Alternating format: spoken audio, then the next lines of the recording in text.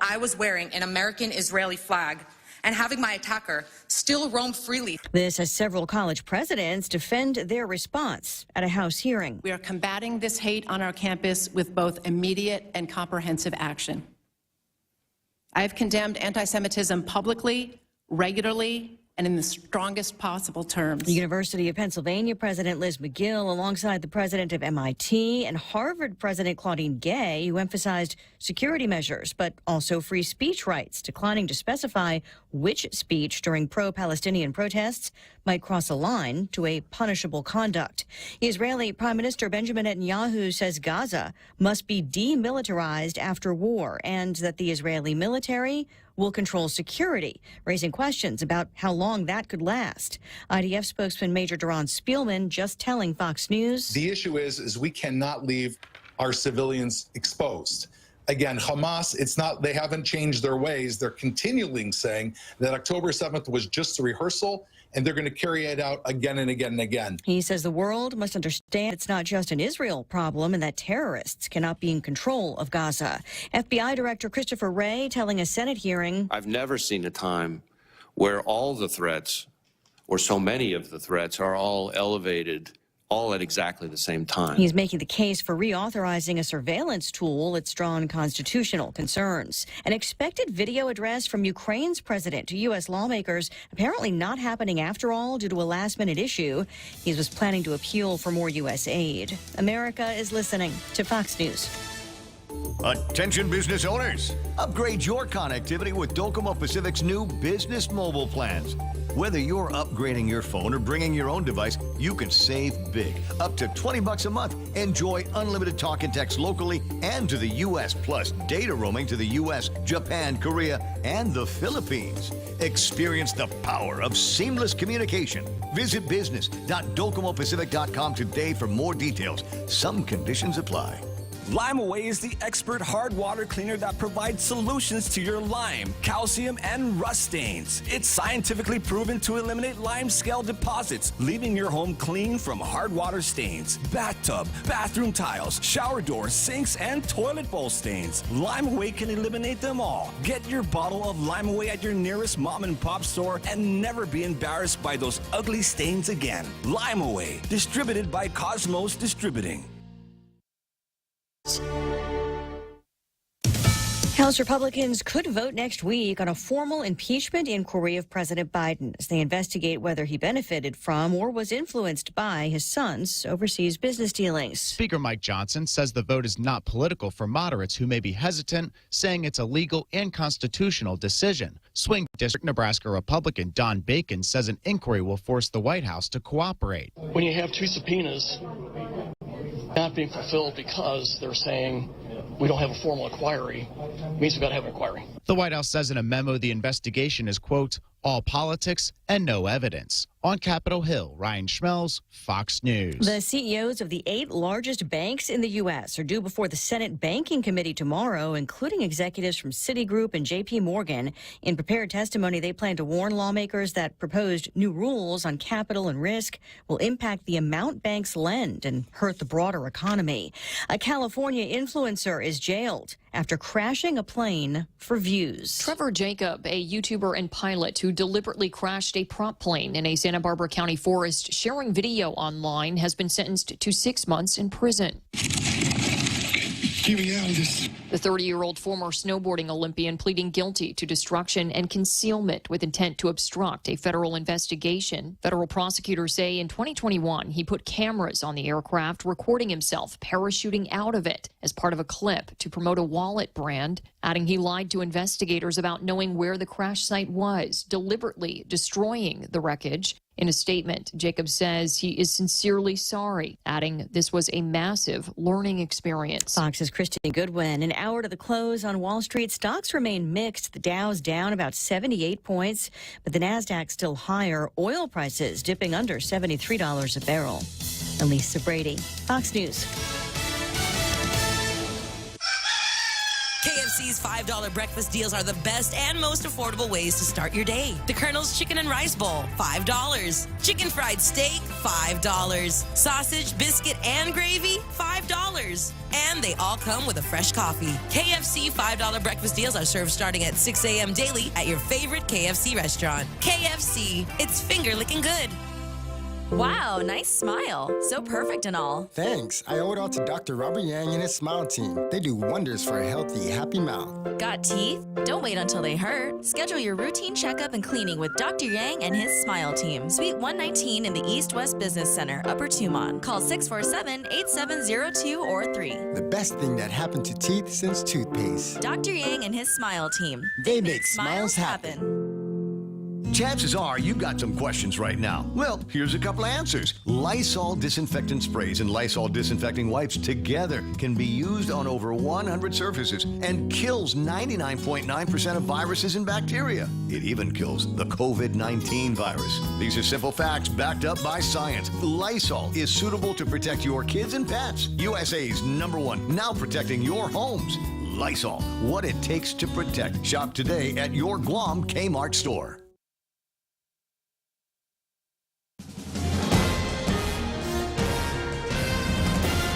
Today and Good Morning Guam at 6:06 on Wednesday, December 6th. I'm Donna De Jesus with a look at your local news on The Point. One of two brothers charged in connection to the death of Arnold Naroon last year will go to trial today, while the other is set to plead guilty. Almost a year ago, on December 11, 2022, brothers Branty Wallaby and Jaron Wallaby were accused of assaulting Naroon near New Fatima Mart in Dedido. The brothers were initially charged with aggravated assault, but they were indicted later on charges of murder after Naroon was pronounced dead in the hospital days later. Branty Wallaby is scheduled to begin selecting a jury for his trial at 9 o'clock. Jaron Wallaby is scheduled for a change of plea hearing at 2 o'clock this afternoon.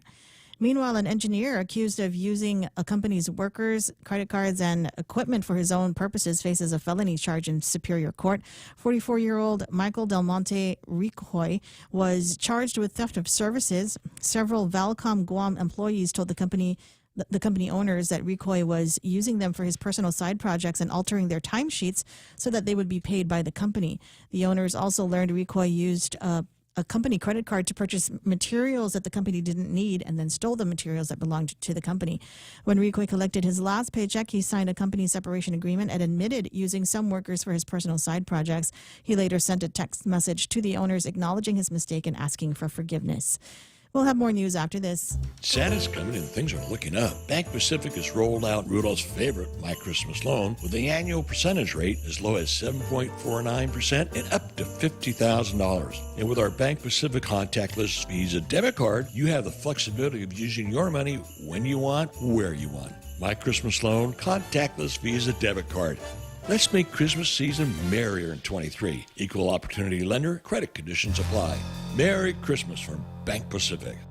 Officials are still investigating the cause of the oil spill that occurred near JFK on Monday, saying it was unusual that the responsible party was long gone by the time DPW arrived at the scene.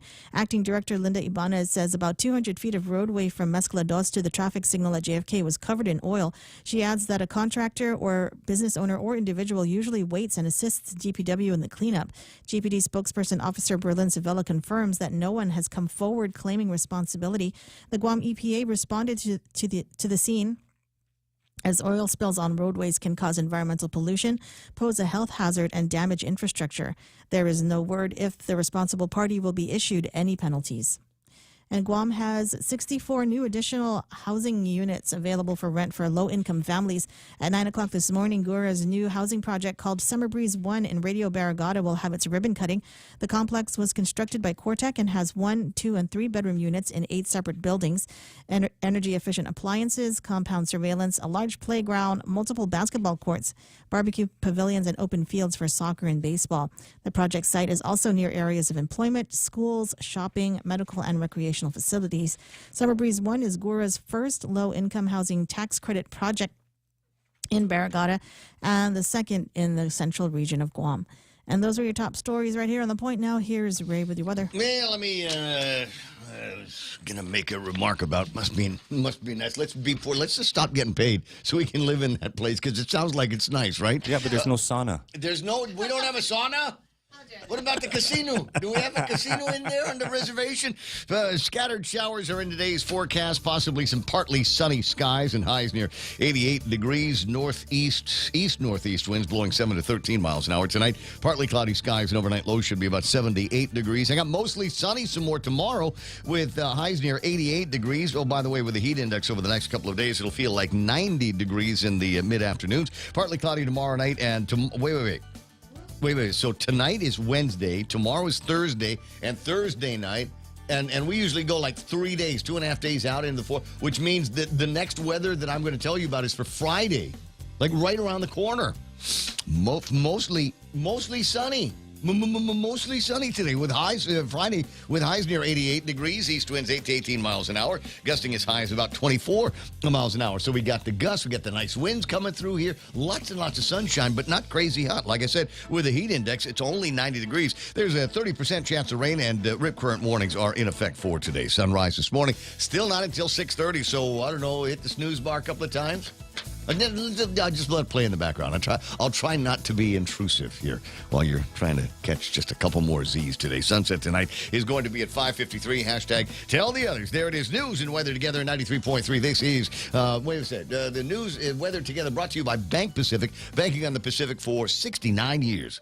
Christmas trees are going up at the Security Title Office in Tamuning, and with them comes the music and joy of the season. As we reflect on the ups and downs of 2023, one thing remains constant, and that is the deep gratitude we have for our customers and the meaningful work we do for our real estate community. Thank you for trusting us with your property. From our Security Title family to yours, we wish you a Christmas season filled with peace and joy. Introducing My Rewards from 76 Circle K, a new and exciting way to fuel your savings. Get rewarded while purchasing your favorite items like Circle K coffee, Polar Pop, hot dogs, and more. Save 25 cents off per gallon and fuel your savings with My Rewards. Download the My Rewards Guam app. 25 cents off per gallon is valid for up to 20 gallons. One time per day. Certain exclusions apply. Visit 76circlekguam.com for more details.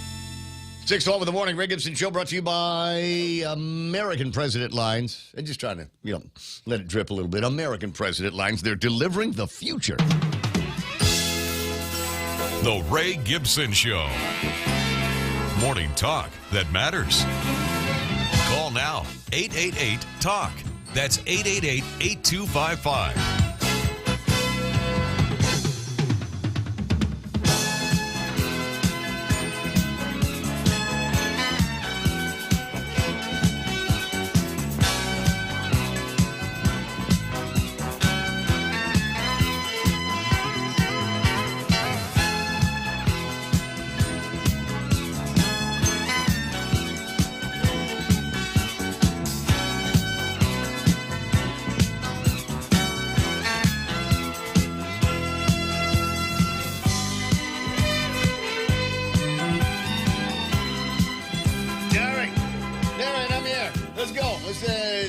Ray Gibson Show thing, huh? You just jump into the mess and see what happens. Well, actually, there's no mess, or is there? I don't know. Welcome to the program. Excuse the mess. Yeah, okay, there'll be a mess today. My name's Ray. Thrilled to be here with you. It's I don't know. It's a weird kind of Wednesday. I got a weird feeling. It is. Yeah, it's probably because I had dinner last night. And it was over at VIP. I might still be on an MSG high. Yeah.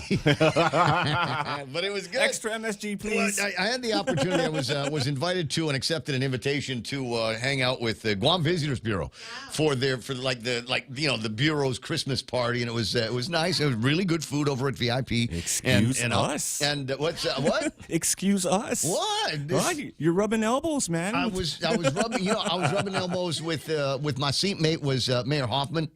Oh, wow. Yeah. But You're he's boring moving because up, he man. doesn't drink. Yeah, he doesn't, man. He's like, hey, come on, let's go. He doesn't drink? Okay, he's my friend. Somebody left a bottle of Johnny Green on a table. You want some of this? No. Do you have the sweetener for the tea? Yeah. Anyway, so he was out there, and Relinda and Elfie from the international airport was at the table. It was a nice time. It was a good time. But the food was just nonstop. It was endless. I mean, if you've ever eaten, in VIP, VIP parts, and just constantly people bringing streams. Did you get of the food. private room? Yeah. Did they have that Lazy Susan? Well, of course they had Lazy Susan. Lazy Ray, too. I hate it when they move it, man, and you're about to get something. You got to, wait, come back here with it. Come back here. I'll fight you for the lazies. I will fight you for the rice. But it was terrific. Anyway, so I gorged myself because they brought out, and the table wasn't full, but they brought out enough food for a full table. So I gorged myself. They had this lechon that was absolutely terrific. The skin was just hard enough, but not, break your my new crown hard. Oh, yeah. And so there was that.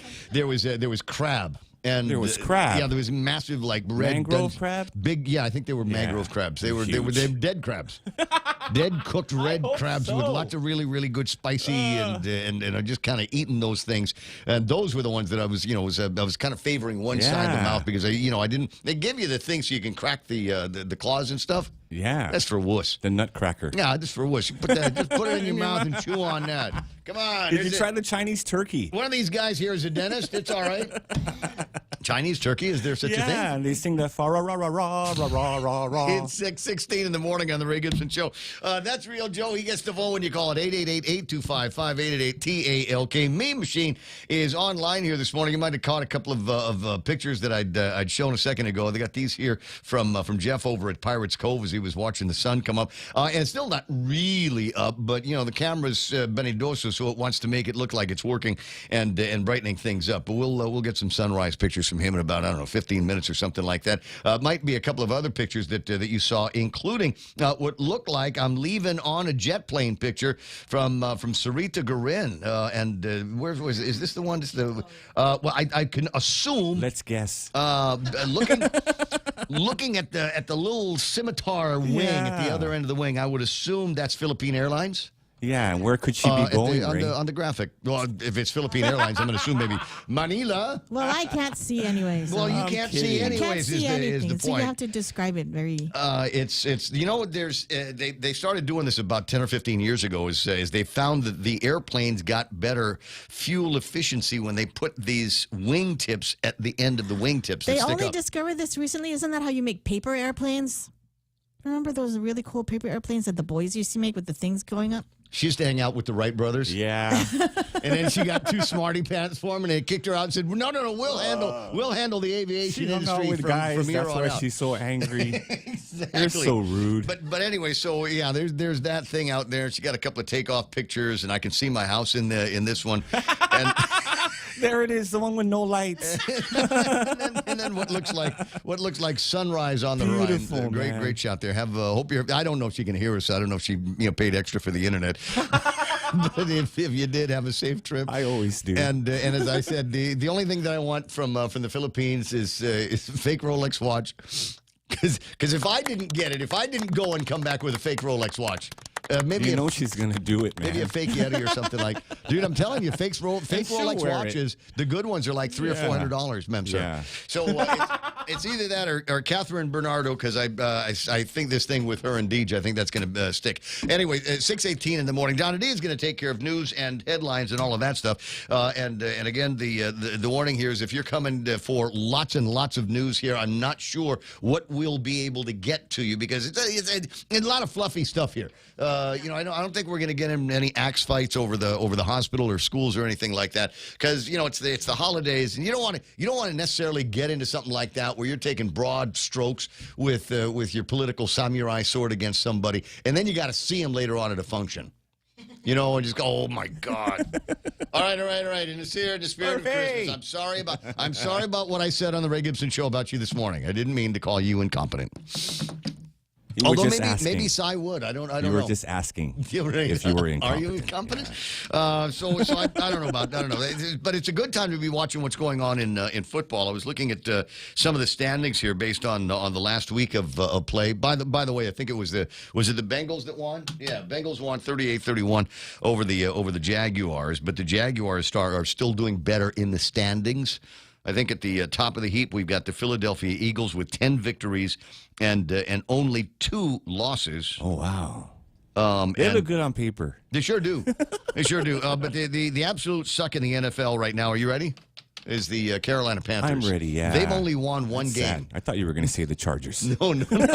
Sorry, man. No, it's the Panthers. They've only won one game since the season started. So I don't know if they're going to be Super Bowl contenders this year, but I might go over just for fun a little bit later on some of that stuff. But that doesn't mean that there aren't any important and lingering stories that we've got in the news here today. I was hoping yesterday that we'd get some time with Chris Barnett, who swore up and down the last time he was on with me that he was gonna try to get back on and talk more about the school stuff, right? The Head Start issues and Head Start apparently continues to be having issues, according to some of the news. I don't have any kids in that, so I'm not really paying attention. But it is kind of interesting the conversations that they were having, or that are having, about taking some of the school facilities that we don't apparently have the population anymore to support. We're losing them, huh? Where have all the students gone? Yeah. Arizona. Homeschool. Homeschool. Yeah, you got to homeschool the kids so they don't get beat up in the classes. But anyway, so maybe there's a lot of kids that are homeschooling these days, or maybe a whole lot of kids that have found their way into private schools or more of these charter schools. So regular DOE is looking at some of these facilities saying, well, why don't we just consolidate the students from here, make them go to that school over there? That has been attempted in past. I don't know, there were very unhappy results. There was a school, I want to say, in Maritzo that they were Umatic that was getting shut down years ago. Elementary. Yeah, was it? And then they said, well, what are we going to do with the kids? So we'll send them up to Maritzo. And they were like, no. We're not sending the kids, because apparently there was a big rivalry at the time between Umatic and Molesso. Might still be Southern thing. Yeah, and they didn't want whatever it was. We stay out of it. We don't want our kids going there. Those Molesso kids. So it was fun to listen to with all the phone calls. So Lee Weber's asking about that on Candid. So we'll hook up with Troy a little bit later on, and then another one. Where, it's if you can't maintain high standards, then just ignore them. And the Department of Education now is going to be courting the legislature to see if they can get a waiver. A waiver? Yeah, on 180 days. So that's the obligation. Is we got to teach the kids for 180 instructional days, and it can't be done because we're already consolidating schools and sharing campuses. And you remember they had that Monday, Wednesday, Friday, and then Tuesday, Thursday class schedule that was bouncing around, and I'm going, okay, that really doesn't help in achieving this 180-day deal. And I guess the workaround here is just let's not do 180 days.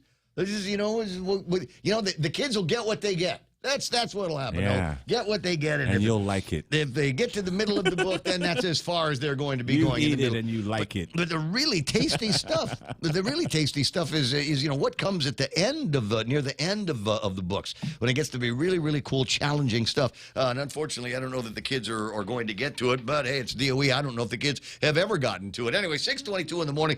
There's plenty like that that we're going to be talking about here on the radio. I got to do the shopping days.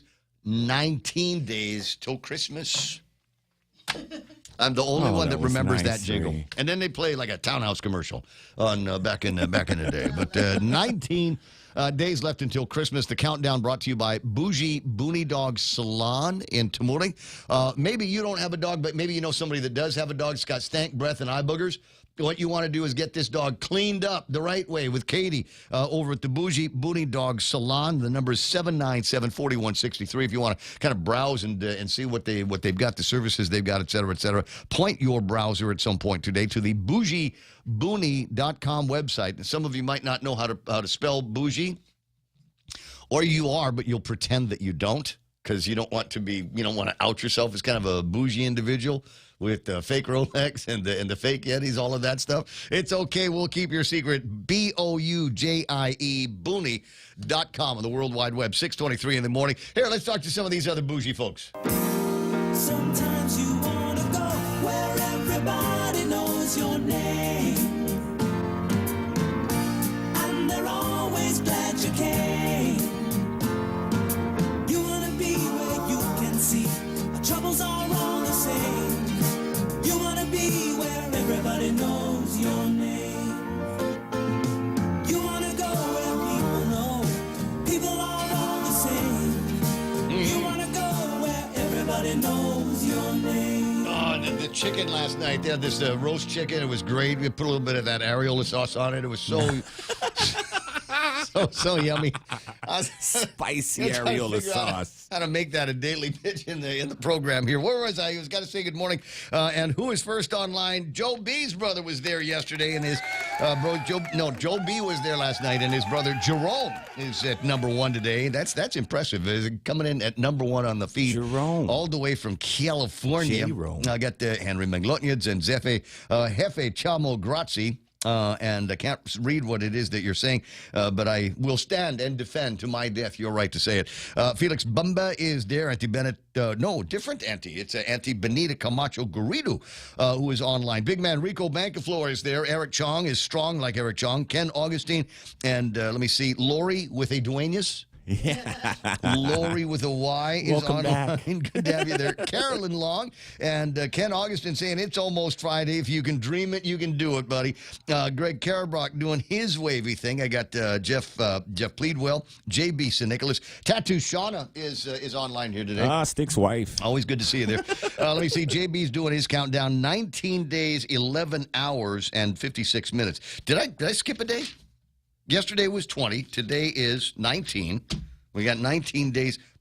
Should yours be? We need to know how 18? many sleeps, Ray. How many sleeps? The actual side, I think it's 18. I don't know.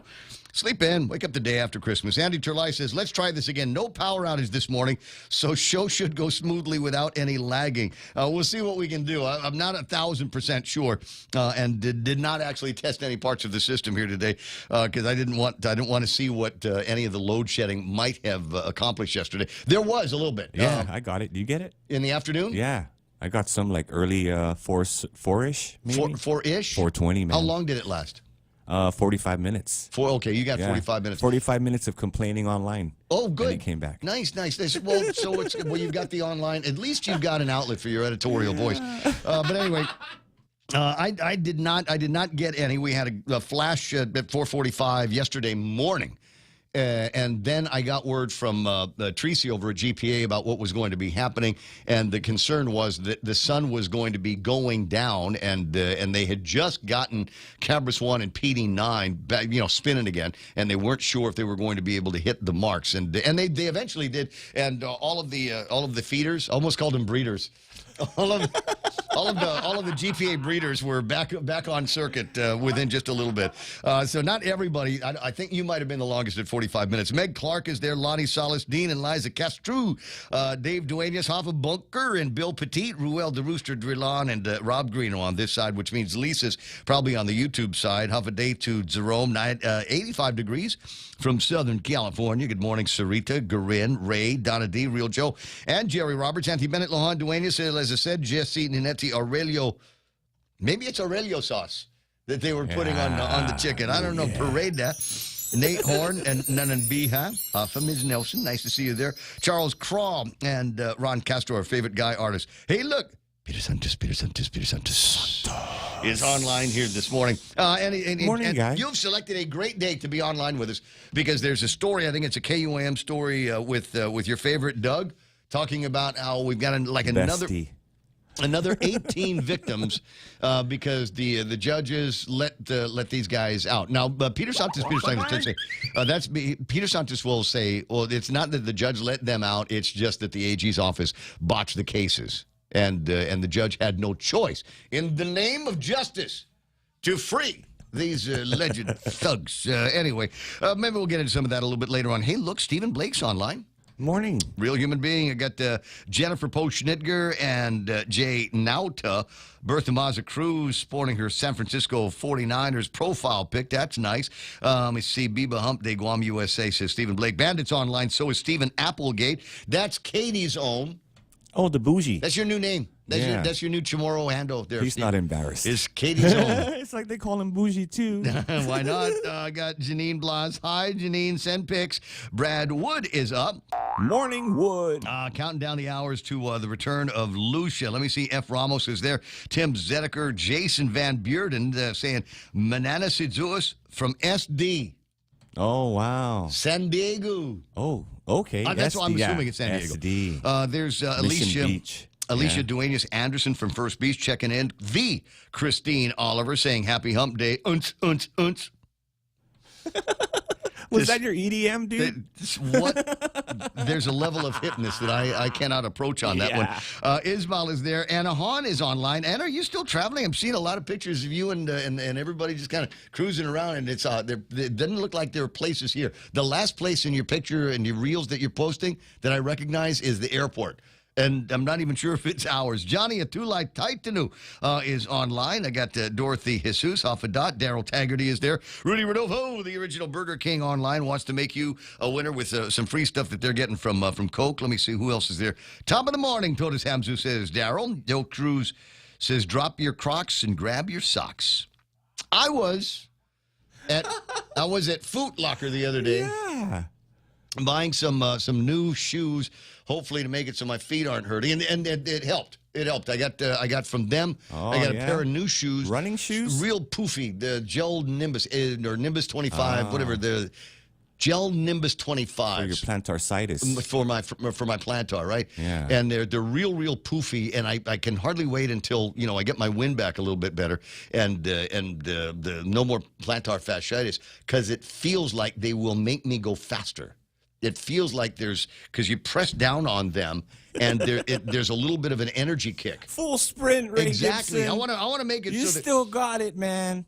When I'm running uphill, it feels like I'm running downhill. That's what I'm going for with this. But yeah, anyway, so I saw a bunch of Crocs there, and you didn't do it. I resisted yet again the temptation. Good they man, were right. Good They were man. right there in front of me. Now you can buy. I don't know that they have them there, but I've seen some cool Croc step-ins that they tell me are super comfortable, but not as weird geeky looking. You're not doing it. I'm Ray. not Don't doing do it. it, man. Okay, just anytime you see me standing Chest around hair Crocs, falls out when people put those on. Stop me. That's who else is there? Alan Baldwin and Trina St. Augustine. Buenas and half a day too. Hey, there's my buddy Jim Brooks. Saying good morning, Ray. Good morning, sir. Yeah, I'm not the oldest guy in the room now. Jim is here. That's such a good feeling. Tammy Pangolin and Kevin Canetta. Good to see Valerie S.A. Untalan. F.A.'s laughing at your Chinese turkey joke. Who else is there? Big Sister Shelley is online. Steve Love saying Happy Wing Wednesday. Yeah, well, Steve Love knows that special spot in a woman's wing. He sure does. Make you curl your toes. Vince Duenas. Winglets, my brother. Is that what they're called? Rico says they're not Rolexes, they're Bolexes. At least I know what I'm shopping for. Look closely. F. Ramos says, I'm into work a half hour early. That's so you can listen longer in the car on the way down. My buddy Renee Lau. Holiday 2023. Pika's 3-peat best point. Familia, absolutely. Tony and Annette and Pinko Ada are online. Real Joe. I don't think we've heard the last of Tony Ada. Thanks for showing up, Tony Ada. I didn't forget we my love line. You. I just every once in a while, because Real Joe's got this thing. He's a perfectionist when it comes to timing. So the next time at the beginning of the show, we'll probably, do you have the theme hooked up? Do you have the regular morning theme hooked up? So when we come out, we go into APL, right? Just like right now, do it. American President lines delivering the areola juice. Wrong theme. Oh yeah, not that one. But he likes to. There's a certain energetic. So when I hit the last word of what I'm going for, Real Joe likes to be right there with that first beat. I want to punch it in the chest, man. Exactly, exactly. But that one there, I kind of wanted to see how long I could keep his finger twitching over the button. For day two, Anna Marie, Jen BDR, Real Joe. Right, click that one. Oh, I thought we haven't seen the last of Jen. We haven't seen the first of Jen. I think this is the first time I've seen the Jen here. Marla Carmelito Castro, Dan Rasal, Holiday to Deb Regis, Ali Malakas, Ismail Velez online. The DOE is breeding a homeless population. Forget facility standards, teaching standards, and attendance. Only way to grow a DNC voting populace. It's an interesting theory you got there, bud. Ken Augustin, like I said, is there. Zorts Cabrera, Francis Duffy. Simon Sanchez says no lagging Wednesday. Oh, wow. Hope not.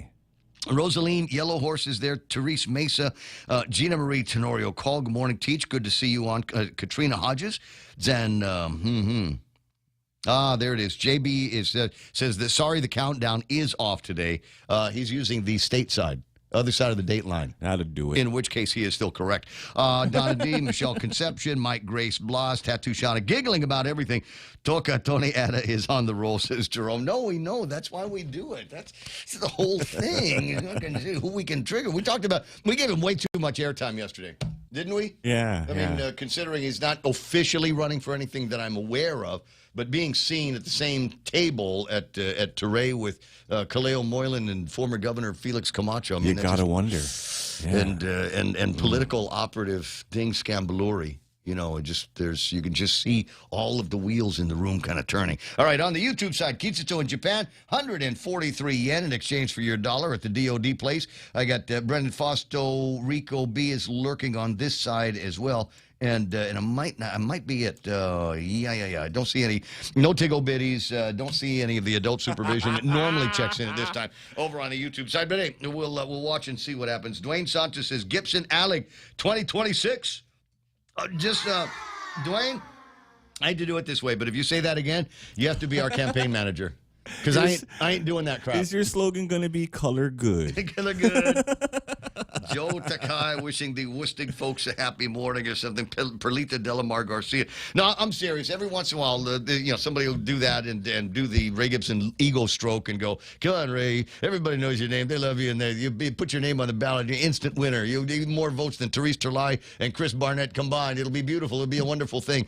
And I can't handle the paperwork. I got no love for any of that whatsoever. I think it's all BS. I think it's all personality politics in the 70s and 80s that they've piled up all of these qualifications that you've got to go through to become a member, just to get your name on the list for an election. Yeah, should just be a thumbprint. The thumbprint. Move on. But this is my birth certificate. Here's my passport. I'm legitimately qualified to run and for political office here on Guam. That should be it.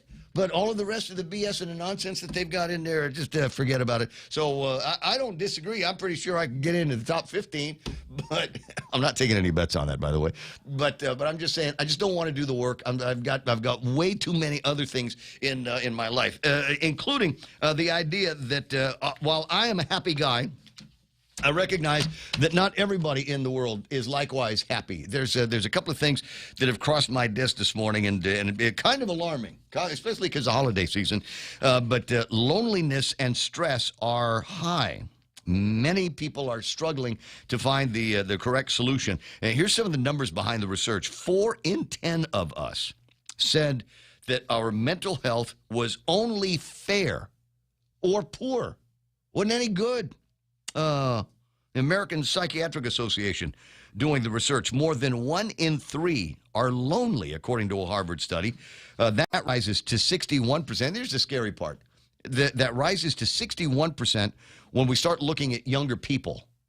And maybe there's something about the way their social structure has changed because of COVID or because of social media. But 1 in 3 are lonely. 2 in 3 younger people are lonely, and 51% among mothers with young children. And maybe that's because, you got the kids around all the time. You feel kind of isolated from your wine buddies.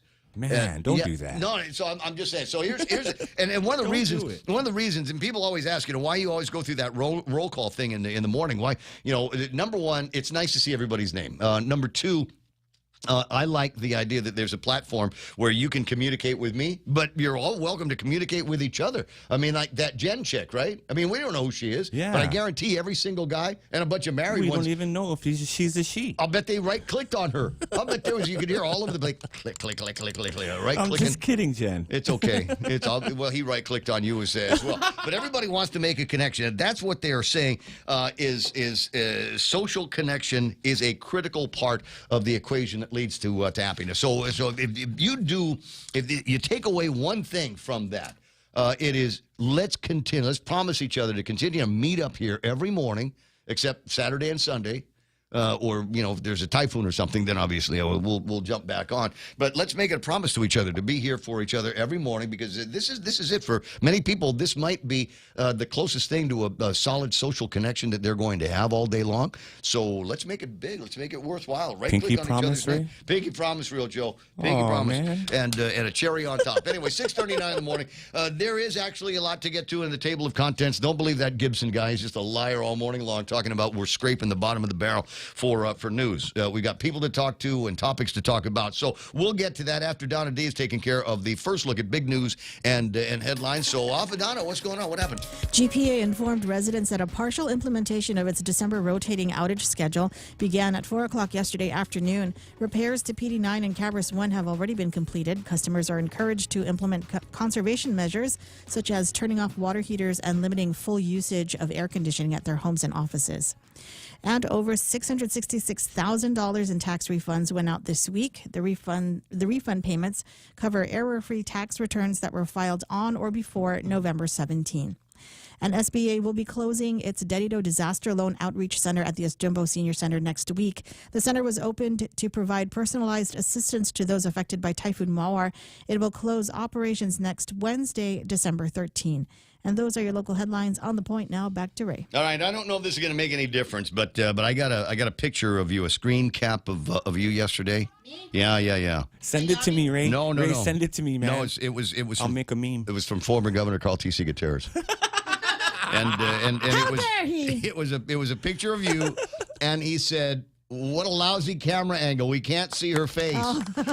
And he says, "Can you change that?" And that's her brand. No, that's her brand, though, Ray. Yeah, dude. She's shy. Remember that movie, the television show with the neighbor named Wilson? Yeah. Only saw the top of his head. Or Carlton, your doorman. Carlton, your doorman, who we never saw. Never saw. Yeah. Always had good advice, though. Just that kind of thing. So Donna's kind of shy and reserved, and I guess that's the way it is. And I don't necessarily have a problem with that. I don't want to be dragging people out of their comfort zone on a regular basis, and that's what we're supposed to be doing with politicians. 888-8255. We don't hire for faces around here. Let me see. Oh my God. Skills. Jen says, "Ray, you crazy." You don't even know. You don't even know, baby. And so it begins. We're just scratching. Look, if I do this, can you imagine if this is what I do out in public on the radio? Can you imagine how crazy we are in real life? Yeah, it's going to be. Yeah, so I say that. And she's going to see me all by myself over at Mosa. So with regard to running for political office, Simon says, "Go for it, Ray. It worked for Chris. Paperwork's an excuse, and you could help. But don't you think I'm even more help here?" It's not an excuse. It's a reason, Uncle Si. That's it. I got piles of excuses for stuff. 6:42 on the Ray. Ask my mom. 6:42 on the Ray Gibson Show. Quick look at traffic and plenty more on the way. Stick around. Do you or a loved one suffer from severe joint, muscle, or bone pain? Do you currently suffer from autoimmune conditions such as gout, lupus, or rheumatoid arthritis? If so, Guam Regional Medical City is here to help. GRMC is pleased to welcome Dr. Tirakanok, Guam's only rheumatology provider. For more information, visit grmc.gu or contact GRMC's referral office at 671-633-GRMC. That's 671-633-4762. Decorate yourself for the holidays. Visit GU Ink Hustle Tattoo and Piercing next to Pyology in Tamuning. Purchase gift cards and gift yourself a new piercing and some tattoos. Call 649-8287 to book your appointment. Follow them on Instagram as well at GU Ink Hustle. What? What is that? What have I got to do? Nissan. Oh, sell a car. Is that what's happening? Wait. Sell a few cars. Oh, right. Yeah. Well, we're doing such a great job on the Frontiers. I don't know if they have any more on the lot. Everybody that's listening seems to be, doing the thing. Just like I tell you, go to NissanGuam.com on the World Wide Web. A couple of things to do there. You can get yourself pre-qualified. I know you know that. And once you've got yourself that pre-qualification, it'll give you an idea just how much Nissan that you can buy with your already incredible credit. Plus, it's super easy financing. And when they do that credit check, they've got a magic formula that they use so that it's just between you and Nissan. We don't need to involve the entire, banking institutions of the world and the credit watch agencies. So they got a pretty good idea of what they might be able to get you. So this Nissan Frontier, you're going to absolutely love. Super fun drive. Lots of engine on it, and you know that oil slick that we had the other day. That Frontier went right through it. The wheels did not go zzz.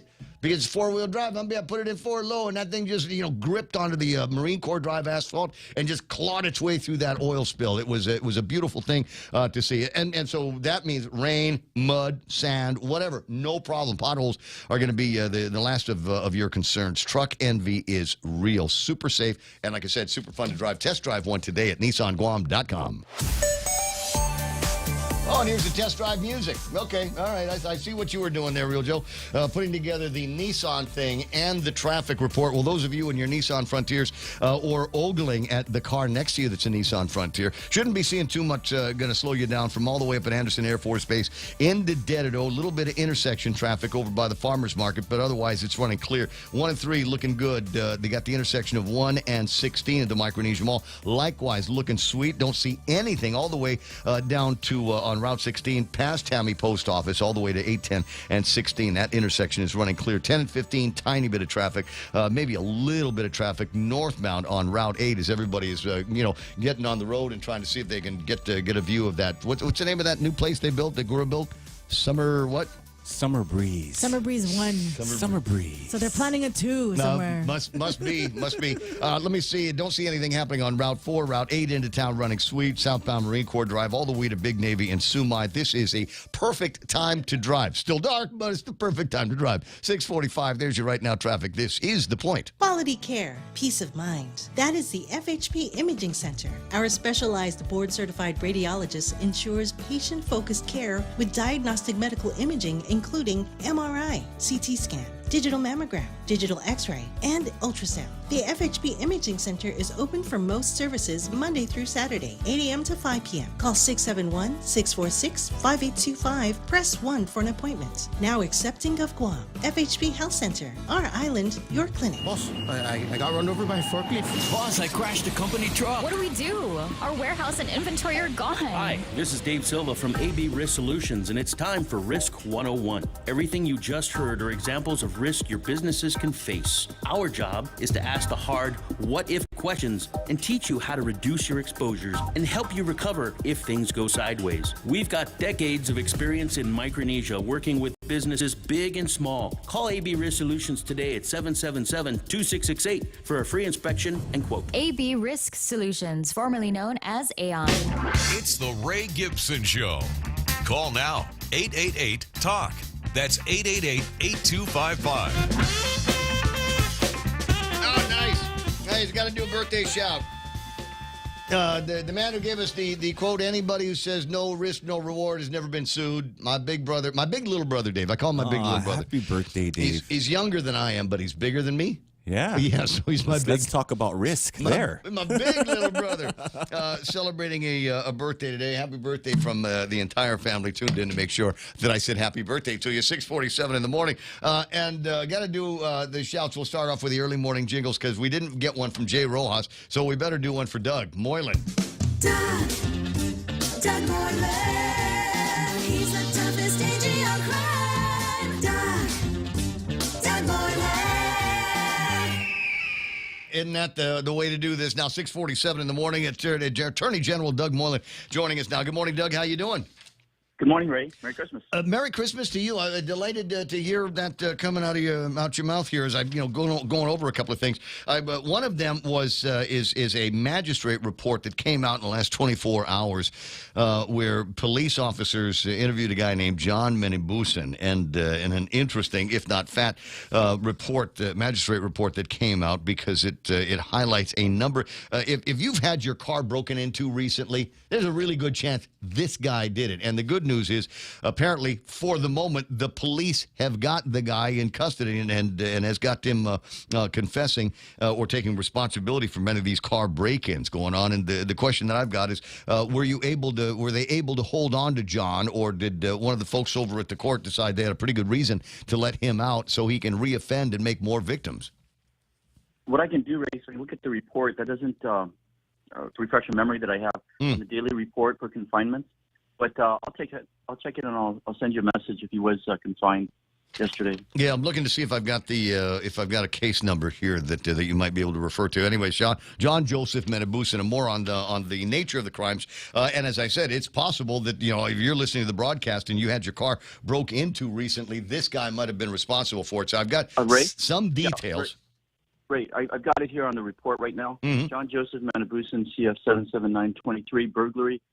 He was committed by Magistrate Judge Kwan, $30,000 cash bail. So he's in the pokey. We got him. That's right, $30,000 cash bail. The judge felt very strongly that he not be released.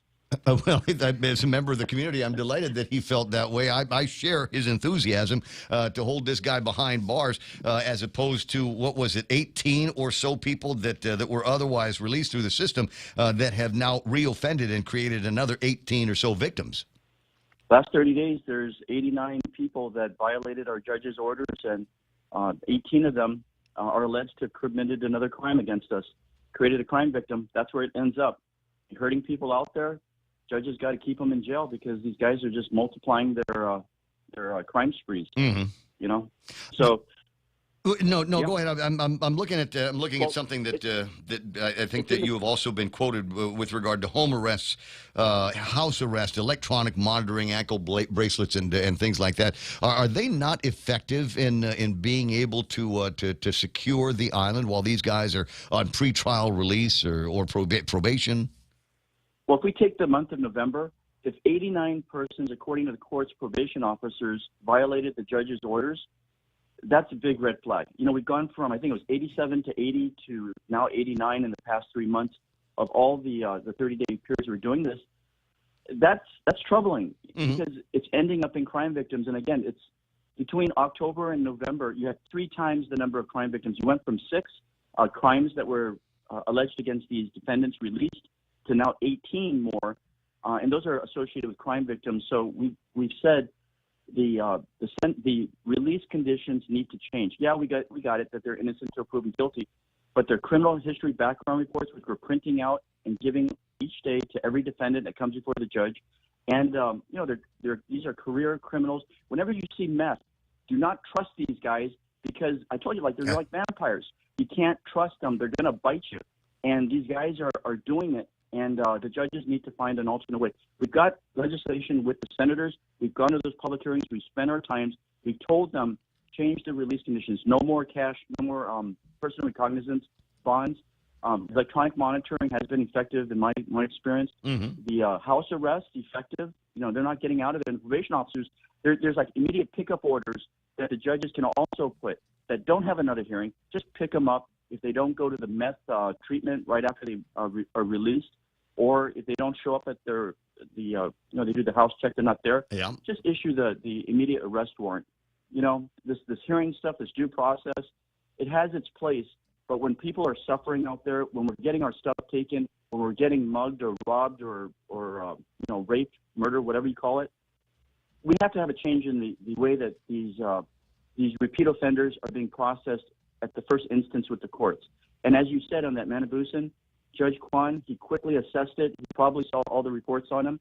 He says this guy's not going to get out unless he puts up $30,000. Well, and I hope it sticks too. We've got the holiday season coming up, and everybody's going to go out there and do shopping, and there's a mentality as flawed as it is that your goods, the things that you are buying, are safe in your car in the back seat because you put a blanket over it and nobody can see it from the outside, or if it's in the trunk, or you put the expensive trinket in the glove compartment. These are not safe deposit boxes. These are not treasure chests. They can be broken into, and these guys have gotten really, really good, very, very effective skills at being able to break the glass in the window, reach in, grab stuff, and then move on to the next victim. Snatch and grab. Yeah. Snatch and grab. And then the fact that the power's going out now, your security systems are out.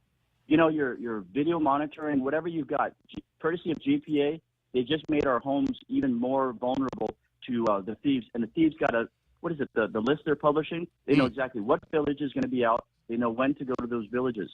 So, Ray, I think the most effective security system now are dogs. You know, those seem to be a very effective way of I'm a neighbor that agrees with you. Not too far away from where I live.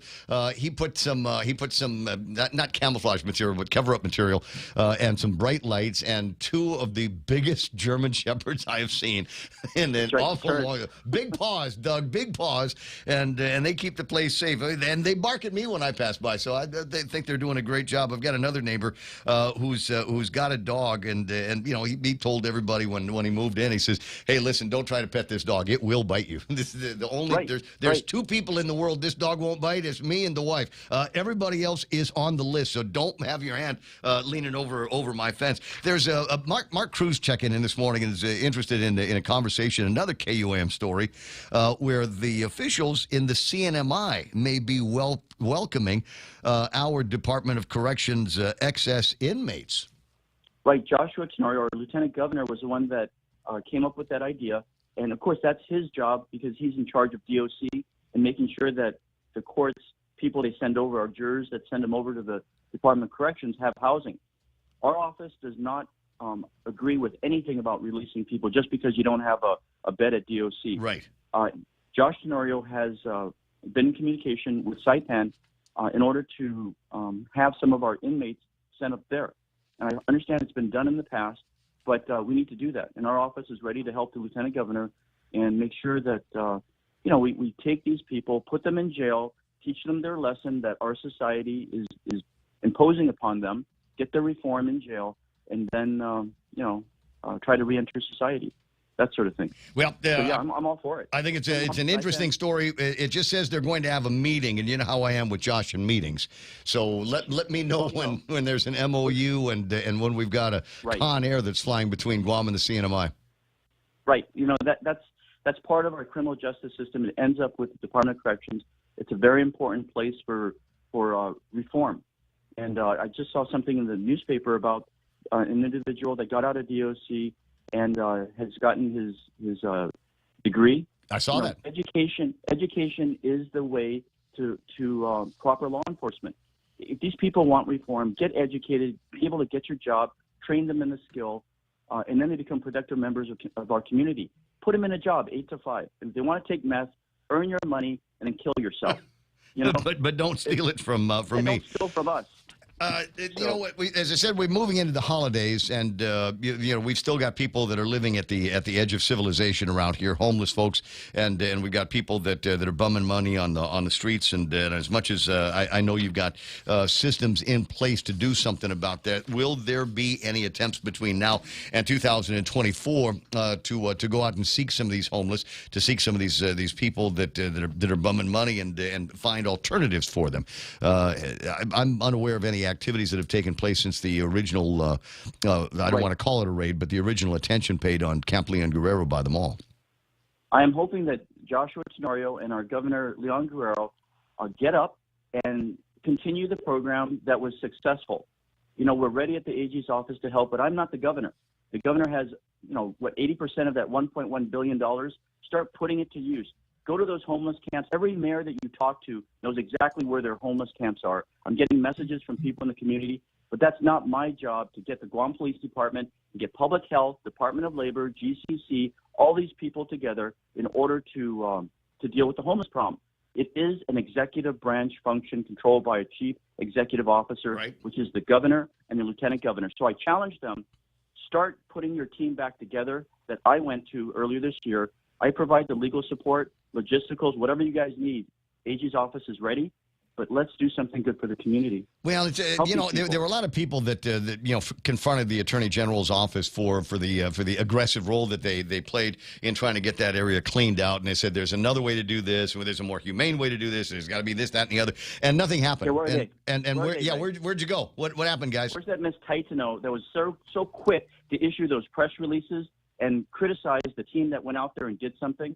I choose to do something. These other people that like to throw rocks, do something, and then I'll give you some respect. I hear it. Help our community. Don't just throw rocks. At 6:58 in the morning, Attorney General Doug Mullen, I appreciate your time. I got Jimmy Craig going to be on the line a little bit later on, so I'm going to let things cool down.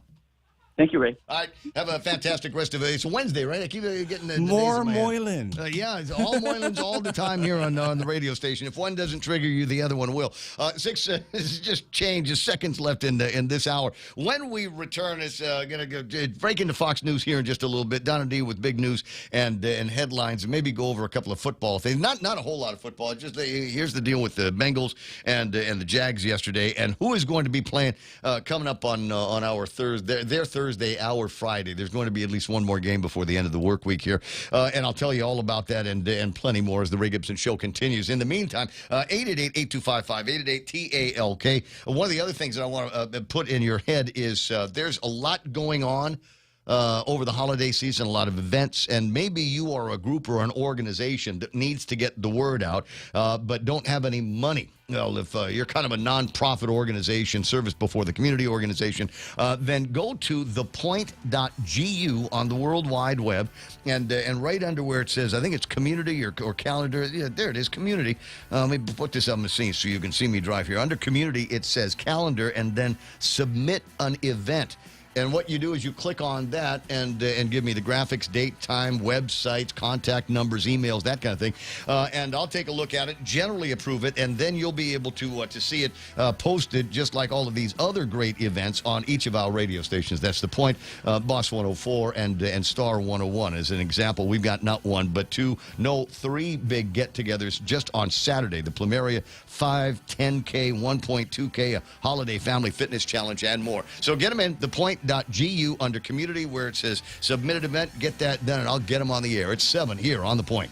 Two debates in one. I'm Lisa Brady, Fox News. Immigration emerging as a key hurdle to President Biden's pitch for more foreign aid. The White House says the president is ready for a serious conversation about immigration reform, but that action is needed now. Republicans in the House and Senate are pressing for stronger immigration enforcement and asylum laws as part of a $106 billion supplemental spending bill for Ukraine, Israel, the Indo-Pacific, and border security. Deputy White House Press Secretary Olivia Dalton says President Biden submitted immigration reform legislation on his first day in office.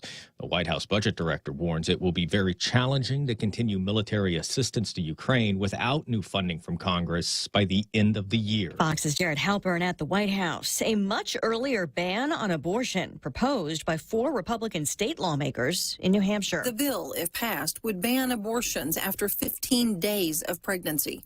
Current state law allows for abortions for up to 24 weeks. The proposed bill does offer exceptions, including when the mother's life is in danger. Fox's Tanya J. Powers. The bill also says any health care provider who knowingly performs an abortion after 15 days could face a felony charge and a fine of up to $100,000. Shots fired before a house exploded in Virginia, but there is no search for a suspect. The suspect was inside the residence at the time of the explosion, and he is presumed at this point to be deceased. Arlington County Police Chief Andy Penn says 56-year-old James Yu is identified as the owner of that duplex where a flare-type gun was fired more than 30 times, and more shots were fired as police responded to complaints late yesterday afternoon. Penn says Yu didn't respond to phone calls or a loudspeaker. Officers were trying to execute a search warrant several hours later when the massive explosion happened. The cause of that remains under investigation. Mixed finish on Wall Street. The Dow down 79 at the bell. America's listening to Fox News. GTA Pop-Up Prepaid is spreading the holiday cheer. The Holly Jolly giveaway is here, and we're giving away a total of $3,000 in Payless gift certificates. From November 24th to December 31st, sign up for any GTA Pop-Up Prepaid's unlimited plans, and you'll automatically be entered. 5 lucky weekly winners will receive a $100 Payless gift certificate. Plus, there's an even bigger present waiting. The grand prize, $1,000 worth of Payless gift certificates to make this holiday season extra special. So don't miss out on this chance for a Holly Jolly holiday with Pop-Up Prepaid. Conditions apply. GTA, we start with you. People are saying the future looks uncertain. Jobs, education, even our health. Everything seems harder now. They wonder if we're up to the challenges we're all facing. We don't. We share in the proud history of our island and people. We share the drive to serve and make life better for all of us. We all share the will to overcome and succeed. With part-time service in the Guam Army National Guard, you can share that too. Join Guam's next greatest generation. Contact us at 671-969-5967 or visit nationalguard.com/Guam to find out more. Sponsored by the Guam Army National Guard and this station. Presidents at a congressional hearing about anti-Semitism on campus. The presidents of Harvard, University of Pennsylvania, and MIT told the House Education and Workforce Committee that Israel has the right to exist and they condemn anti-Semitism on their campuses, but that they also have to defend free speech rights on campus. Indiana Republican Congressman Jim Banks asked Penn's president, Liz McGill, why professors who said Israelis either lied about Hamas atrocities or professors who celebrated them still have jobs at Penn. I'm very troubled by what you're describing, Congressman, that kind of...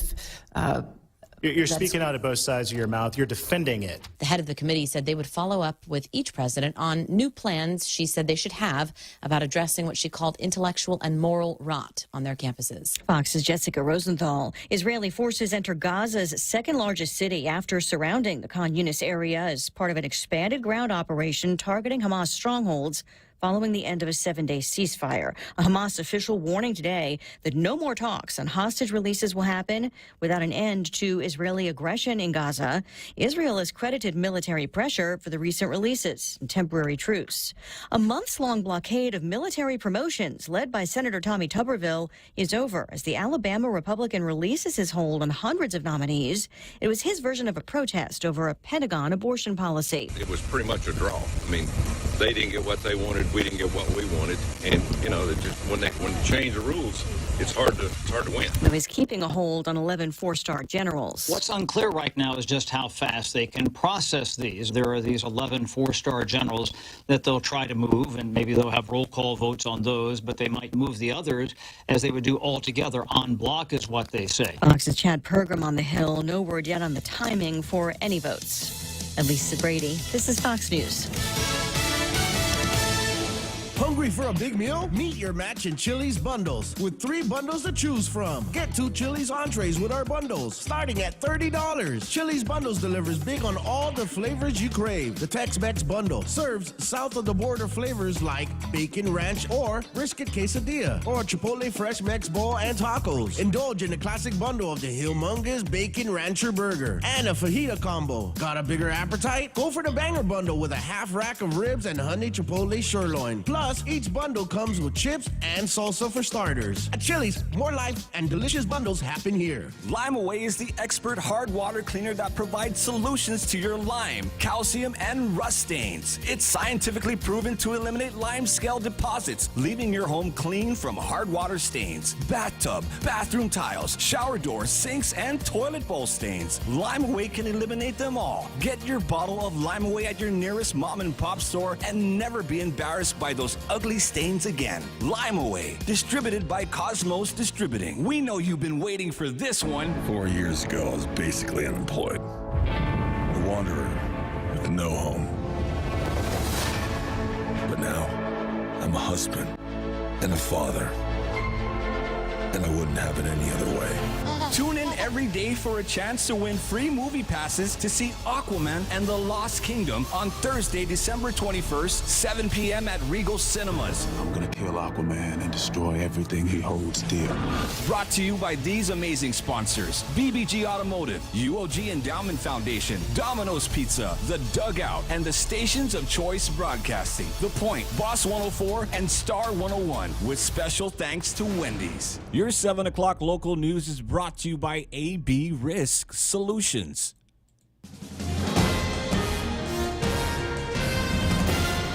Half a day at 7:07. I'm Donna DeJesus with a look at your local news on The Point. Supreme Court justices issued an order yesterday on a petition filed by Public Health Director Arthur St. Augustine, who faces charges related to approving sanitary permits for 15 schools without legally required inspections. The petition stemmed from presiding Judge Alberto Lamarena being listed as a professional reference in AG Doug Moylan's election campaign. Another issue followed when Lamarena refused to recuse himself. The matter was reviewed by Judge Alberto Tolentino, who had previously recused himself from being assigned to the case as there were conflicts of interest. St. Augustine's counsel, William Brennan, argued that Tolentino should not have been allowed by law to review the matter because of his previous recusal. Justices vacated the decisions of Judge Tolentino, stating he could take no action because of his recusal. And civil attorney Georgette Bello Concepcion has agreed to stay on a criminal case for a murder a murderer needing to be sentenced again after appealing his conviction. For almost a year, Brandon Acosta has been waiting to be sentenced again for charges related to the death of 15-year-old Tamika Nauta. Acosta was sentenced in 2020 after being convicted of the charges. However, after appealing the conviction, the Supreme Court determined the case needed to be remanded to the Superior Court to conduct an included offense analysis, hold a hearing on the fine and sentence accordingly. Acosta murdered and raped Nauta after a burglary perpetrated while under the influence of meth in 2018. The justices determined Acosta's life sentence came from all charges being merged. According to Guam law, merging sentences for those crimes is improper. More news after this. Whoever said no risk, no reward has never been sued.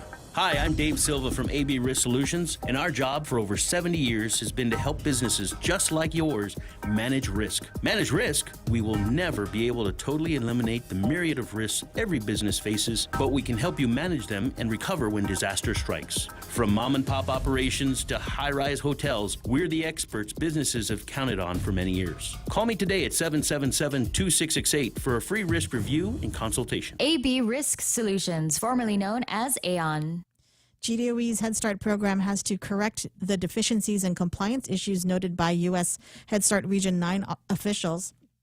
If corrective actions laid out in the Quality Improvement Plan are not implemented, the local program could lose federal funding. An area of deficiency was found with supervision standards of conduct. The plan detailed 4 incidents at 4 different schools where teachers and staff failed to supervise children. In one incident, a 4-year-old student left a classroom twice and was unattended for about 15 minutes. The report stated that the Head Start teacher believed she was only responsible for instruction based on the board union contract. The substitute aides were told they were responsible for the child. The Head Start program has until March to address all issues identified. And GDOE and GCA Trades Academy have put together a cycle of classes in construction trades for the upcoming Christmas break from December 18 to the 29th. Sessions for each course are from 8 o'clock to 4:30. High school students may register for one of 2 courses offered, core curriculum or construction craft laborer level 1. Students who complete the core curriculum will also receive NCCER certification, which employers recognize and consider when hiring. Students who are interested in participating in these courses may contact their respective school counselors. And those are your top stories. Back to Ray with weather. Remind me a little bit. Obviously, we know that since COVID and even before that, we've had problems getting our kids educated in something as important as mathematics is. And unfortunately, I think some of those numbers are surging in the wrong direction. I'll look at that a little bit later on, 10 after 7 o'clock in the morning. Did you ask for weather? Because I could swear you asked me to find out who was playing football this weekend. Okay, all right. So here it is. It's the Patriots and the Steelers. I told you earlier that it was the Carolina Panthers that are the worst team in the league, but they're being chased pretty quickly by teams like the Patriots. I don't know what's going to happen with the Steelers. That's going to be Friday morning at 11:15, almost lunchtime. So keep that in mind as you're putting your schedules together. Partly sunny with highs near 88 degrees. I see east-northeast winds up to about 13 miles an hour today. Partly cloudy with overnight lows of about 78 east winds, 6 to 9 with the heat index. It'll only feel like 90 degrees. I mean, still hot, still a lot of sunshine out there, but we're in that time of year where it is a much cooler kind of day. Mostly sunny in the forecast for tomorrow night, partly cloudy. And for Friday, it says mostly sunny with highs near 88 degrees, winds out of the east. Might see some interesting gusts over the weekend. Friday, they say we ought to see some gusts of about 24 miles an hour. With a heat index, like I said, over the next couple of days, 90 degrees, 30% chance of rain right now. Rip current warnings are in effect. Sunrise this morning was at 6:30, and we'll all together watch the sunset tonight. Hashtag tell the others. 5:53 is where that's going to be happening on the clock. So details on that coming up. Lots in my head right now, and hold on before we get into the break.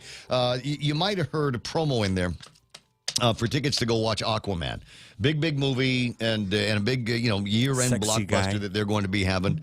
Yeah, it looks like me without a shirt. When I take my shirt off, I look exactly like that. And when I used to have hair, that's the whole kind of Momoa thing that was going on. Anyway, so I don't have tickets to give away for Aquarius. But maybe for this audience, it'll be even bigger here. I do have from Dr. Tom Shea. He's got a couple of big deals. The 2023 Guam Medical Association Charity Ball. They've got a couple of them. I thought it was going to be tickets to a delivery. What? A delivery of a baby. I've seen that before. I don't know. I get sweaty Scary. palms. Yeah. Did you want to cut the umbilical, Mr. Gibson? No, it's too hard. I don't. No, I don't. There's no. This is not a selfie moment for me. I don't need that. It's you do it. You're the one with the MD at the end of the name here. But Dr. Tom Shea remembered how much we like music around here, and has given me a bunch of tickets to give away for Frankie Valli and the Four Seasons. This will be for the Sunday cocktail show. So if you're going to be in town, never heard of it, him. It's a tribute to Frankie Valli and the Four Seasons. I'm assuming that these guys are much younger and a little bit more springy on the stage as they're doing our favorite Frankie Valli songs. So just so you know, if you needed another reason to continue listening to this broadcast clear into the late 9 o'clock hour, I might have just given you two of these. Now they are, for all intents and purposes, sold out. Ooh. So I might be holding the only two tickets that you will have access to. Last chance. Yeah, this could last chance to see, as a matter of fact. Yeah. Anyway, 7:14 in the morning. The news and weather together here on The Point.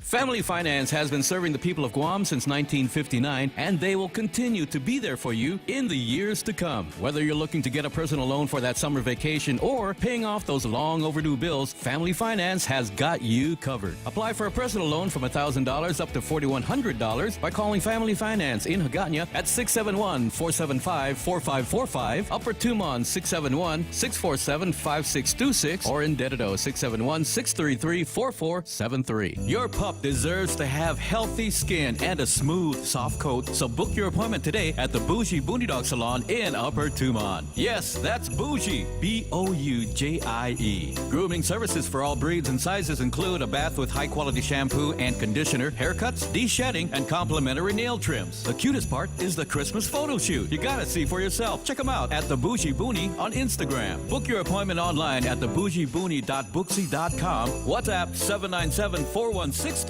or reach out on FB and IG. It's the Ray Gibson Show, brought to you by APL, American President Lines. They're delivering the future. And speaking of deliveries, you can have delivered to your place right now. Some great taste and chow from over at Subway. Go to subwaypacific.com and make the order. They've got all kinds of great Subway series sandwiches to put together. Figure out how you want it, and then figure out how you want it. Do you want to go and pick it up yourself, or would you prefer that somebody in a card that says "Good to go, we deliver" on the side brings it to you? It's their way that they're shaking the cage and changing the game. At Subway, you got to refresh to be fresh.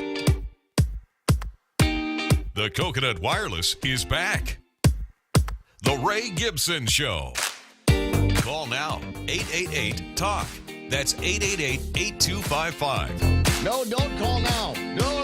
Hold on. It's not time to call in for the tickets. And that's why Jimmy Craig's on the phone. He heard me say when I was giving away Frankie Valli tickets. All right, gotcha. 7:16 in the morning. Jimmy Craig, not just on the phone, but also on the screen right now. It's a picture of him, and the lady looks familiar. It's Governor Lou Leon Guerrero in Washington, D.C. Good morning, Jimmy. When was this picture taken?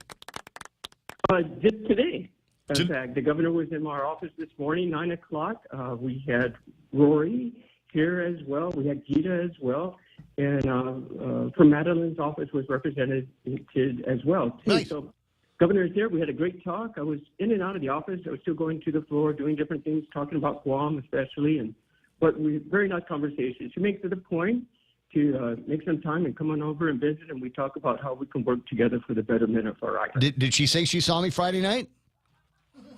Saw you Friday night at the President's Ball? Where was this? No, it was where was I? I was at Tutuan Park up in the Triangle Park up in Agana Heights.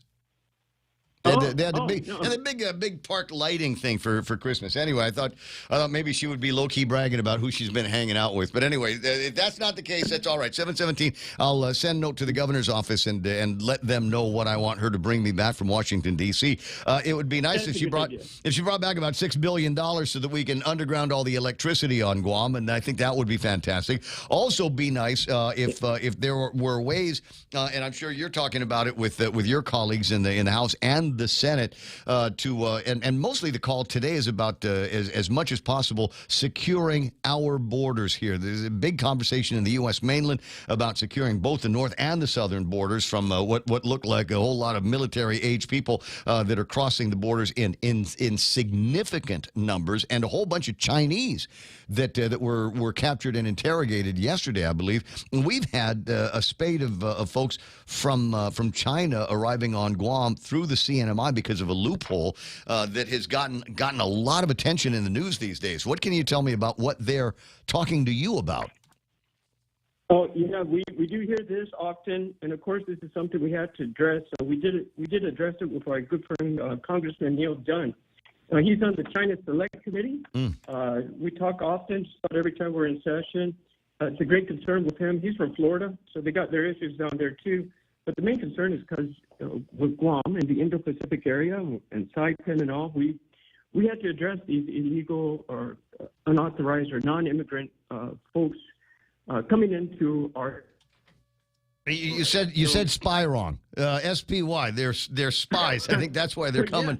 They're making their way through, whatever way they can. And there is a loophole that exists that goes back to when we were courting a lot of Russian and Chinese, and there's not necessarily a visa waiver program. They were paroled into the country, and apparently that loophole, while I don't believe it exists for Guam anymore, certainly does up in the NMI, and they're taking advantage of that to get to the NMI without a visa, without any real requirements, and then finding their way to Guam and hoping that they can slip through the cracks and surveil military activity that takes place here. Yeah, absolutely. That's definitely what they're doing. So that's why this letter came out from Congressman Dunn, which we signed on as well, directly to the Department of Homeland Security, Secretary Orlando Maracas, showing our concerns with these Chinese nationalists entering through the CNMI without the visa. And of course, that's been done.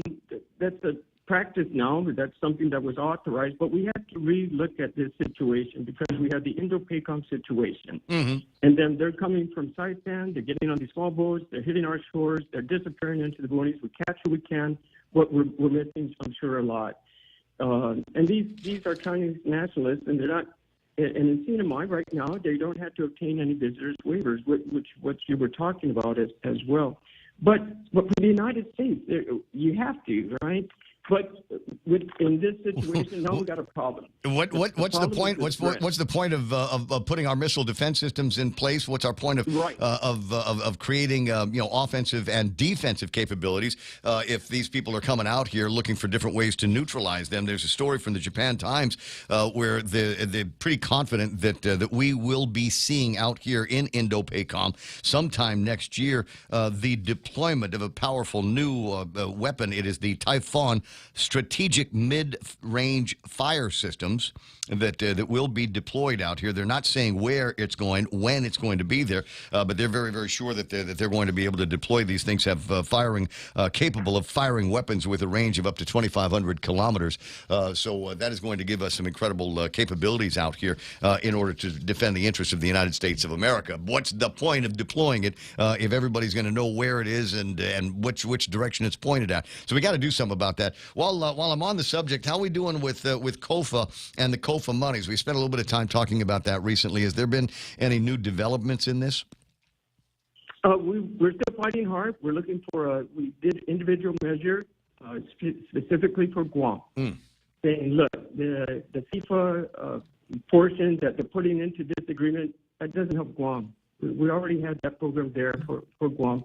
What we need is what we already dedicated the money for in our budget through the administration, which goes to the schools, which we need to support the students, and also for some other purposes. But we must have it. So we had three measures in that COFA agreement to say, look, if you're going to come to Guam, you need to be vetted, right? If you're going to create a crime, make a crime, you're going to be a property of the United States federal government. If you want to come here, you got to be vetted by getting tell us why. What's your educational purpose? What is your business purpose as well? So, and plus, the money that was promised by the United States must continue as well. So we're having a hearing. We're working to get the panel together. We're looking at January closely with the Natural Resources Committee to have that, inviting our guests from Guam, and that's what we were talking with the governor about as well. We're giving them a lot of they're giving us a lot of their ear, and we're speaking really loudly about this. It's not going to work for Guam just with what they propose. And in addition, right, we have the we extended the funding just while we still work on the appropriations and get this all passed with the CRs. But the CRs is going back to the old funding and the COPA agreement. But what they also ignored is like, so where is the COPA money for the host nation? They didn't put that in too. Again, that was left out. So we're fighting for this. Well, keep it up, and don't forget while you fight for future funds, don't forget that I believe that we're still owed a whole lot for being a host island for as many years as we have. We've never been able to get any kind of agreement with the federal government what the nature of what the federal government owes the island of Guam for being the host country. So let's not make sure that we don't throw those dollars out while we're chasing the new ones. And if anything, let's see if we can get forgiven on any kind of debt that we've got or any kind of our end of a bargain with the federal government. Let's use some of those funds to recompense the federal government, for our share of whatever these programs are costing. 7:23, Jimmy, Congressman, I got to let you run. You have a fantastic day and enjoy your dinner with the governor and would you say was there Rory? Everybody, are you going up to dinner with him? No, I got other plans tonight, but I'm sure that would have been an interesting conversation too. Oh, yes. Yeah. Debrief me offline if you don't mind, Congressman. I'll see you soon. Merry Christmas in cold Washington, D.C. 7:24. Just very quickly, a look at what happened in the markets. It was a mixed closing here today. So only NASDAQ is looking good. S&P 500 down by almost 3. NASDAQ up by about 45. Dow Jones Industrial Average sinks by 80 points. I got the Nikkei down by 455. FTSE down by 23. Hang Seng Index down by 318. Shanghai is off. The VIX is off, and the DAX is picked up 128 points. Big deals on the NASDAQ. Quick look here. NVIDIA, Palo Alto, Apple Incorporated. Their market cap is closed above $3 trillion. Amazon.com and Alphabet. So it looks like all the big players had a pretty good day out in the NASDAQ land. Looking at some of the commodities, oil at $72.41. It was $72.57 when I got into work this morning. 73 yesterday, so it looks like the numbers are moving in the right direction. Can say the same thing about Tapis crude. Now, it's usually frozen in the first part of the week, and it was. So 85.04 was the figure that I had the last time I looked at Tapis. Today, $83.04. Trend that one down all the way until we see Tapis under $80 a barrel, and maybe we'll see some gasoline around here for less than $5 a gallon. Japanese yen at 147.3. Philippine peso 55.35. We'll get reports on what that will buy from Sarita before. How many Borexes are those? How many Borex watches? Those for $55, 55 pesos. South Korean won at 13.15 here this morning. Come on, Bitcoin, number me, Real Joe. 43,804. 43. It was 41 yesterday. Yeah. It was 42 at the high yesterday, right? It's the halving. You been watching that, Jerry? No. But I knew when it hit 40 and at 41. Did you get a quivery feeling? Did you just go, there's something going on in the Bitcoin universe? Tickled. The guys that I follow have been predicting it, but they're predicting it's hitting a ceiling now. And again, the halving event that's coming up in April, they're saying there's a spike, and then there's going to be a withdrawal. That's all they're talking about. It's never straight up, right? Or straight down. I mean, it zigzags, right? So it's going to be, 43, 44, whatever it gets to. And then be careful at buying at the top of the market. That's what people always advise. But you never know where the bottom is going to be in the other direction. You can't predict. Yeah. So, the idea about it is to go for small gains, buy and sell. If you're a buy and hold person, well, then never mind. Just buy where you feel comfortable. But you want to buy on a dip, hopefully a significant dip. and then put it away and forget about it. Should have bought when it was like 26, 27, right? When it was our joke, should buy here. A buddy of mine doing a lot of dollar cost averaging and making buys whenever he possibly can. Sure. Just to make sure that he's got enough in the game. I said, how many Bitcoin do you have now? He says, I don't even have a whole Bitcoin yet. Yeah. And it looks like he's a few steps away from that. So you talk about dollar cost averaging. Explain. Tell people what you're talking about. What's that?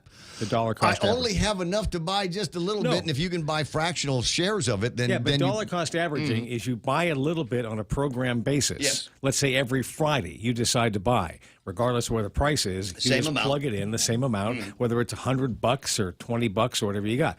You plug it in every Friday at the same time. Let's say. And then whatever the price is, you're gonna work your way up or work your way down. If you're working your way down, hopefully you're buying down, then you're getting the best price all the time. That's the idea. Right? And then ultimately, you're not looking for the bottom of the market because it's impossible to predict. As we have said, and as many Bitcoin people have said, you got to buy now. It's the bottom. I said, I don't know. And sure enough, there's always a little bit more that you can spoon out of it. 7:28 in the morning. Jerry Roberts is back in the studio for today's very special Wednesday Extra Point, brought to you by First Hawaiian. First of all, yes, if I can do something before and then do the Extra Point after Donna. Oh, will that be okay? That's fine. Yeah, okay.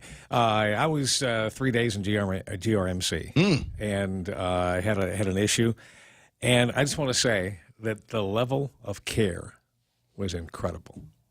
From the ER when I was admitted there, although it then put me upstairs for about a day. I thought they put you in Eric Plinsky's office. I thought they're just going to take all the papers off and lay it down on his desk. I never got the offer for that, but I got the next best thing. Okay. So I want to say thanks to Carla Haddock.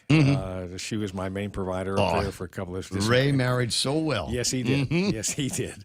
And there's other people there. I had a nurse downstairs. I can't remember all the names. There was an incredible ER doc, a lady that saw me first. And then I remember a nurse named Annabelle, who just was a bright light. Yeah. And when I got upstairs, there were two guys, two male nurses. They were just incredible for the time I was there. A fellow named Kyle and a fellow named Juan. I think it was Kyle Walker. I'm not sure Juan's last name. I didn't get it. But these guys were just fabulous the entire time. So the level of care I got was just off the scale. I just want to say. Well, I mean, you are Jerry Roberts. No. I mean, everybody. Wow, so you got a room. This is the point. Wow, you didn't stay in the hallway for a few days? No. Okay, I'm just asking because it happens in other places. It was timing.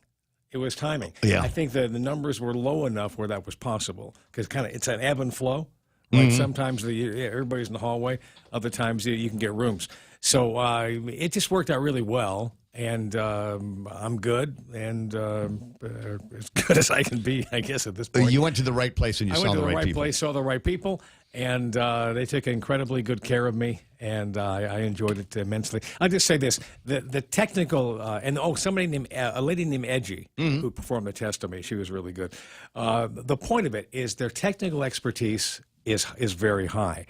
But when you marry it up to their humanity, which is something that we find more here in Guam than you might find someplace else in a hospital, it was just an incredible combination. So that is why they are among my favorite interviews when I get to talk to the doctors and the people over at GRMC, because I know there's a level of professionalism, but there's really a lot of nice people that work there. Nice people. That are genuinely concerned with not just your physical health. They know why you're there, but your mental health to keep you calm. A calm patient is a happy patient. Jerry Roberts and the Wednesday Extra Point on the other side of big news and headlines with Donna D. This one here being brought to you as usual by Burger King and the big Christmas giveaways that they're doing.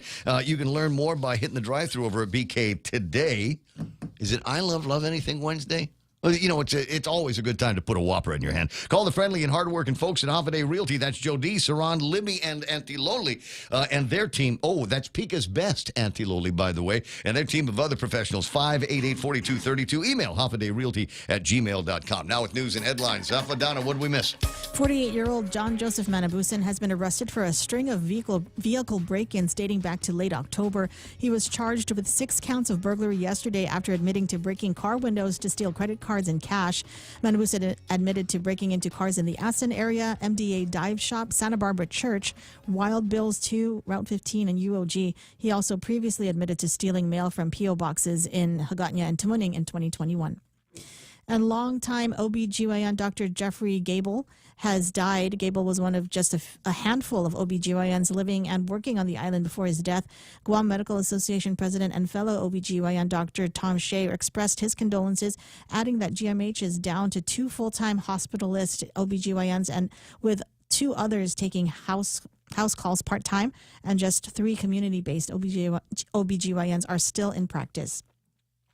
And GCA Trades Academy unveiled its state-of-the-art solar power system yesterday following a $2.2 million grant award from the U.S. Department of the Interior's Office of Insular Affairs. The grant was for the installation of a solar photovoltaic and battery usage facility and to serve as a laboratory to train individuals in the installation, maintenance, and repair of solar configurations, including batteries.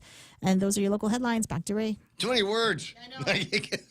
Donna D with headlines here. And now we jump into Jerry Roberts and this morning's Extra Point being brought to you by First Hawaiian Bank. Thank you. Interested in productivity today, maybe waning a little bit. This is your day. A Japanese university did research in over 12,000 corporate workers studying their work habits. The researchers examined 11 common lifestyle habits and how they did or did not connect and productivity levels that were achieved. I'm going to spill those results if I can get my voice back and how you can use the info for your benefit. That's next on the Extra Point. Get closer to your next adventure with the United credit card from First Hawaiian Bank. Every dollar spent can help you earn miles towards your upcoming trip. Earn 2 times the miles for $1 spent on gas, groceries, and United Airlines tickets. And earn 1 mile for every dollar spent on all other qualifying purchases. Plus, there's no expiration on the miles you've earned. Get on board with the First Hawaiian Bank United credit card. It all starts with yes. Terms and conditions apply. To learn more, visit any First Hawaiian Bank branch or go to fhb.com/United. Half a day. This is Michelle from APL Guam. Here at APL, our expertise and extensive network can help you grow your business and reach out to more markets. As a responsible carrier, APL is also committed to a sustainable future, whether it's protecting the environment or investing our efforts in giving back to the community. Our dedicated teams in Guam and on the U.S. mainland are here to support you. Call 588-4651 or visit apl.com. So productivity is a constant challenge for many individuals. Have you ever found yourself spending hours on a task without making any progress? Or perhaps your to-do list remains untouched by the end of the day. Maybe you have an employee who has the potential to excel but struggles to reach their full capabilities. Various factors can figure into this, including the impact of everyday habits and how it all shakes out for productivity. A study conducted by researchers from the University of Tsukuba in Japan focused on the work habits of 12,526 corporate employees. At the end of the exercise, they narrowed it down from 11 habits to 3 that have the most impact. So, number 1, among both men and women, the habit most closely associated with productivity decline was insufficient sleep. Now, we've talked about that at length here. A 2019 study presented at an American Academy of Sleep Medicine conference revealed that individuals who decreased their sleep from 7 or 8 hours to 5 or 6 experienced a 19% drop in productivity. Further reducing sleep to 5 hours equals 29% decline on the productivity scale. And if you're getting less than 5 hours, workers with young kids are certainly in this category, well, you're well down on the production scale. Some work all day, and not just kids on their agenda, but also they become primary caregivers for their parents. Well, they've got a rough road to go. I've come across people in my work who have these responsibilities and often get 3 or 4 hours of sleep. And it's not just the length of the sleep, but it's also the fact that you can get maybe 4, 5, 6 hours of uninterrupted sleep. Because if you're taking care of parents or kids, what happens is your sleep zigzags. You're in, you're out, you're in, you're out. And regardless if you get 4 or 5, 6 hours, you wake up and you're exhausted anyway. So many people feel this is a losing game, that they'll never be able to increase their sleep. My advice is to look online for ideas. There's a ton of information up there. And don't try to go from 4 to 8 hours. That's, I think, a mistake. Because you want to go from 4 to 4.5 or 4 to 5 if you can. If you can achieve that, then add another half hour onto it and work your way up. But trying to go from 4 to 8 is impossible because what are you going to do with your parents and your kids? I mean, those responsibilities aren't going to change. Number 2, the next habit is inadequate exercise. I know, there's no time, right? It doesn't have to be a gym membership or anything complicated. There are countless exercise programs online that you can access. Just move more. Walking is the best exercise, and they tell me that's free. Another 2019 study involving over 225,000 people discovered that exercising just once a week was associated with a 27% lower chance of death from any cause in a given year. Just do something and work up into it. The last habit, I thought it would be diet, just overall diet. Well, it's food, but it's something different. The last habit is late evening meals. My wife is on me for this one all the time. One issue the research pointed out is that people who skip breakfast end up shifting their meals upward. So rather than, let's say, 7 and 12 and 6, you wind up going 12 and 6 and 11 or something like that. So the late night feeding is the one that gets you. It results and connects up to lower production. So be careful of that.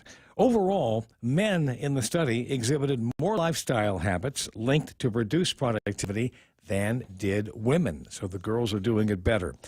The overall conclusion is that healthy lifestyle habits have been shown to positively influence work performance, offering yet another reason to adopt them. So prioritizing sufficient sleep, a solid nutritional diet and without late evening feeding, and exercising regularly can boost your work output and make a serious difference in your job satisfaction.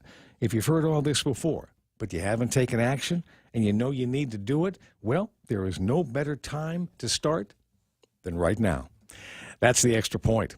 Be responsible and make something good happen today. For 93.3 FM, The Ray Gibson Show, and First Hawaiian Bank. I'm Jerry Ross. Thanks very much, Jerry. You know, you and I share a common fascination with current technology and different ways that it's going to be used. And a lot of concern, a lot of people thinking about artificial intelligence and what it can and cannot do. And every day something comes along which just reminds me that there is almost nothing that artificial intelligence cannot do. They have now getting close. What they're working on now. One of the cool things that I don't know how cool this is going to be when the perverts get their hands on it, but they can now take a still picture of you, superimpose that picture onto whatever the instructions are going to be for a video to come out on screen right now. I'll put this up so everybody can see exactly what I'm talking about. And there's 4 panels that we're looking at here, and they all start with 4 just still pictures. This is scary. This is scary. They apply a motion filter to it, and then all of a sudden you have the girl that started with a picture doing a TikTok-style dance. She never did that. It was all created by artificial intelligence, and the results are getting scary. They had one just 2 weeks ago. They had a couple of mock-ups that I'd seen on the internet, and I'm looking at them going, yeah, okay, you zoom in a little bit, you can see the pixelization, you can see the strange ways that the faces are manipulated because they're being generated in an awful big hurry. But this is I'm sure probably stuff you can get away with doing on your cell phone, a still picture, and then there's different ways that you can apply different one of these kind of motion filters that get put to work. But they also found, and if you're watching on Facebook Live, YouTube Live, ThePOINT, and Rumble, one of the things that they also found is it works with works of art. They've taken Mona Lisa now and made her jog.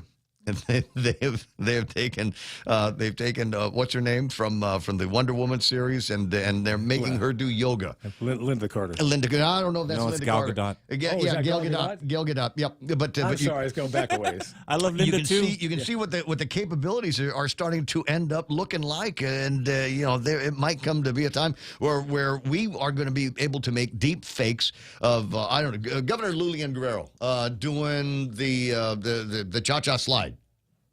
Oh, wait a second. We've already got real video for doing the cha-cha slide, don't we? Out there floating around somewhere. So the deep fake possibilities are endless here. And the very, very scary thing is it's an election year. It's a presidential election year. Yeah. And you'll see all kinds of stuff. There's going to be all kinds of stuff out there. And to what degree are we going to be able to spot the deep fakes? I think this time we will, but there's going to come a point where they're going to cross the line, and you won't be able to.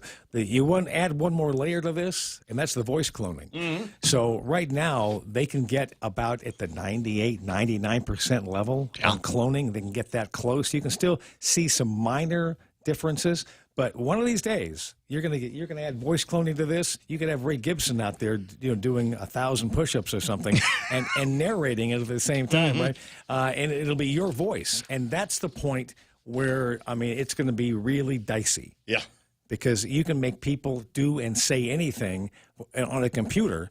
And then you won't be able to tell the difference. But does that mean that by and by the idea of it might provide a degree of privacy, knowing that this technology is out there? So even if something that you actually did leaks out into the internet and the world can see it, you can say, "No, sorry, man, that's a deep fake. AI generated that. That didn't actually happen." That's the thing they're talking about now. I think I've got something coming up on that. I was writing some things. Yeah. There is, that's going to be the defense. I think, did I send you that I didn't do it. No. You know what you sent me that I thought was interesting, and I haven't figured out how to get it up on the screen, what are they playing? Pickleball? They got a robot playing pickleball? Robot playing pickleball. But I don't think that's AI. I think that's a real robot playing pickleball. Yeah, I think it is. Yeah. And maybe Ray can play that for you. But the thing I was going to send you, if I didn't do it, was there's a hack on AI that you can take for add a finger. Yes, and we the did. criminals are going. Yeah, you had this thing. Yeah, I got it. Okay. I showed it to everybody yesterday. Yes. So what it is, this thing here, this device you put on, okay? But AI, essentially, they want to put an additional finger into you wear this thing, right? Okay, and then you take a picture of it, and automatically it's inadmissible because they'll say, "Oh, that's AI." AI. That wasn't me. Look that at was the fingers. Somebody generated that to me. I got 6 fingers. You can tell that it is no good. I got you. 7:43 in the morning. Jerry Roberts, great to have you back in the studio, and congratulations on a Rams victory yesterday. We were praying for many things. We were praying for a Rams victory for you yesterday. I'm grateful. 7:44 in the morning, and that's it. Jerry Roberts has done his things. Don has done her thing. I just got to take care of some traffic and a couple of other smart alecky things, and make our way into the 8 o'clock hour. For all your real estate needs, call the professionals at Hoffaday Realty. Jody, Saran, Libby, and Lolita, and they'll take care of you on every step of the real estate process. No worries. Just contact Hoffaday Realty at 588-4232 or 588-HOFFA or email them at hoffadayrealty@gmail.com. They're at 426 Chelon, San Antonio, Suite 204 in Tamuning. Open Monday through Friday, 10 to 4. Hoffaday Realty for all your real estate needs. Hoffaday Okadu's High School Ambassador Club will be hosting a holiday bazaar on December 9th at Okadu High from 9 a.m. to 3 p.m. with an entrance fee of $1. Bring your joy, holiday spirit, and money to support Guam's local food trucks, craft vendors, and chances to win our holiday raffle. We're also looking for additional vendors, so if you would like to make some extra Christmas cash, send us an email at okhsambassadors@gmail.com. Jump into the holiday spirit at the Ambassador Club's Holiday Bazaar located at Okado High School from 9 a.m. to 3 p.m. December 9th. 7:45, Ray Gibson Show portions brought to you by Beyond the Box. Beyond the Box time. And I might as well just, talk about Christmas. They've got, I think it's the Series 9 already. Apple Watches that I saw on one of their social media things yesterday. Do me a favor, double check on that. I'm not talking to Joe. I'm talking about you. You go to the Micronesia Mall today and double check on what kind of new Apple Watch that they've got there. And what the heck, while you're there, you might as well buy one for yourself and maybe another one for somebody that you love, and then you can be matching bougie like that. So check it out today, Beyond the Box at the Micronesia Mall. I don't know. I was looking at this finger here that Jerry Roberts was talking about, and I don't know. I like the. I'm looking at the technology. I'm just wondering, could you use that as a standby booger picker? Is it something? Would it fit conveniently in your ear when you needed to do one of these things? Give them the finger, Ray. Pull my finger. There we are. 888-825-5888-TALK. Let me get this up on the screen and see if there's any decent traffic to report to you this morning. It looks like just the usual spots. You pow into Wysang Song for sure. Traffic on Route 3 trying to get past GRMC and then onto Marine Corps Drive. Nothing major on Marine Corps Drive. Intersection traffic there and over at the Micronesia Mall. Then you get the rest of 8, 10, and 16. nothing major until you get to Tammy Post Office. Remind me before we go. They've got the Tammy Post Office sent out the schedule for drop-offs and pickups and yellow cards and crap like that. So we'll get around to doing that before too much longer. You are going to see a little bit of traffic getting through Harmon and then through the Tamuning area. Looks like we've got a little bit of a buildup in front of the radio station by DPW. That could be my friend Anna. Bringing us some snackies from her last trip. And then we've got a little bit of other traffic, 8, 10, and 16, like I said. Busy on the 8 side, 10 side, not so bad as we scooch down on this. All right, so where's the ugly stuff? It's on Route 4 as usual, 4 and 10. Busy through there, getting busy just in front of Cost You Less, Afami, and the ORDOT. From ORDOT to about Afami is where you're going to see some slowing down on Route 4 on the way in. Otherwise, Marine Corps Drive from Gatineau and Adeloupe and everything else is all running clear until you get to the intersection of 1 and 2. Big Navy looks like it's running a little bit busy this morning. It's 7:47. You're right now, traffic playing on the point. Chances are you've got some questions right now. Well, here's a couple of answers. Lysol disinfectant sprays and Lysol disinfecting wipes together can be used on over 100 surfaces and kills 99.9% of viruses and bacteria. It even kills the COVID-19 virus. These are simple facts backed up by science. Lysol is suitable to protect your kids and pets. USA's #1, now protecting your homes. Lysol, what it takes to protect. Shop today at your Guam Kmart store. Celebrating the 12 days of Christmas, Chicken Fries Friday is back. Every Friday in December, visit any participating Burger King and say, I love BK Chicken Fries. Get a free 8-piece chicken fries with a purchase of a 12-piece chicken fries combo meal. Perfect for dipping in our barbecue, honey mustard, ranch, zesty, and sweet and sour sauces. Top off your chicken fries with mozzarella sticks and a refreshing Coke Zero. Happy holidays from your friends at Burger King, Tumon Bay, Hagåtña, Micronesia Mall, and the airport. You rule. News to fill your mind. Talk to get it out. The Ray Gibson Show. Call now, 888-8255. 7:48, 19 days till Christmas. That's a reminder from the Bougie Boonie. You can find them Marine Corps Drive in Tamuning. They're building right just north of the Bank of Hawaii and what is it, Goodies. And they do one thing there, and that is taking care of your dogs. And you're thinking, well, wait a second, do I need to take? I got a short hair variety. Is that going to make any difference? The short hairs will love it as much as the ones with the long hair that needs trimming all the time. 797-4163. Ask for Katie at thebougieboonie.com. Now, on the line right now is, it's funny, I'm just thinking about the, curly hair and long, and I'm thinking about a picture in my mind of the first day that I ever met Frank Bloss Jr. at Father Duenas in 10th grade. He had come in from St. San Vicente and still was kind of Barragata radical. Yeah. Right? You remember that, Frank? Okay. Come on, go find those pictures from 1977, bro. You look exactly, he's like one of these guys that had like a big black comb in the back pocket. Scared the hell out of me. But anyway, so I ran into Rod's sister Nadine last night, and I asked her if you and Rod were running together for governor. No, we like you and I. We just meet up at functions a lot. Right? Well, I don't know. I don't know. Don't tell Rod, but he's looking good these days. I was like, he's working out, and his beard looks way better than mine and stuff like that. I just feel like he's like there's grooming going on. Yeah, you noticed that too, huh? Hi, he is. Not alone. Not alone in any of that. Okay, now that I've got the uncomfortable questions out of the way, my very close friend, personal friend, and favorite, one of my favorite guys of the entire Father Duenas class of 1980, Senator Frank Bloss, online right now, and a press release that went out late in the program. I didn't have time to talk about it yesterday, but you're continuing to urge the governor to action, and I'm assuming this is on the on trying to put together some good news for residents of the South and the southern villages. And the what is it? The medical center they've got down there. Well, it's for residents throughout the island. You know, Ray, as we continue the discussions about where we're going to build a hospital and what kind of hospital we're going to build, we still have a facility that we depend on and we rely on right now. And Oh, so this is not for the Southern. Okay, that's a different one. GMH task force. Didn't they have that, something like that? Didn't somebody else propose moving in that direction? They put together a review committee for the finances, so that with the $30 million that we provided to GMH, so that we can pay down the vendor debts. and then look at the process as to how we accumulated and we accrued so much debt.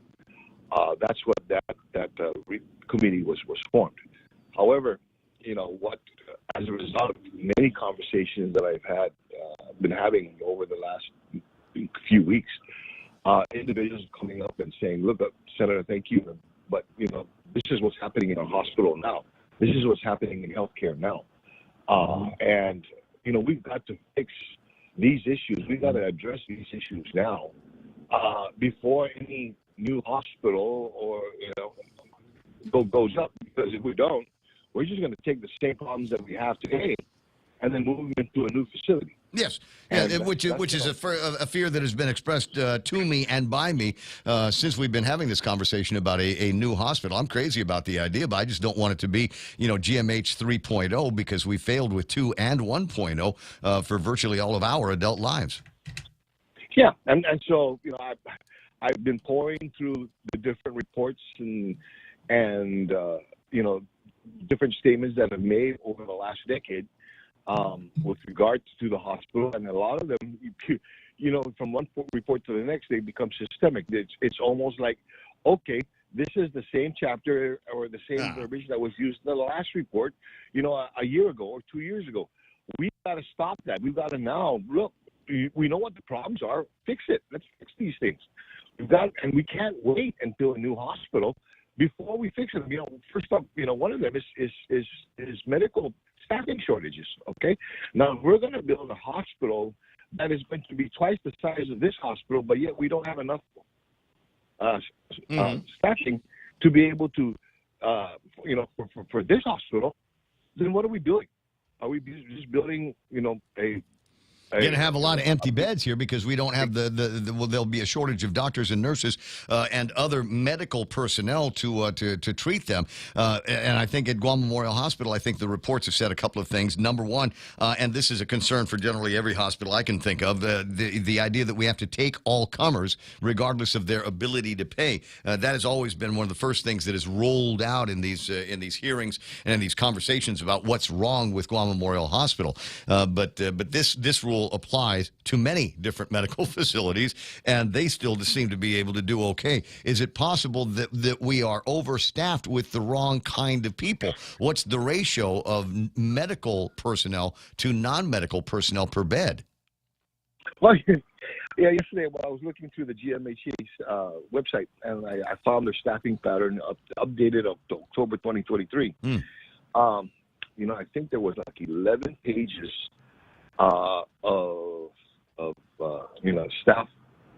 staff, and I think they used 6 font, and each page was the narrow margins, and so it was just full of individuals in certain areas. Now, one can say, look, we need this. We're talking about a 24/7 operation. We're talking about, the necessity of being able to have all, this stuff. I say this, okay, then why do we have these problems? Okay, why do we continue to have these problems? My point would be prove it. If you prove to me, let's desk audit. Let's see what is being done by all of these people that we keep, and is it work that we can outsource? Is it work that we can automate using sophisticated technology that we should have access to? Didn't we just buy ourselves a new system, or is that still broke because the hackers?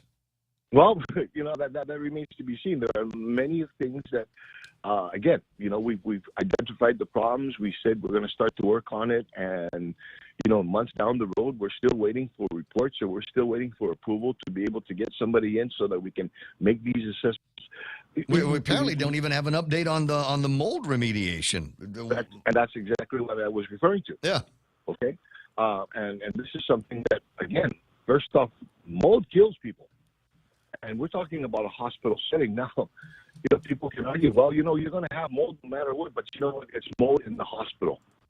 All right. And if the hospital had to be closed, if one section or one ward was condemned, then what do we do? Because the people that are needing to be in these wards, to go to these divisions, to these sections, still going to need to go. They need to go somewhere. Well, do you even have that plan? Dr. Akimoto was on the air yesterday around this time talking about a new-ish problem, and they're concerned. He said there are concerns about the structural integrity of the rooftop over the labor and delivery area of Guam Memorial Hospital. I don't think we have a birthing center down the street by St. Anthony anymore, and I don't know to what degree they would be able to take over labor and delivery if that had to be moved back to Guam Regional Medical City.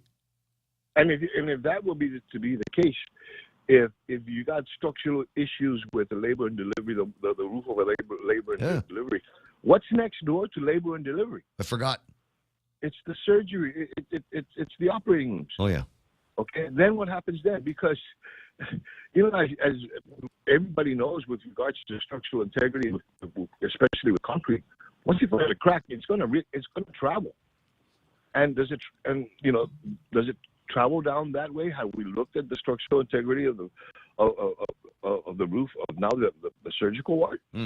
And then what happens? So Ray, while we're trying to deal with a physical infrastructure issue, we've also got the human infrastructure. We've got we've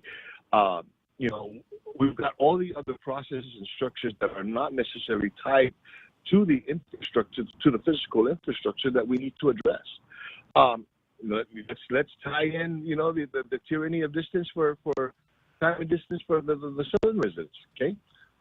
How do we still, that's been a perennial problem. How do we address that issue? And tie it into not just the hospital, but healthcare, our healthcare system as a whole. I've offered my suggestion, which is as much as possible, make the facility available. It's there, and just find one of a half a dozen different clinics and doctors' outlets, and say, you can have this rent-free, but here are the requirements. You need to have somebody here 24 hours a day, 7 days a week. We've got to be able to provide primary care, A, B, C, D. And then anything after that, you put a drive-through in there for an ambulance so that they can put the patient on a gurney and then hot-footed up to Guam Memorial Hospital or Navy Hospital or whatever's closest. So you're right. So going back to my suggestion of putting this comprehensive task force together, is let's prioritize the here and now. Let's prioritize what we need. We can't wait. Again, for a new facility so that we can start to address this. We need to address these things now because it's affecting the health care of our people now. Governors in Washington, D.C., and I'm just kind of curious, any ideas on how much money is left in that account? I'm going to assume it's still well over $200 million. Okay. That would solve a number of the problems that you and I are addressing today, and exactly. There is still a disconnect between we've got the money, it was made available for health care in the here and now, and we should not be thinking about pie in the sky ideas that are 10 years down the road. We can ponder them, we can daydream all we want, but we've got to take care of what we've got now and solve the financial issues as we go along. It's just after 8 o'clock. I got to run. I'll see you pretty soon, Daryl. Okay, buddy. You take care. Hug and a kiss to Tilly. I'll see you soon. Stand by now. Fox News on the point. He's not sure he'd be running, but he adds, we can't let him win. This as the president attends a fundraiser outside Boston. Former President Trump will be in Davenport, Iowa tonight for a Fox News town hall, while 4 other Republican candidates prepare for their next debate tomorrow night. Trump is skipping Wednesday's debate, as he has all the other debates, and is expected to host a fundraiser instead for his super PAC. Trump is dominating in the polls, including in Iowa, where the Real Clear Politics average has him with 47%. His next closest rival, Florida Governor Ron DeSantis, has 17% in Iowa. In New Hampshire, former U.S. Ambassador to the UN, Nikki Haley, is in second place behind the former president by 27 points. Fox's Jessica Rosenthal. President Biden also saying today that we have to figure out what after Gaza. He's also pledging again to continue working to get all hostages out. And he says to get the pause in fighting back on track. This as Israel expands a ground operation in southern Gaza. A House hearing on trans athletes and women's sports and whether Title IX protections for female athletes are being violated. Former college swimmer Riley Gaines telling lawmakers, this issue is incredibly underreported for various reasons.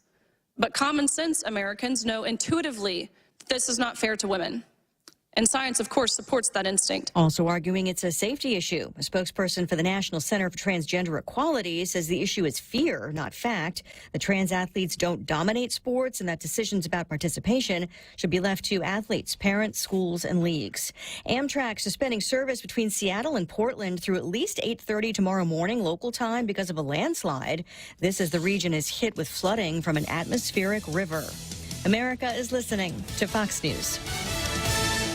Hungry for a big meal? Meet your match in Chili's bundles with 3 bundles to choose from. Get 2 Chili's entrees with our bundles, starting at $30. Chili's bundles delivers big on all the flavors you crave. The Tex-Mex bundle serves south-of-the-border flavors like bacon ranch or brisket quesadilla, or Chipotle fresh Mex bowl and tacos. Indulge in the classic bundle of the humongous bacon rancher burger and a fajita combo. Got a bigger appetite? Go for the banger bundle with a half rack of ribs and honey Chipotle sirloin. Plus, each bundle comes with chips and salsa for starters. At Chili's, more life and delicious bundles happen here. Introducing My Rewards from 76 Circle K, a new and exciting way to fuel your savings. Get rewarded while purchasing your favorite items like Circle K coffee, Polar Pop, hot dogs, and more. Save 25 cents off per gallon and fuel your savings with My Rewards. Download the My Rewards Guam app. 25 cents off per gallon is valid for up to 20 gallons. One time per day. Certain exclusions apply. Visit 76circlekguam.com for more details.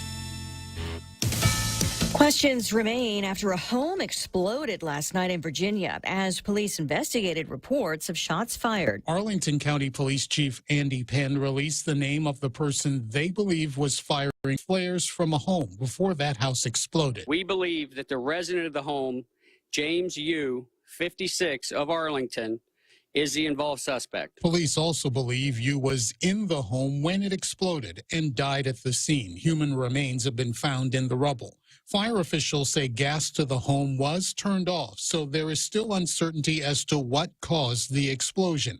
Federal agents continue to assist with the investigation. Gernal Scott, Fox News. The man accused of stabbing 2 security guards at a Macy's store in Philadelphia yesterday, killing one, is now charged with multiple counts, including murder and attempted murder. Prosecutors say 30-year-old Tyrone Tennell was confronted while trying to steal merchandise, left the store, and returned a short time later, stabbing one guard in the neck, the other in his face and arm. That guard is in stable condition. A knife was recovered by police. A record-setting day for Vice President Kamala Harris. Vice President Harris did something none of her predecessors had done before. The yeas are 50 and the nays are 50. The Senate being equally divided, the Vice President votes in the affirmative, and the motion is agreed to. That was Harris's 32nd tie-breaking vote in office, the most ever, breaking a record set by John C. Calhoun, who served as VP from 1825 to 1832. Senate Majority Leader Chuck Schumer presented Harris with the Golden Gavel to mark the achievement. We wouldn't have had the IRA. We wouldn't have had the rescue plan. Harris cast a 33rd tie-breaking vote later in the day. Fox's Jared Halpern on Capitol Hill. Mixed finish on Wall Street. The Dow dropped about 80 points. I'm Lisa Brady, Fox News. Quick traffic update for you. Getting word that things are snagging up on that one good entrance to Tiedzen on Route 8. I'm looking at the traffic map right now, and if you haven't left anywhere yet, it looks like it is slowing down right around the National Guard entrance in that area, all the way into 810 and 16. And you are meeting up with traffic that is having a hard time getting onto Tiedzen. My reporter says that there might be an issue with the light at that intersection, only letting a few cars go at once. Normally when that happens, I just bypass and then go hang a U and come back around, but it doesn't look like you're going to be able to do that because I got traffic in both directions that is snagged right now. The U-turn might be a half mile up the street, so either bear with it or, well, what's the other way to get into Tiedzen? Well, you know what? There is no other way to get into Tiedzen from there. They've closed up all of the gates on that side of NAS. So you're just going to have to bear with it. Let people know you're going to be running late. That's the word that we got for you right now, 6 after 8 o'clock in the morning. On screen is a picture of what it looks like on that roadway. And as I said, traffic snagged in both directions. Somebody got to do something about opening up that road over at Seagull Avenue, like I've been talking about for the last 100 years, to alleviate some of the restrictions getting into Tiedzen with so many people working there. All right, Donna D has got a look at the news and headlines coming up. Lime Away is the expert hard water cleaner that provides solutions to your lime, calcium, and rust stains. It's scientifically proven to eliminate lime scale deposits, leaving your home clean from hard water stains, bathtub, bathroom tiles, shower doors, sinks, and toilet bowl stains. Lime Away can eliminate them all. Get your bottle of Lime Away at your nearest mom and pop store and never be embarrassed by those ugly stains again. Lime Away, distributed by Cosmos Distributing. Everyone has a busy schedule these days, and sometimes we forget to schedule our routine dental checkup and cleaning. Don't neglect your dental health. Schedule one today with Dr. Robert Yang and his Smile Team, conveniently located at the East West Business Center on Marine Drive, Upper Tumon. Call us today at 647-8702 or 3. Again, that's 647-8702 or 647-8703. We make smiles happen.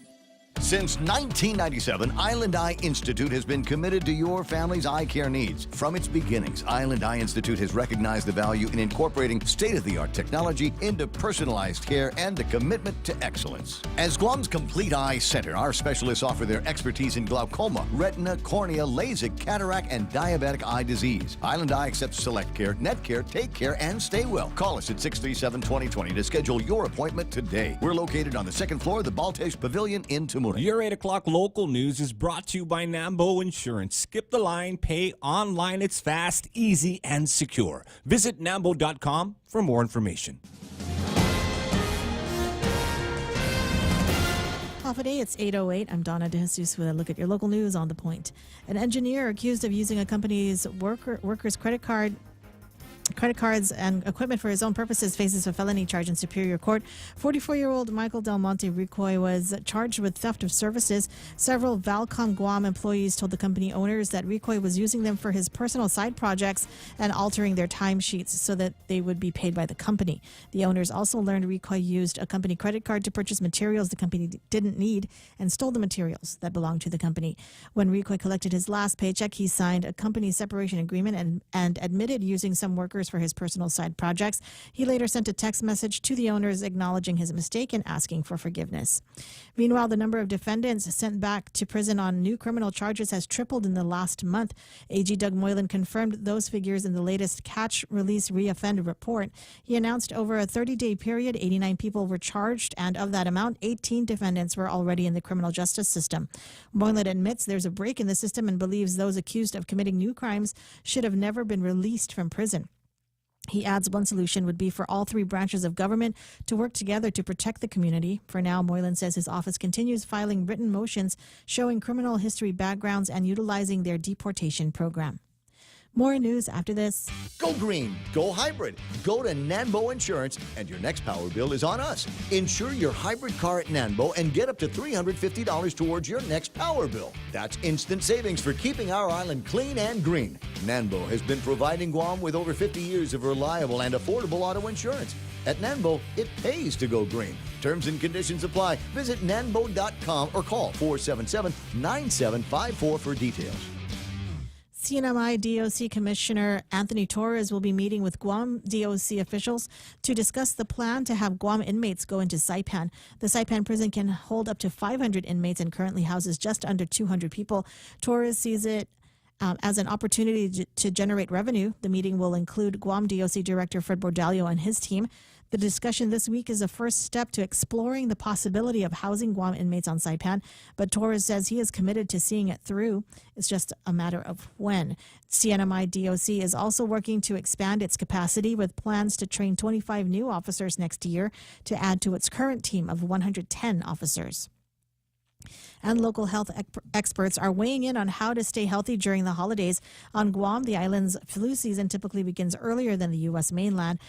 Public Health Chief Medical Officer Dr. Bob Leon Guerrero says in August, cases of RSV, COVID-19, and influenza were most prominent. While the island is close to the tail end of the flu season, he cautions residents not to let their guard down and to be cautious of other respiratory viruses alongside influenza type A and B. Dr. Leon Guerrero stressed the same advice given during the COVID-19 pandemic. Flu shots for anyone 6 months and older is recommended. And those were your top stories. Now back to Ray with weather. Oh, is it? Is it time? Well, let me put the not the weather gizmo up on the screen, but the traffic gizmo. I think that's affecting more people right now as we've got snags from the Route 16 side meeting up at 8, 10, and 16, and most of 8.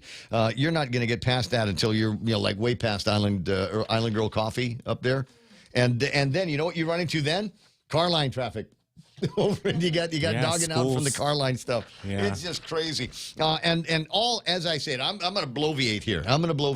So in 1995-96, when we got the Naval Air Station returned back to the people of Guam, returned back to the Manhoban, to the childrens of Guam. One of the things that we had was a bunch of different ways to get into Tiedzin. Over at the airport side, you could cross into it, and then they made the fence bigger and longer. They had their own security too, man. And then you blocked all of this other stuff off, so that the area that you could get into on Route 8, you couldn't get to where the offices are. Because the airport is the most important thing in the world, and so they need all of that space, and so we closed that off. There was another entrance closer to Mighty that would have gotten you into Security Road, and then you could make your way through there and the rest of the pipeline, but they closed that one off, and now there's only one way into Tiedzin for all of the kids that are going to school. There's dads and moms in Carline right now, but it's not Carline for school, it's Carline on Route 8 trying to get into Tiedzin so they can take their kids in. Plus everybody that works there and the cops and all of the people that want to use it for recreational purposes that you can't because you got to wait out that stupid light. That doesn't let enough cars through is one of the issues there. And I can only imagine how lousy it is in the late afternoon. I've almost said another word. So powers that be, either program that light better or punch another hole into the roads that we can control onto the way. Mrs. Governor, tear down that fence. Tear it down. No, I don't. Leave the fence up. I don't. It's down in a bunch of places anyway. So that's why over by the Limtiaco showroom at the corner across from Super Happy Mart. That's why there's always one of these peekaboo roads that people are with 4-wheel drive with the Nissan Frontiers. They are cutting that hole in there so you can get off Route 8 and then on to Tiedzin. That's why that is, because there needs to be another way. And as I've said many times, if you are sitting on Route 10, looking straight, you're at the intersection. You got Shell gas station over here, 76 gas station over there. Look straight. That's Seagull Avenue. And you see that looks like once upon a time we might have been able to cut a ramp up there to go up into Tiedzin through that. And how much trouble would it be to put another light in, another arrow that points you up in that direction for traffic that just wants to go straight? But no. And who do they blame? They blame the Admiral. And I'm going, has anybody ever asked the Admiral if there's something that we can do to shore that thing up, to harden that so that it can handle traffic going straight from the road? I don't know. I don't know, is the thing. It's probably been like 5 admirals since anybody's bothered to ask the guy. 8:14 in the morning. Here's the weather after the bloviating. Partly sunny with highs near 88 degrees. Winds east, northeast, 7 to 13 miles an hour, 6 to 9 tonight. Tomorrow, again, mostly sunny. Tomorrow night, partly cloudy, mostly sunny in the forecast. For Friday, I'm talking grill mark opportunities here. Grill marks, baby. That's the way we got to do this. With a heat index, it'll feel like 90 degrees. And for those of you that are new and don't know what the hell I'm talking about when I say grill marks, when it's mostly sunny out there, and my God, this time of year, you got the heat, you got the infrared from the sun burning, coming down on you, but you got a nice cool breeze blowing you, keeping you the sweat cool all the time. But there's a feeling that you get when the sun is out. There's no clouds out there, and it's shining right on top of you, and you can hear the cocoa butter sizzle. Well, we're not using cocoa butter anymore, right? All right. Whatever. Banana boat. Banana. Well, I don't know. What is the thing? Banana hammock. I'm going to bloviate again here. When I was a little kid, and I was, I'm white. I don't know if anybody's seen me, but I'm white. No. But I can tan. And back in the old days, we would go to the store. If you were going to the beach, you got your beach towel, you got your inflatable, you got your cooler, and then you got tanning oil. You got something in there. And a brown bottle, right? In a little brown bottle. And the idea was it was going to make you tan as opposed to the new stuff that they've got. Here, spray some of this on or rub some of this, and it's like putting oily Levi's on to protect you from the sun. I don't know. Sun never hurt anybody I know. So just go out and get those grill marks. That's why it's called that, because you can hear yourself sizzle. Sunrise this morning, 6:30. Sunset tonight is 5:53. So a limited amount of time to get those grill marks in. So check it out today, would you? 8:16. Be right back. Santa's coming and things are looking up. Bank Pacific has rolled out Rudolph's favorite My Christmas Loan with the annual percentage rate as low as 7.49% and up to $50,000. And with our Bank Pacific contactless Visa debit card, you have the flexibility of using your money when you want, where you want. My Christmas Loan, contactless Visa debit card. Let's make Christmas season merrier in 23. Equal opportunity lender, credit conditions apply. Merry Christmas from Bank Pacific. Attention business owners. Upgrade your connectivity with Docomo Pacific's new business mobile plans. Whether you're upgrading your phone or bringing your own device, you can save big. Up to $20 a month. Enjoy unlimited talk and text locally and to the U.S. plus data roaming to the U.S., Japan, Korea, and the Philippines. Experience the power of seamless communication. Visit business.docomopacific.com today for more details. Some conditions apply. Oh, that's cute. No, it's a meme somebody sent me. The cat owns the house. That's why the word homeowner has meow in it. Oh, 8:17. Thinking about my one-eyed cat again. What am I supposed to do here? Portions brought to you by Kim and Ron over at Security Title. They think they also know about putting the meow in homeowner and can make you a homeowner as well. They can help lubricate the process with title searches and hooking you up with the fine escrow services that they have. Give them a shot next time you're doing some buying or selling. Kim and Ron at Security Title, also being brought to you by APL. American President Lines is delivering the future. News to fill your mind. Meow. Talk to get it out. The Ray Gibson Show.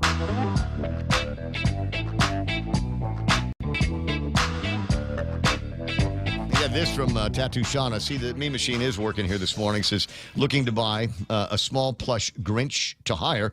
The requirements include, but not limited to, throwing the elf on the shelf in the toilet and et cetera. Are you starting to do? There's an app that you can buy now online. I've seen this on X. You can download it into your phone, and what it does is it turns. I don't want to say it's AI.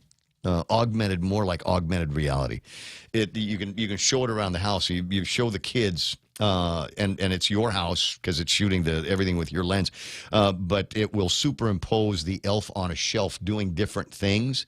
They can't see him unless you've got this special app in your camera, and then you can show the elf on the shelf doing different things aside from being the elf on the shelf, and that ought to convince them that you are just a purely evil parent. But it's something cool new technology that you can use. 8:19 in the morning. My very close personal friend, Dr.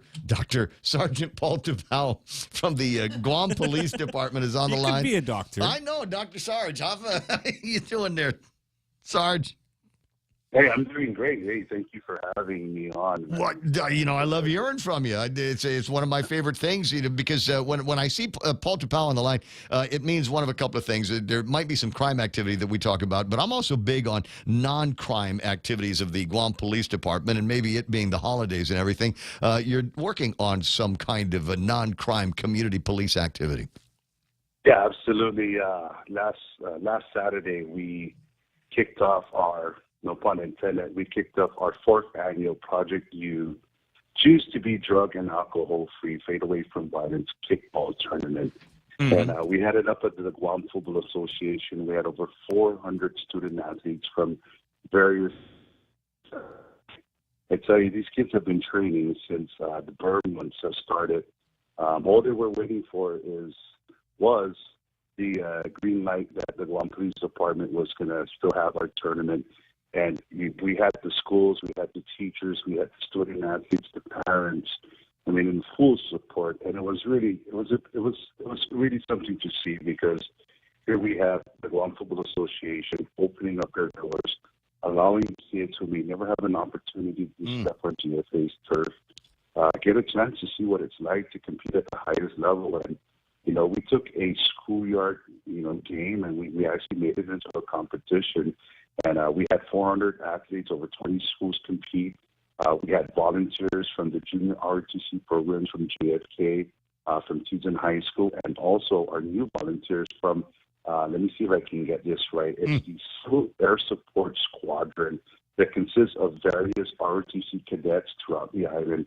And it's our first time venturing with them. And we also had University of Guam students volunteering. So we tried to keep this a. It sounds like you got more volunteers than players. Ah, man, it was crazy. It was pretty much, the kids were exposed to ROTC kids wearing their PT gear. So they were also exposed to our POTs, our police officer trainees. Mm-hmm. And, the whole concept is to really provide this positive atmosphere where kids can still play. You want to talk about grill marks? I got a Maui Jim grill marks, and it was nice because we had a nice overcast. We had some drizzle, but nonetheless, the kids when the rain touches the skin and it's like game on still. Mm-hmm. It's a true outdoor sport, and to see kids running and playing and competing. They played to see we had the tournament to see who made the Elite Eight. So we're very pleased to announce our Elite Eight teams that made it. Our number 1 seed is from Finagazan Elementary School. Our number 2 seed is from BP Carbonito Elementary School. Our number 3 is PC Lujan Elementary School. Mm-hmm. Our number 4 seed is our 3-time. Let me repeat that. Our 3-time defending kickball champions from the beautiful village of Sinahan, Guam, Silo Kaitano Elementary School. Wow. This is the first time they have ever dropped to our number 4. Our number 5 seed is from UP Elementary School. Our number 6 seed is from Price Elementary School. Our number 7 seed is from DL Paris Elementary School. Running off our number 8 seed is from Calafofo Elementary School. So these kids are they're getting ready for the Elite Eight, and I've been touring, meeting with the kids, and there's no greater feeling when you look into a competitor's eyes, and the eyes never lie. Right. And you can see the will, the determination, the focus. You can see, you see the nervousness, but that's part of athlete. That's part of being an athlete. That's part of sportsmanship. And I want to thank again everybody that made this possible. Sam Singill, Mr. Valentino Singill, for really opening up GFA for the kids to really experience this. But nonetheless, it's match day on Saturday, and we're really excited to see who's going to be dubbed this year's kickball tournament. I think maybe bug Patrick Lujan and see if tell him he's no tickets for life if he goes and covers it on GSPN. It'd be great. We did prior to match day Saturday, we actually did a live pool draw. Ooh. And the kids, they have pizza parties at their schools. I think we exceeded the Zoom tiles that we can fit in a large 50-inch TV. So it was an 80-inch screen smart board. But it was really great seeing over 400 kids on the tile. Within their respective schools, cheering, eating pizza, they're anticipating who they're going to play, and from the onset, it was really something that the kids we're really proud to bring this for the kids. I'm proud to hear about it, and I'm proud to let you publicize it because, as I said, I'm a big fan of non-crime activities. I know that there is some serious business of the Guam Police Department and very serious work that we need to do because we've got a serious problem with drugs. But like anything, I think you've got to get to the kids while they're young and instill in them a sense of fair play, a sense of sportsmanship. And a sense of being able to take care of their the wondrous things that their bodies can do, and maybe that one thing. I want to be able to run. I want to be able to jump. I want to be able to compete. And I know if I take drugs, if I drink alcohol, if I smoke, if I vape, that's going to ruin my chances of being successful as a sportsman or a sportswoman. And so I think once you instill that competitive nature, then I think it's going to have long-term dividends. So keep that up. Absolutely correct. Thank you so much. And you're spot on. We are really working at changing the trajectory of where we're going in decision-making skills. And one of the things that I emphasize, and I'm a real proponent of this, is that if we empower the kids now to make better choices, see that they're going to make an impact on what's happening with our pandemic, with crystal methamphetamine and addiction. That's how we work. That's how we teach the kids to become responsible stewards in the community, is providing them an opportunity. And I wish I could do more. I wish, No, we can. I got an idea. Thanks for bringing it up. Now that you're volunteering for more work, when are we going to put together the Paul Tapao Chamorro Boot Camp? where we take we take kids. I don't want to say at risk, but near risk kids, and say, Iho, we're going to teach you the old ways and teach you, confidently how to live off the land, how to be able to go and find things over on the rivers, and be able to look at the tree and say, okay, I can use this to make that out of this tree. I can weave this, or I can take the skin off of this tree and I can use that to make rope. Once I got rope, then I can lasso things, and there's all of these skills that I don't want to say our parents, but certainly our grandparents knew because they were taught that from day number one. I think we get away from that too much. We got to teach the kids how to get out there and without using a rod and reel, how to catch dinner. You know what I mean? I don't know what coffee you drank this morning, but I can honestly say that Typhoon Mawar took that away from us.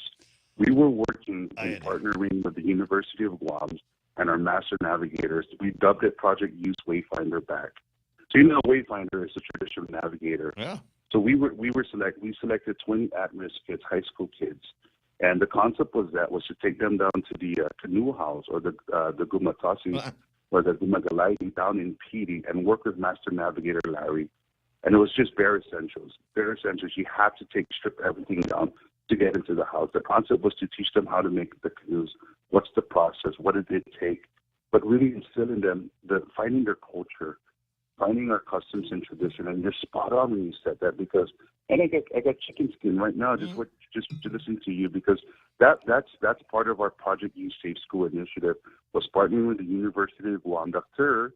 Melissa Taitano, she was really pushing for this, but it's unfortunate that Typhoon Mawar really put a hamper in that because of the fact that the canoe house was severely damaged. Yep. Damaged the canoes. God bless that.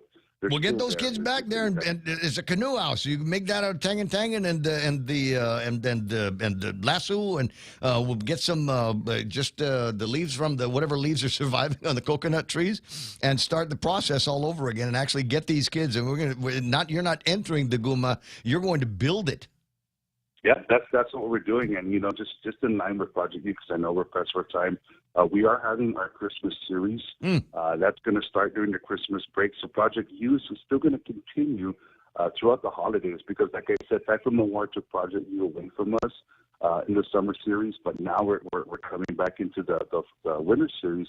So we're going to have kids for 2 weeks. We're partnering with our Safe School partners, Minyatlo Guam, Micronesian Resource Center, West Cape Pacific Strive Coalition, DOE, the Guam Trades Academy, working with the GCA Trades Academy. I think this is one of the best partnerships that we have with the high school kids, because, Dr. J has really opened up GCA, where we're giving kids power tools, because we understand that some of our kids that, they may not be able to comprehend what goes on in the classroom, but you give them a tool, you give them a hammer, you give them a screwdriver, they can create beautiful things. And we're trying to create a pathway where they can, see that, hey, you make the right choices. You can have a career in carpentry. Yeah. You can have a career in electronics and everything. And, this is one of our Safe School initiatives. So as you can see, it graduates, right? I focus a lot on the youth and the elementary, middle, and then we go into the Sergeant Maggie Napati and her team. They take the high school realm. So you see Project U is a complete wraparound for our youth kids. And, man, we're really excited. We're really excited to kick up. I got more ideas. We'll throw in some more programs here. We'll teach these kids how to get the lift springs from Lujan's wrecker, and bang them in a hot fire and make machete out of it. The old school machete. Troy Lozama. He's one of our partners at GCC. Wouldn't that be cool? Oh my God! And then we'll get somebody. We'll go and kill a bunch of carabao and skin them out. Or we'll find some dead ones and skin them out, and then we'll use that to make the sheath for the machete, just like the in old school, how the old guys did all of that stuff. I get behind this program, so if you need more airtime, talk about it. You can come by the radio station. Maybe I'll meet some of the kids that are involved down the road. 8:30 in the morning. Sarge, always a pleasure talking with you. And could you tell everybody where the checkpoints are going to be Friday? That one, always. And I mean exactly where they are, not this, Marine Corps Drive or Route 8 or Route 10. I mean, it could be in any of those locations. I mean exactly where's it going to be Friday? And what time? You know, the best I can advise, I will always give this advice. If you choose to celebrate, whether it be adult beverages or recreational cannabis, designate a responsible sober driver. Don't be caught in that predicament. We're really seeing record numbers, 29 fatalities on our roadways. That's true. I think it's about time we understand what we can do and how we can actually bring the numbers down. And you know, that shouldn't be a grim reminder, but that is the reminder that we have to live with. It's when we lose loved ones in the roadways. Do our part. It has been a tough year on the road. That is for sure. Paulie, I'll talk to you soon. You have a great rest of the day, and I can hardly wait to hear about the results on Monday. I'm so excited. I'll see you guys here. Stay safe. Merry Christmas and God bless. Oh, good luck. 888-825-5888-TAA. Okay, well, I tried. You did. I did twice. He could drop a pin. Yeah, drop a pin later. Plus, you know what? Everybody else is dropping the pins now anyway. It's not like it's a surprise for about 5 minutes, and then all of a sudden everybody starts in with the WhatsApp messaging and all of that, and tell you where the thing is. Oh, by the way, this is what they're looking for, and all of that. I saw one of those last night. I was coming home from the dinner with the Gov and the people over at VIP. You thought it was Christmas lights? Well, there was a police. We were on Teedson, right, and there was a police car that was in like 2 cars ahead of us.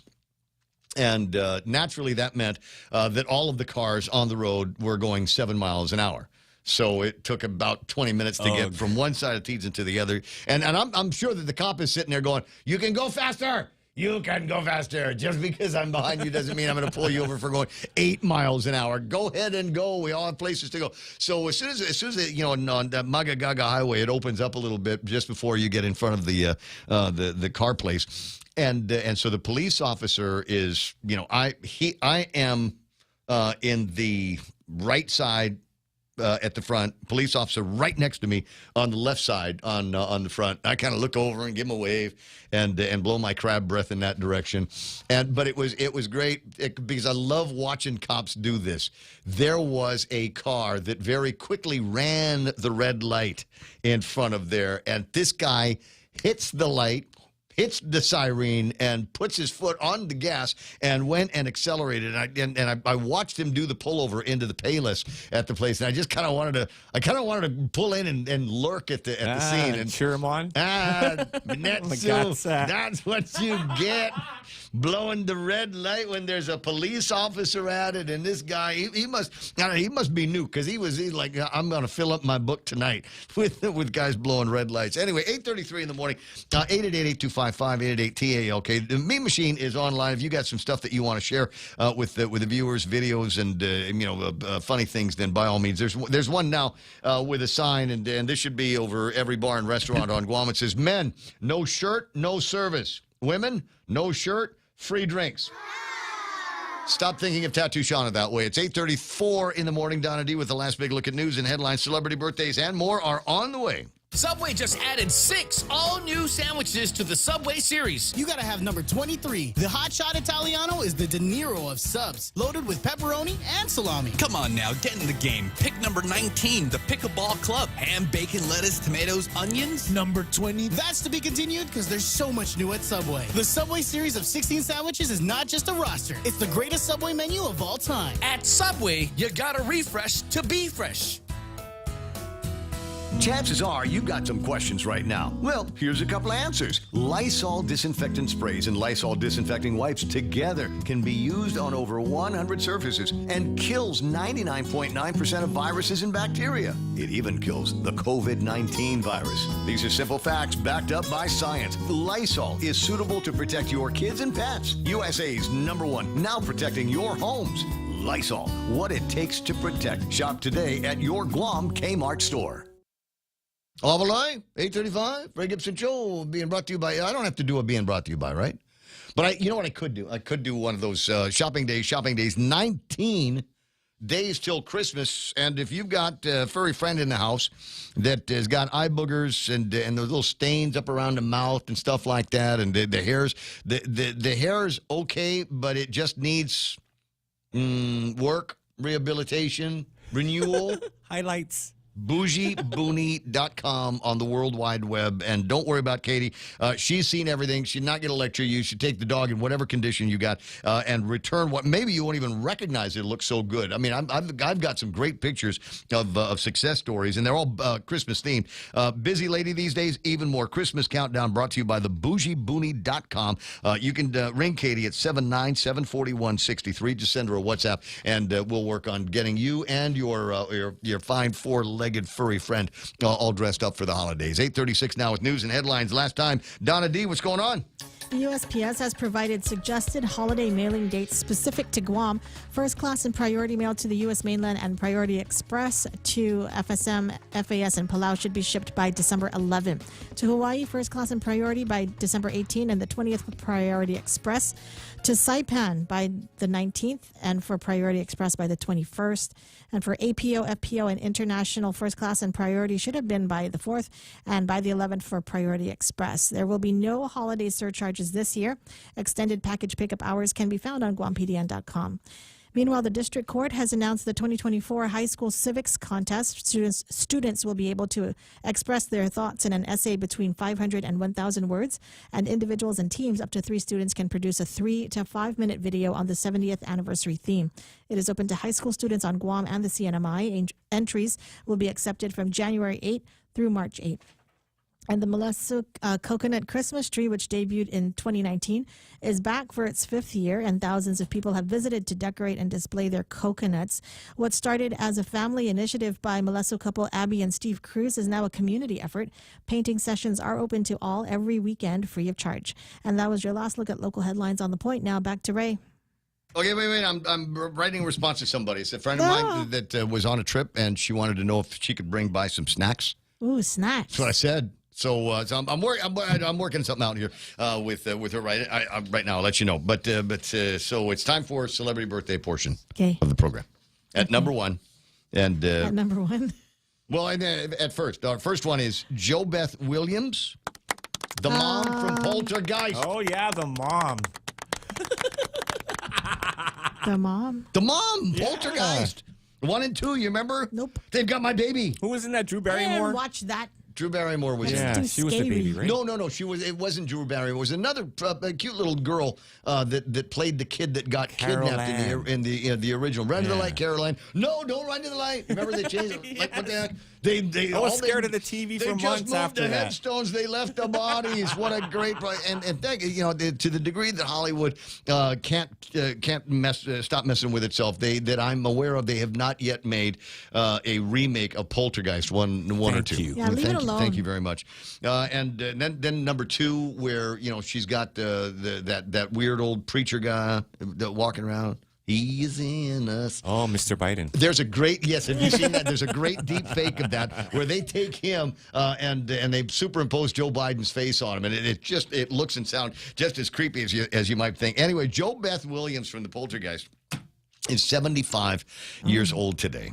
And I'm sure she's still absolutely gorgeous. Former New York Governor Andrew Cuomo is 66 years old. I'm trying to remember what he did or didn't do that should have put him in jail. Maybe just being the jerk that he was. Debbie Rowe is 65 years old, and that might not mean anything to you unless you were super deep into Michael Jackson lore. Debbie Rowe is the mother of Prince and Paris. Okay, now I remember. Michael Jackson's ex. Riley Hawk, who is the son of Tony Hawk, is 31 years old. And if you're looking for something else that you can put on this, he is married to Frances Bean Cobain. Oh, yeah. Cobain's daughter. Cobain's daughter, yeah. Wow. So, anyway. Teen spirit. Exactly. So, happy 31st birthday to Tony Hawk's boy. Gazpacho Day. That was the theme for today. What's gazpacho? This? Is it an ice cream?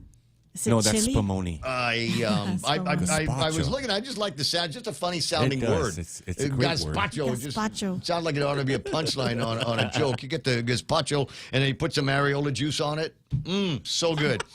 It is Cook for Christmas Day. Aw, must we? Well, I mean, if you're gonna eat, find whatever it is the recipe. We haven't really nailed down in our family what it is that we intend to do on Christmas Day. There's just so much going on, and so many different directions that people are going into and on these days. So it's tricky to get everybody in one place for one meal. That's why Pirates Cove always sounds like a great idea. It's microwave oven day, which is kind of thank God for the microwave. What is it that you cook in the microwave more than anything else? Cook? Yeah. Now rice. Yeah. Yeah, I do the microwave. You get the rice. Korean Japanese rice. Yeah, because I waste a lot of rice. True. If I cook a pot, oh my God, I did that. I totally did that the other day. Doesn't want to eat rice. Yeah, Come yeah. on. I thought I was going to be around the house a lot, so I made 3 cups of rice. That would have lasted me 3 or 4 days. But as it turns out, I had like 1 scoop of it.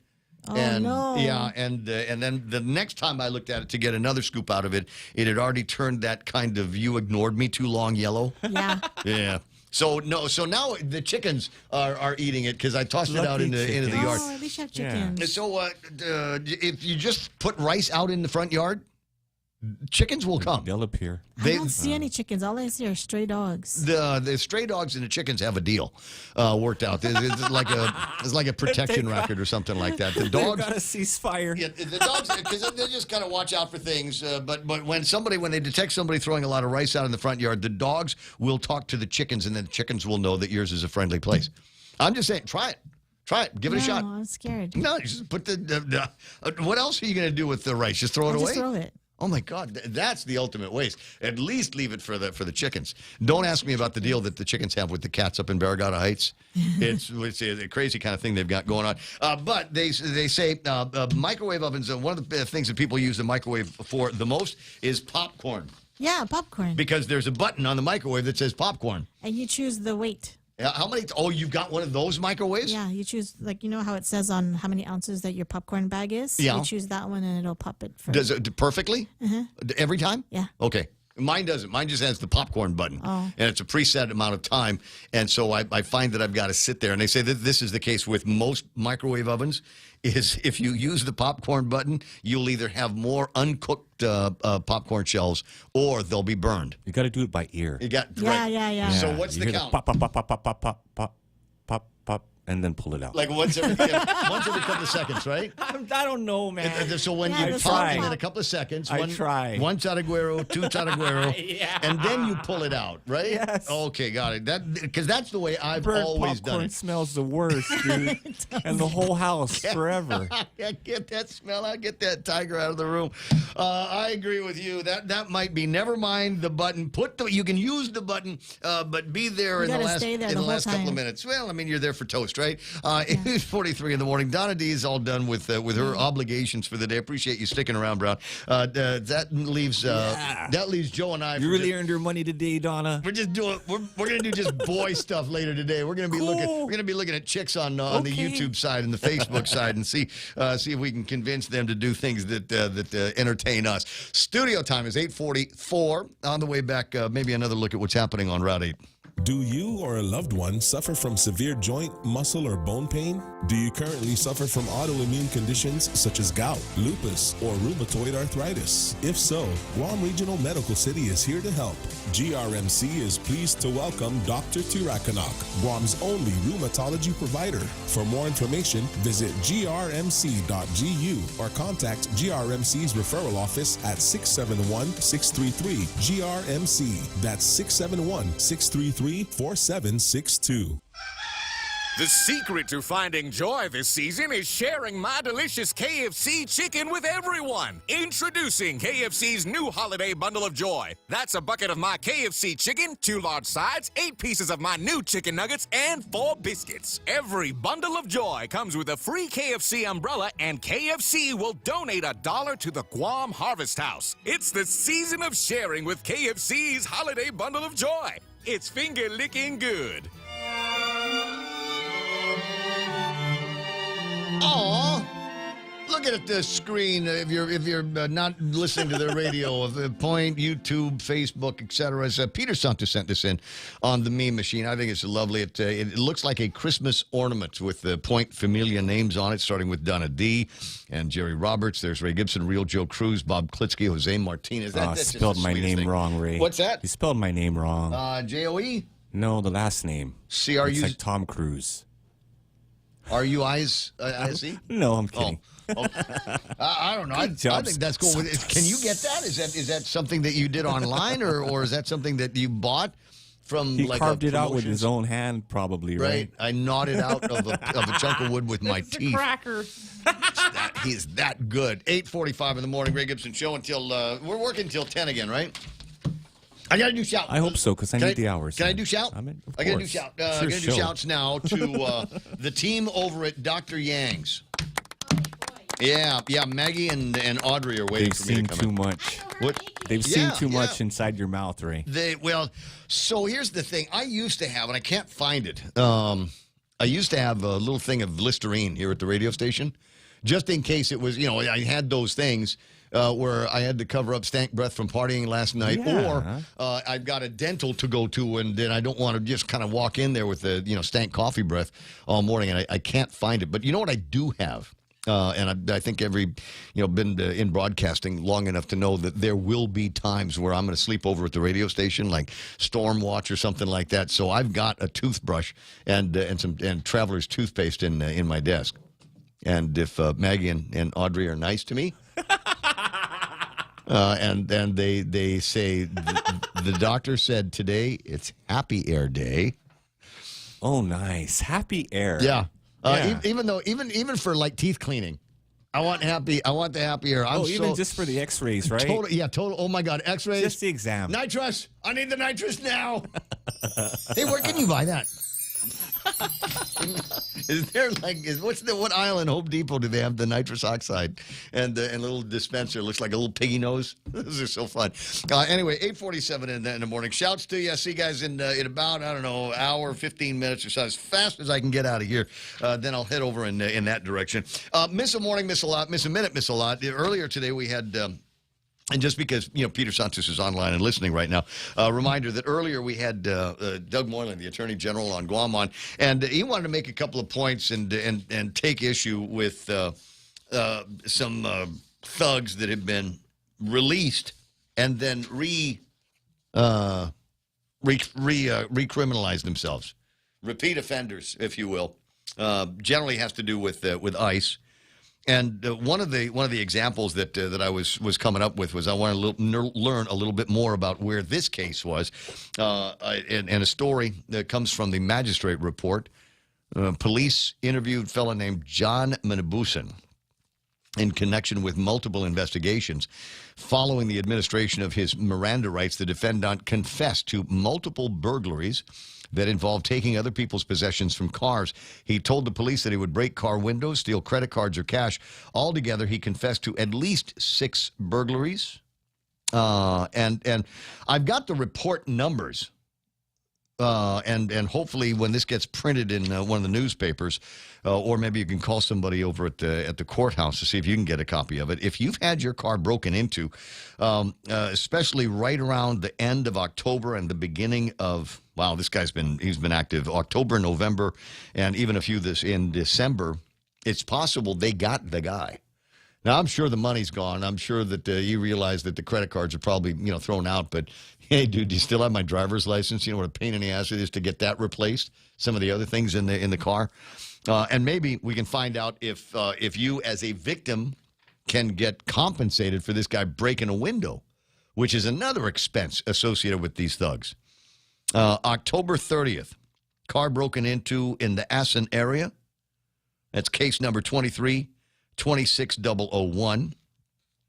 Then there's 2326076, a car broken into at the MDA dive shop on Halloween, stolen black pouch.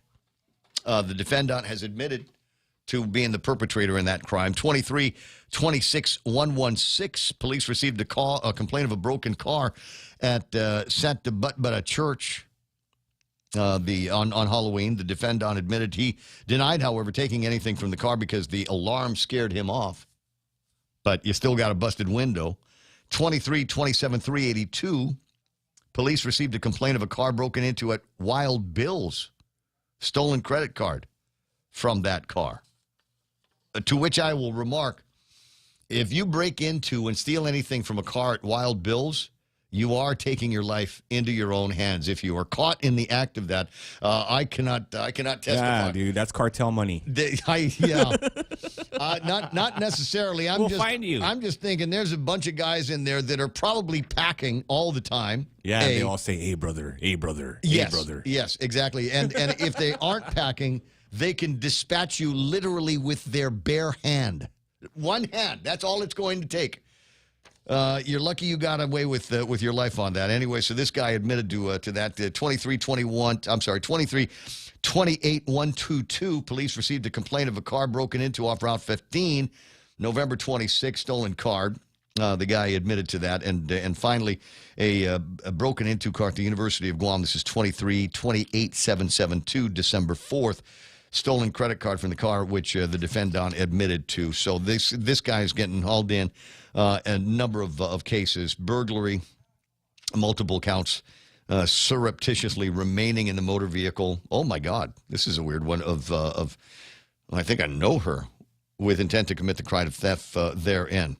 At any rate, the good news is, number one, they caught the guy. Number two, they took him before the judge, showed the judge all of the things that he admitted to doing, and the judge says, I will let you go if you put $30,000 in front of me. Mick Rain. Come on, Your Honor. $30,000. Just going through a rough patch, Your Honor. Cash bail. Cash bail, ladies and gentlemen. Obviously, he wasn't able to make that $30,000 cash bail. As a result of it, this guy, Menebusen here, John Joseph Menebusen, is now languishing in the pokey. And speak of... I know who could get him out, Ray. Defense attorney to the stars. Good morning, Pedro. Good morning, Ray. Hey, I just wanted to, bring us back to reality. The only person who's responsible for keeping people behind bars is the prosecutor, not the court, not the defense attorneys. The prosecutor is failing. You know why? Why? You know who's showing up to magistrates? Rent-a-prosecutors. What kind of prosecutors? Rent-a-prosecutors. Rent-a-prosecutors. All right. Okay. Yeah. Yeah, and they're not doing their job. So, when Doug complains, he should understand what the problem is instead of complaining. He's going about it the wrong way. So you're suggesting you should have a team of qualified attorney general prosecutors, not mercenaries from the private sector. Well, do you send the JV team to the Super Bowl? What did you send the JV to the Super Bowl? So what you're telling me is not all lawyers are the same. Well, that's what Doug thinks. He thinks he can pluck a civil lawyer and make him go do magistrates, or he can get a child support lawyer and make him do a murder case. Is there any room for OJT in this? I mean, you were a prosecutor once upon a time. Were you the best one there ever was, day one? No, I had to learn, but you don't pull people from, you don't grab a dentist when you need someone to perform heart surgery. And that's what's going on up at the AG's office. And then Doug complains that the law is broken, the courts are broken. Really, it's only the prosecution that's broken, Ray. Yeah, I see. I see the point that you're making. Obviously, there's room for disagreement. I don't know. So the case that I'm talking about, this Menebusen case, that's I'm sure going to end up in front of you and some of the other defenders of the Slimies. I'm just so.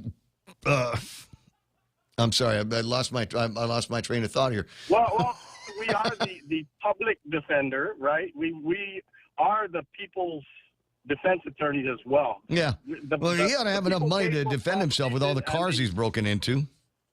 Yeah. Well, I don't think that guy needed that flask anyways. I'm just kidding. But anyways, I'm just saying we are there to protect the system. I'm not the attorney for a client. I'm the attorney for the people. I get assigned to one case for an individual, and if he tries to talk to me about any other cases that he's involved in, I'm like, no, I am assigned to your case. I'm not assigned to you, right?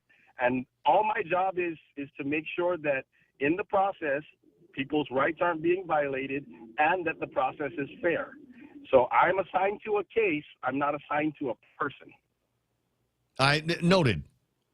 I'll try to keep that in mind. I do my job well, and so we need prosecutors to do their job well as well in order for the system to be good. So how do we get more prosecutors at the Attorney General's office besides getting rid of Doug Moreland? Because that's not going to happen unless he is impeached or quits. He's got the job for a couple of more years. Yeah, we're just going to have to wait it out. You know, like when a team like Bad News Bears, we're just going to have to wait until we get a new head coach or new manager. Around. Don't you owe me a beer? We're just going to have to just hunker down for a minute and then wait until the next round. All right. Well, I might let you buy me one a little bit later on. All right, and then I'll drop off one of those things for each of you. No, wait, are these for real? I mean, I'm not to change the whip around and change the subject too much, but this is a real thing. It's not something you just made on the internet. No. I just made that this morning, like 5 o'clock this morning. With what? With my laser engraver, because I'm a lazy engraver. Oh. Wait. Okay, screw the whole legal system and Attorney General and whatever thing. So tell me a little about you've got a laser engraver? Yeah, I've been a woodworker since I was 12 years old, and then around 2001, I picked up my first laser engraver, and I've had 4 ever since. This is my the fourth one and my newest one, which I just got a couple months ago. Wow. So, I mean, you can make the design on the computer and then all of a sudden export it like a bitmap or something like that. And then it will chop out all of the parts and put all the, all the shapes inside. Oh, yeah. It engraves first, then it cuts out. So what will it work with? I mean, obviously wood, but I mean, is this thing strong enough to go through any kind of metal? No, for that you got to go to Hantai over in Harmon Industrial. They have a laser that cuts through, I think, 3/4 inch thick metal. Wow. But mine works on glass and plastic and everything else. But I'm a woodworker. I don't mess with that other stuff. Okay, so now what else can you put in it? Will it take different shapes? As an example, I'm holding in my hand my Yeti tumbler, and I'm pretty sure it's real because I got it from some wonderful folks. But what if I wanted to change? What if I wanted to change the laser? There's a label YETI. What if I wanted to change the etching on the aluminum to say SHETI? You could do that, Ray. You could do that. You just have to have the rotary attachment for the laser. Oh, that's wicked cool. What am I? Okay, so let's say I go to the store. I go to Beyond the Box and I buy myself an iPhone 15. Can I bring it to you and can you laser and etch the back of it? Yeah, but this is a good time to promote the makerspace down at Chamorro Village. They have everything I have. Add more. They have a 3D printer. They have laser engravers. They have CNC routers. I have a CNC router as well, but they have all that stuff down there at the makerspace. Cool. I know that they had moved into a space there, but I unless I go on a Jamaican grill and have extra time, I'd never moseyed around to that part. Yeah, it's over where the old Harao school used to be. I don't know if you remember where Harao was. Yeah. There at the corner by Bow Basin. Yeah, they're in that space now. Roger that. Okay. Tell you what. Go in there and play. It's like a little playground in there. I was going to say, I don't need any more gadgets, but that doesn't mean I'm not going to get them. You and I think are the same kind of tinker. Listen, you have a great day, Peter. I'll see you. I'll see you pretty soon. That's that. 888-8255, 888-TALK. Closing in on 9 o'clock in the morning. And happy to have been able to rescue that call into something that you might be able to do something with your life and maybe get into some woodworking and playing around with gizmos and gadgets. It's 9. Here's Fox News. On Fox News, after months of delays because of the Pentagon's abortion policy to reimburse officers who travel out of state for the procedure, Alabama Republican Senator Tommy Tuberville ending his blockade. I'm releasing everybody. I still got a hold on, I think, 11 four-star generals. Everybody else is completely released from me. Now, somebody else might. I think there's a few other people got holds on 1 or 2 or 3 people. But other than that, it's over. Some of the military nominees Tuberville had blocked for months included top officers who would command U.S. forces in the Middle East. Senate Majority Leader Chuck Schumer happy to put the halt on nominees and promotions in the past. He held out for many, many months, hurt our national security, caused discombobulation to so many military families who've been so dedicated to our country, and didn't get anything that he wanted. And today, some 425 military nominees were confirmed by voice vote. New York Governor Kathy Hochul has announced a February 13th special election to fill the seat vacated by ousted Congressman George Santos. Santos was removed as rep for New York's 3rd House District last week after an ethics report found misuse of campaign finances. Speaker Mike Johnson says House Republicans are blurring the faces of those involved in the January 6th Capitol riots in 2021 from footage. He says it's to protect them from criminal charges. We're going through a methodical process of releasing them as quickly as we can. As you know, we have to blur some of the faces of persons who participated in the events of that day because we don't want them to be retaliated against and to be charged by the DOJ. After Johnson's remarks, a spokesman for the speaker said that the DOJ already had access to raw footage. The Dow closing lower for a second straight day today, dropping 79 points. The S&P dipping 2 points, while the Nasdaq managed a 44-point gain. America's listening to Fox News. People are saying the future looks uncertain. Jobs, education, even our health. Everything seems harder now. They wonder if we're up to the challenges we're all facing. We don't. We share in the proud history of our island and people. We share the drive to serve and make life better for all of us. We all share the will to overcome and succeed. With part-time service in the Guam Army National Guard, you can share that too. Join Guam's next greatest generation. Contact us at 671-969-5967 or visit nationalguard.com/Guam to find out more. Sponsored by the Guam Army National Guard and this station. Chances are you've got some questions right now. Well, here's a couple answers. Lysol disinfectant sprays and Lysol disinfecting wipes together can be used on over 100 surfaces and kills 99.9% of viruses and bacteria. It even kills the COVID-19 virus. These are simple facts backed up by science. Lysol is suitable to protect your kids and pets. USA's #1, now protecting your homes. Lysol, what it takes to protect. Shop today at your Guam Kmart store. A new record set on Capitol Hill by Vice President Kamala Harris. Vice President Harris did something none of her predecessors had done before. The yeas are 50 and the nays are 50. The Senate being equally divided, the Vice President votes in the affirmative, and the motion is agreed to. That was Harris's 32nd tie-breaking vote in office, the most ever, breaking a record set by John C. Calhoun, who served as VP from 1825 to 1832. Senate Majority Leader Chuck Schumer presented Harris with the golden gavel to mark the achievement. We wouldn't have had the IRA. We wouldn't have had the rescue plan. Harris cast a 33rd tie-breaking vote later in the day.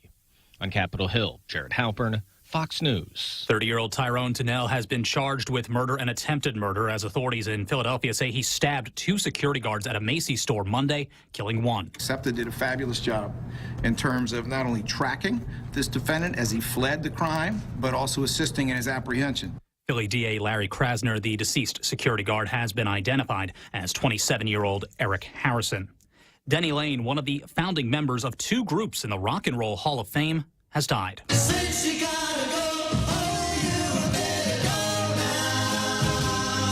Lane passed away today from lung damage brought on by a lengthy illness. As a member of the Moody Blues, he was the voice behind hits like Go Now, leaving the band in the 60s and later joining Paul McCartney and Wings in 1971. Denny Lane was 79 years of age.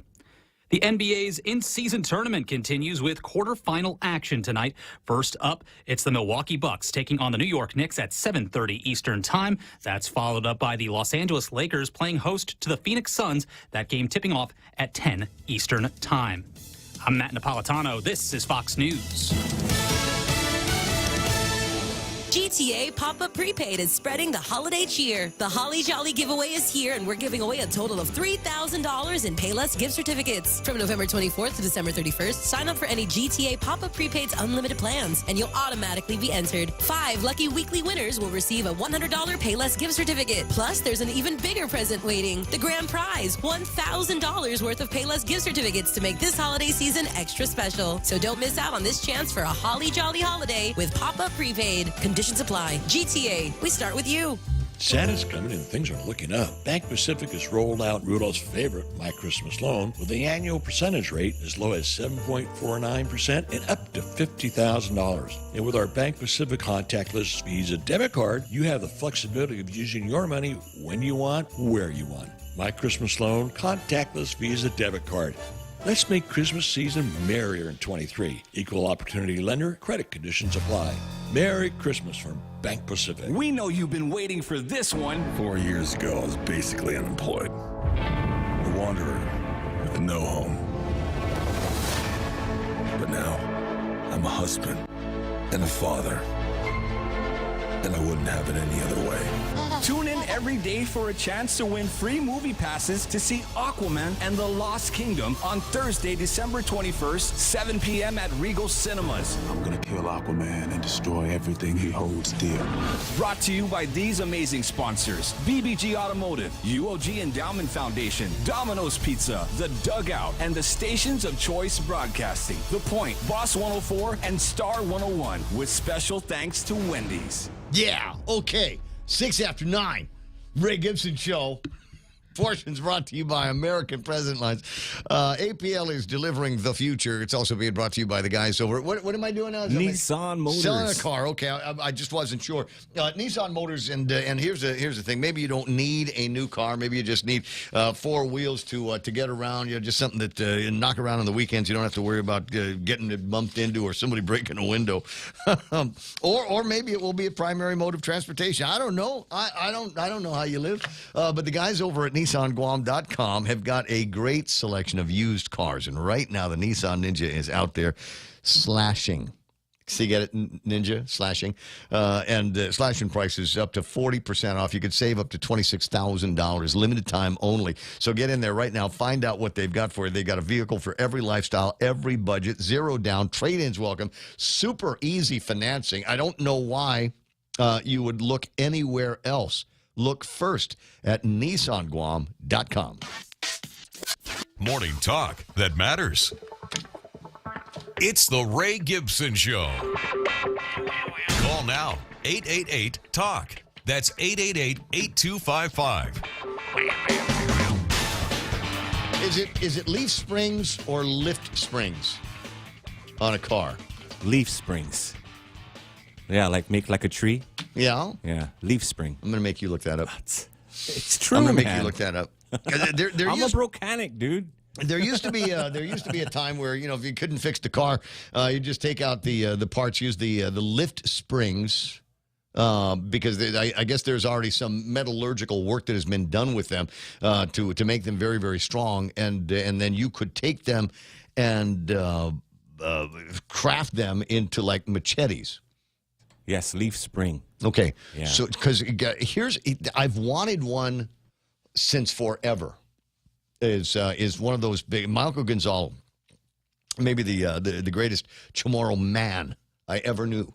Uncle Gun had one of those things, and you know, when we went to do man stuff, he had it hanging. I want to say from an old G.I. Joe belt, and looped around on this leather that was made from carabao hide or something like that, and it must have weighed 6 or 7 pounds. You know, it's got a little handle on it, and a kind of a curved shape over the top, and then the straight down at the bottom, and it was one of those where I don't think it needed to be sharp. Whatever you were going to go to work on with, it was gonna break. Something would have cut a little bit, but it would have had the mass of it behind it in order to break it. And yeah, it was heavy, but as I said, Uncle Gun was a real man. The massive hands, and even when he was older, he still had the guns. And maybe that came from a lifetime of swinging. this machete. But if you know where I can find like that, then by all means let me know. I also need a good Fusinius. That's the one. It looks like a hoe that has been straightened out, but it's got real strong kind of iron at the bottom of it. And the idea is you use that while you're working, and you can use that for weeding and pulling. So it's not like you're bending over all the time. Working the land. Yeah. So I want one of those as well. It's not like I'm doing any farming, right? What happens though is the area in front of the house, it's old, and so you've got the old asphalt that meets up with the concrete on the curb, and over all of the years, there's been all kinds of stuff growing up, and so in order to make it look good, you got to go out there and shave it every once in a while. It's a pain to do, and you don't want to do it with like a nice knife or a nice machete. That's why you want to get something like a Fusinius that you can regrind a little bit later on. 888-8255, 888-TALK is the phone number. You can obtain one, says Jefe Grazi from the Batangas. In the Philippines. Let's go. They can make anything there, man. I know. Make it look like a Rolex. Make it look like Take that. a leaf spring and turn it into a Rolex. I don't know. Oh no, my God. I bet they could. Peter Santos started something. Doug was actually listening. It says Doug Moylan is watching. And then Rico says, if this guy ever becomes AG, he'll turn the agency woke. Better Moylan's than your style of letting people go, says John Song. Doug Moylan responds, defendant Manibusan was magistrated by regular assistant AG Renita Sinicolas. Hiring special AGs from private bar has been used for decades. PD and APD do not represent the people of Guam. The AG is elected every 4 years by those same people of Guam. John says, fair or not, repeat offender needs to be locked up following the process of the trial. Doug responds, more like professional soldiers helping AGs protect us against criminals. Caller's comment insults his colleagues who are private attorneys that he practices among and who criminal defendants pay good money to defend them. A little bit of back and forth there. I think we could do that job, Ray. What's that? Like if we get an honorary attorney general badge. So we skip all of that schooling and bar and all that, man. It's just too much, and dude. just go like just show up and fight for the people. OJT. Yeah, I see what you're talking about. There might be some people that would bristle at the idea of people with even fewer technical skills in that job. Let's see. Looking at some of the other comments and who's talking. Charlie's online. Charlie Laron. I see Peter Lozano. Tracy's there. Charlie Hermosa checked in. Joe and Goko. EOD Kaboom. Hot Wives at 9 in the morning? Is online. So I was thinking there were a couple of EOD stories. I might even have it on in my files, things that I wanted to talk about. Twitter was... I'm dead naming it again. Twitter was explosive yesterday, playing a video of a building, a house in the States exploding. I think they had called the cops or said there was some kind of a domestic going on in there, and there is a video. I want to say it's something on the order of about 22, 24 seconds of this building, the beginning and the end. Just massive explosion that took place, and wondering what the nature of all of that was. But there was another EOD story that I was thinking about this morning. That is not it. I'll get around to doing that in a little bit. I did want to do a contest now. I've got tickets for you to go and watch the Frankie Valli and the Four Seasons. It's a tribute show, so it's not like Frankie Valli and the Four Seasons are actually going to be at the Guam Medical Association charity ball that's going to be Sunday at the Hyatt. I've got a couple of tickets for you. Save yourself $70 if you win this, but you'll have to answer a question. And yes, I will give you enough time to Google it. We're gonna do this now, Joe. We're going to do this now. Yeah? Yeah. On Facebook Live or No. You got to call. You're going to use a call phone. In. What? Okay, if they call, just no heavy breathing. That thing that you take pictures with, call me on that. Okay. And then answer this question. Today is Gazpacho Day. Please identify the primary ingredient of gazpacho. Lee Weber knows the answer to this question. Of course he does. is welcome to call in. And win this contest. Tickets, Mr. Lee Weber knows the answer to every question, and always will. 888-825-5888 TALK. When you're done Googling, call me and tell me what the primary ingredient is in gazpacho, and I've got $70 worth of entertainment for you. Sunday the 17th. If you can't go, get the tickets anyway. Give it to somebody that can. If you got people with like crap music, definitely get them these tickets. Because it's Frankie Valli. I don't know. What's your favorite Frankie Valli song, Ray? My eyes adored you. Oh, I love that one too. Never laid a hand Grease is the on word? me. Grease is the word. Yeah, right? Legs is the word. He did that one. There's a punchline That's I'm not going to do on the radio. Don't do it. Frankie Valli and the Four Seasons tickets, identify for me at 888-8255. The primary ingredient of gazpacho, and these tickets are going to be yours. I got soup. It is a kind of soup, but I've got soup in my head today. I was reading about Campbell's cream of mushroom soup. I'm a bachelor, and I've spent many years being a bachelor. Are you about to say it's more than a soup? This is the Swiss Army knife of the kitchen. This is the Swiss Army knife of the kitchen. I cannot think of any food, anything that you can cook that cannot be made better by throwing some cream of mushroom soup on it. Some of you may disagree with me, and that's only because you've never eaten at my house when I've done this. I am not a big fan of asparagus. Makes your pee-pee smell. That hurt, dude. But you can make asparagus that much more, especially the canned stuff, right? It's all kind of mushy when it comes out. So you take the cream of it, you put the asparagus in the thing, and then you put some cream of mushroom soup on it, and wet it up a little bit, and then you stick it in the oven for about 20 minutes, and you're good to go. And it will come out hot, so people think that you cooked it. You can have that on rice. Other favorite, yes, chef. Other favorite here. Some of you will thank me for this. Some of you are thinking, no, it's a hot date. I've got a hot thing going on because my first date with somebody at the Christmas time, and I want to impress them. So I'm going to have them come over to the house. Ray, your fellow bachelor, what should I cook for them? And what you want to do is you want to go to Payless, get thick, Don't skimp. You want to get thick pork chop. Ow. and other white meat. Take your Chenarp knife from Frank the Crank Camacho and cut a little bit of the nib around the fatty part of it.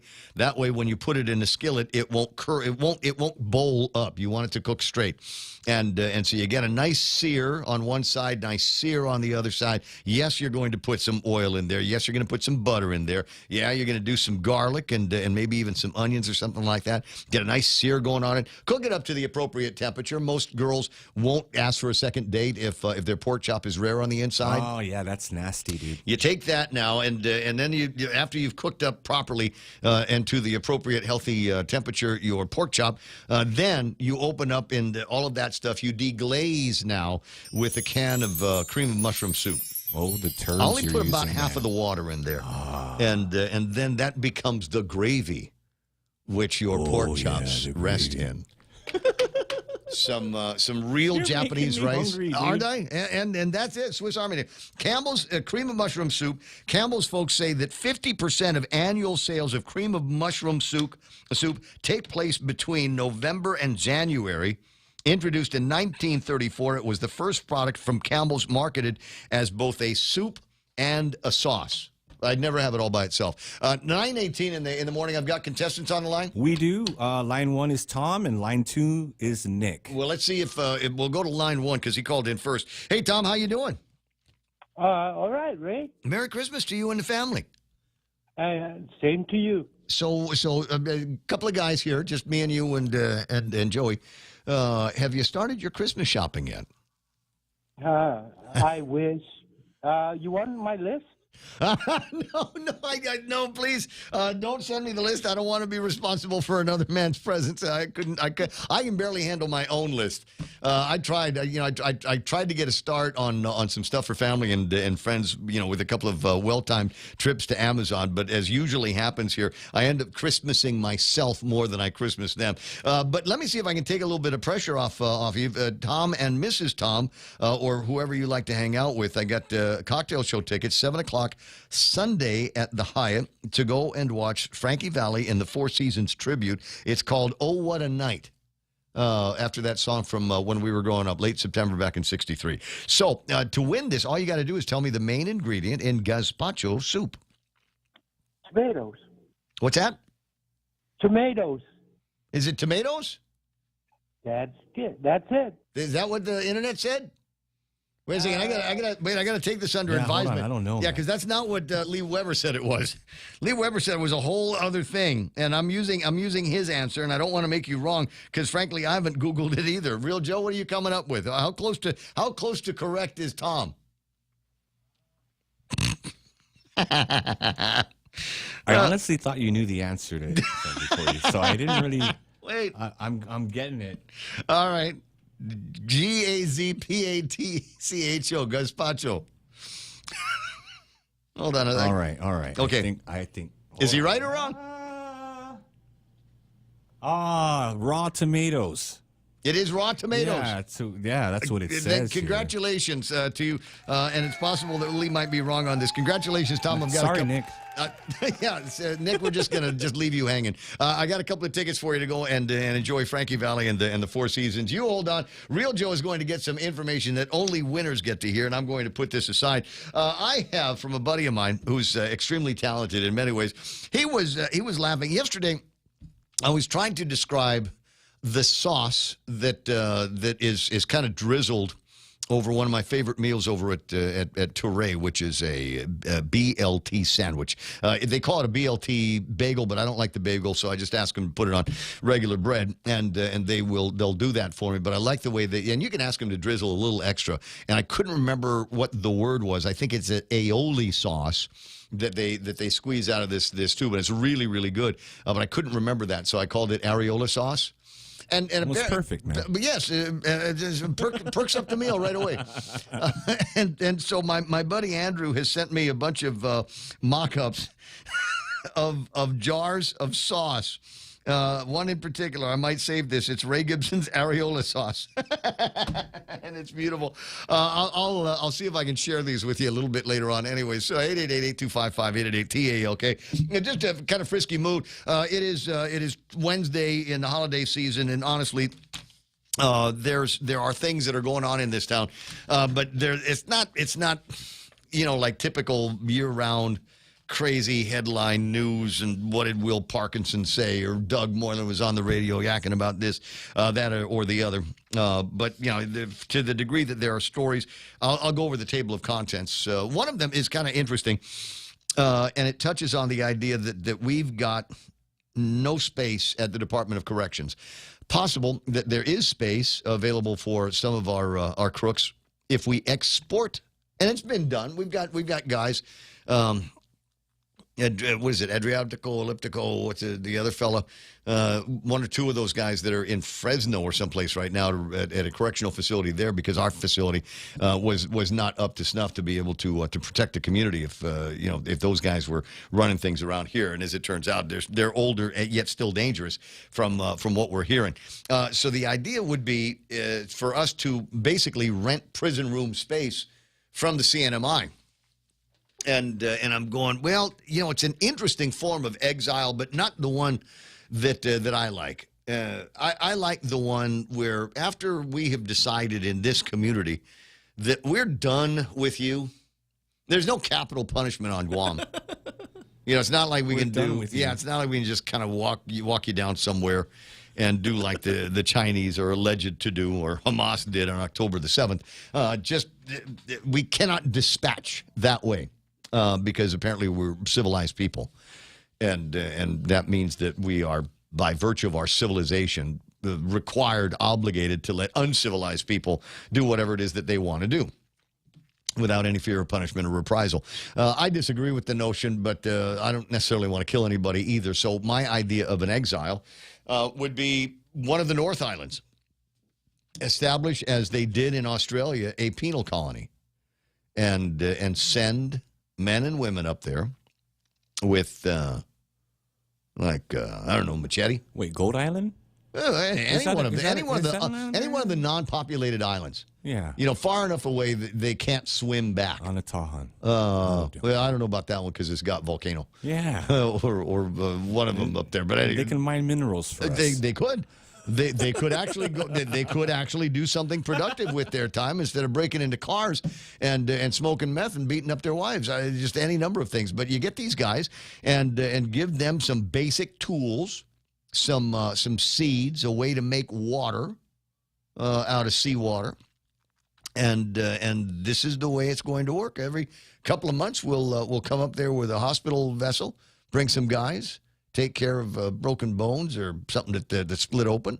But for the most part, you are on your own on this island, along with everybody else that we send you, and you will need to create your own government, your own police force, your own version of civilization, thug civilization, with your own rules.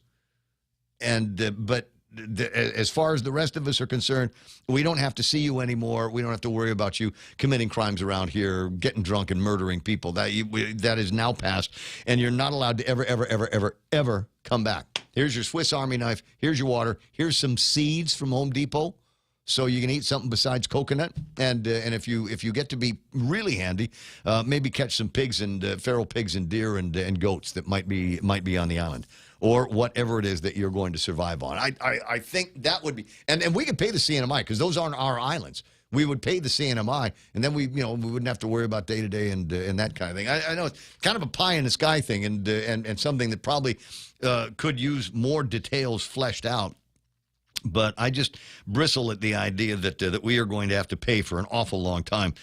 People that don't want to follow the same rules as we do. 926, my buddy James says, this is a throwback conversation, an hour old. I'm very disappointed in that popcorn button in my microwave. Every time I try it, there's still no popcorn. Oh, Jim. I love that. That's funny, Jim. You're a funny guy. Thanks for checking into the Ray Gibson Show. 888-8255, 888-TALK. My very close, very dear personal friend. Oh, wait a second. He's my cousin, the big buff cousin Troy from Candid is online. Buenas and off a day, cuz. Hey, good morning. What have you been up to? I got my tooth extracted yesterday, so drowsiness, I suppose. Wow. That's now, if you don't mind, since you brought it up, which one was it? Was it one of the social six up front, or was it one of those, like a wisdom tooth or something? No, I will keep more than one of the social six up front until it leads to the death of me. No, I'm vain. It's in the back. Right. I was like, oh yeah, you can take that out. No one's gonna see that, right? We don't need a crown. You can take that one out. I don't know. I mean, I got the crown thing because I cracked a live tooth in the back, but it's like one of the last live teeth in the back, and the doctor said it would be a good idea unless I needed a root canal. To go ahead and so he put a temporary on. Last week he put the actual crown on, and I got to tell you, I'm really, really happy about it. I'm glad I went to Dr. Yanks to get the thing done, and we've decided we're going to do a little bit more work on what I've got. But I just realized, oh my God, what a wuss I am at the dental place. You know, I'm like, I think there's maybe a procedure today. It's not a painful procedure, but it's one that I'm thinking, I'd be a whole lot less anxious if I had that happy air, the nitrous oxide. I thought so too. So I was sweating more profusely than if I was doing a personal record deadlift. I was in the chair and I was just sweating up. The doctor was like, "Are you okay? Do you feel anything?" And I was like, "No." And in fact, I'm just extremely nervous. She goes, "Well, stop clenching, and it'll stop clenching." But I didn't feel a damn thing, like nothing. Isn't that nice? I didn't even feel the needle, the needle that makes you numb. I didn't even know that she put a needle in my mouth. I didn't know that she was poking me with that needle. Like, that's how good she was. Yeah. I've gotten these guys. Dr. Stupid. I've been very, very lucky and is painless over at the place. But you're right. There's still those wince moments. Are you sure it's not going to hurt? Are you sure it's not going to hurt? And then before you know it, it's all done. And hopefully there won't be any Novocaine in these procedures today because it'll keep me. I won't be able to drink beer as early as I'd like to. 9:29 in the morning. But I'm glad that's kept you busy because otherwise I don't think you put anything new on Candid since Josh Tenorio decided he's going to be public about running for governor. No, I didn't, because I was doing that whole dental thing, and so my entire mind was about how I was going to die on the dental chair. No, totally get it. Our friend Lee Weber did write an interesting article. I have not read the whole thing, but it is along the same lines as questions that I've been getting on the Facebook Live from people. There's a conversation in the Department of Education about downsizing the public schools because we don't have enough students for all of the student facilities that have been created over all of these years. and there's very little information that's coming out about how that downsizing is going to be done, what groups of students and teachers are going to be affected, and what schools, in fact, are going to be affected. Outside of what Lee has written, do you have any intel on that? No, actually, if you read his article, it goes well. First, let me answer your question. No, I don't have intel on that. But Lee's article goes well beyond that. He's asking questions like, well, I mean, if we're going to do this, then what is the consequence here?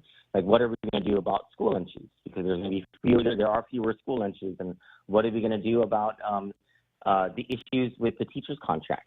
You know, with what about downsizing of staff? Because obviously we're not going to need that many staff. What about the movement of teachers and staff and how that might affect the teachers' union contract? He asked really, really good questions of whether DOE has thought this out. And I wanted to add more question to it, which is what happens when, because has anyone taken a look at who the people are who left Guam, right?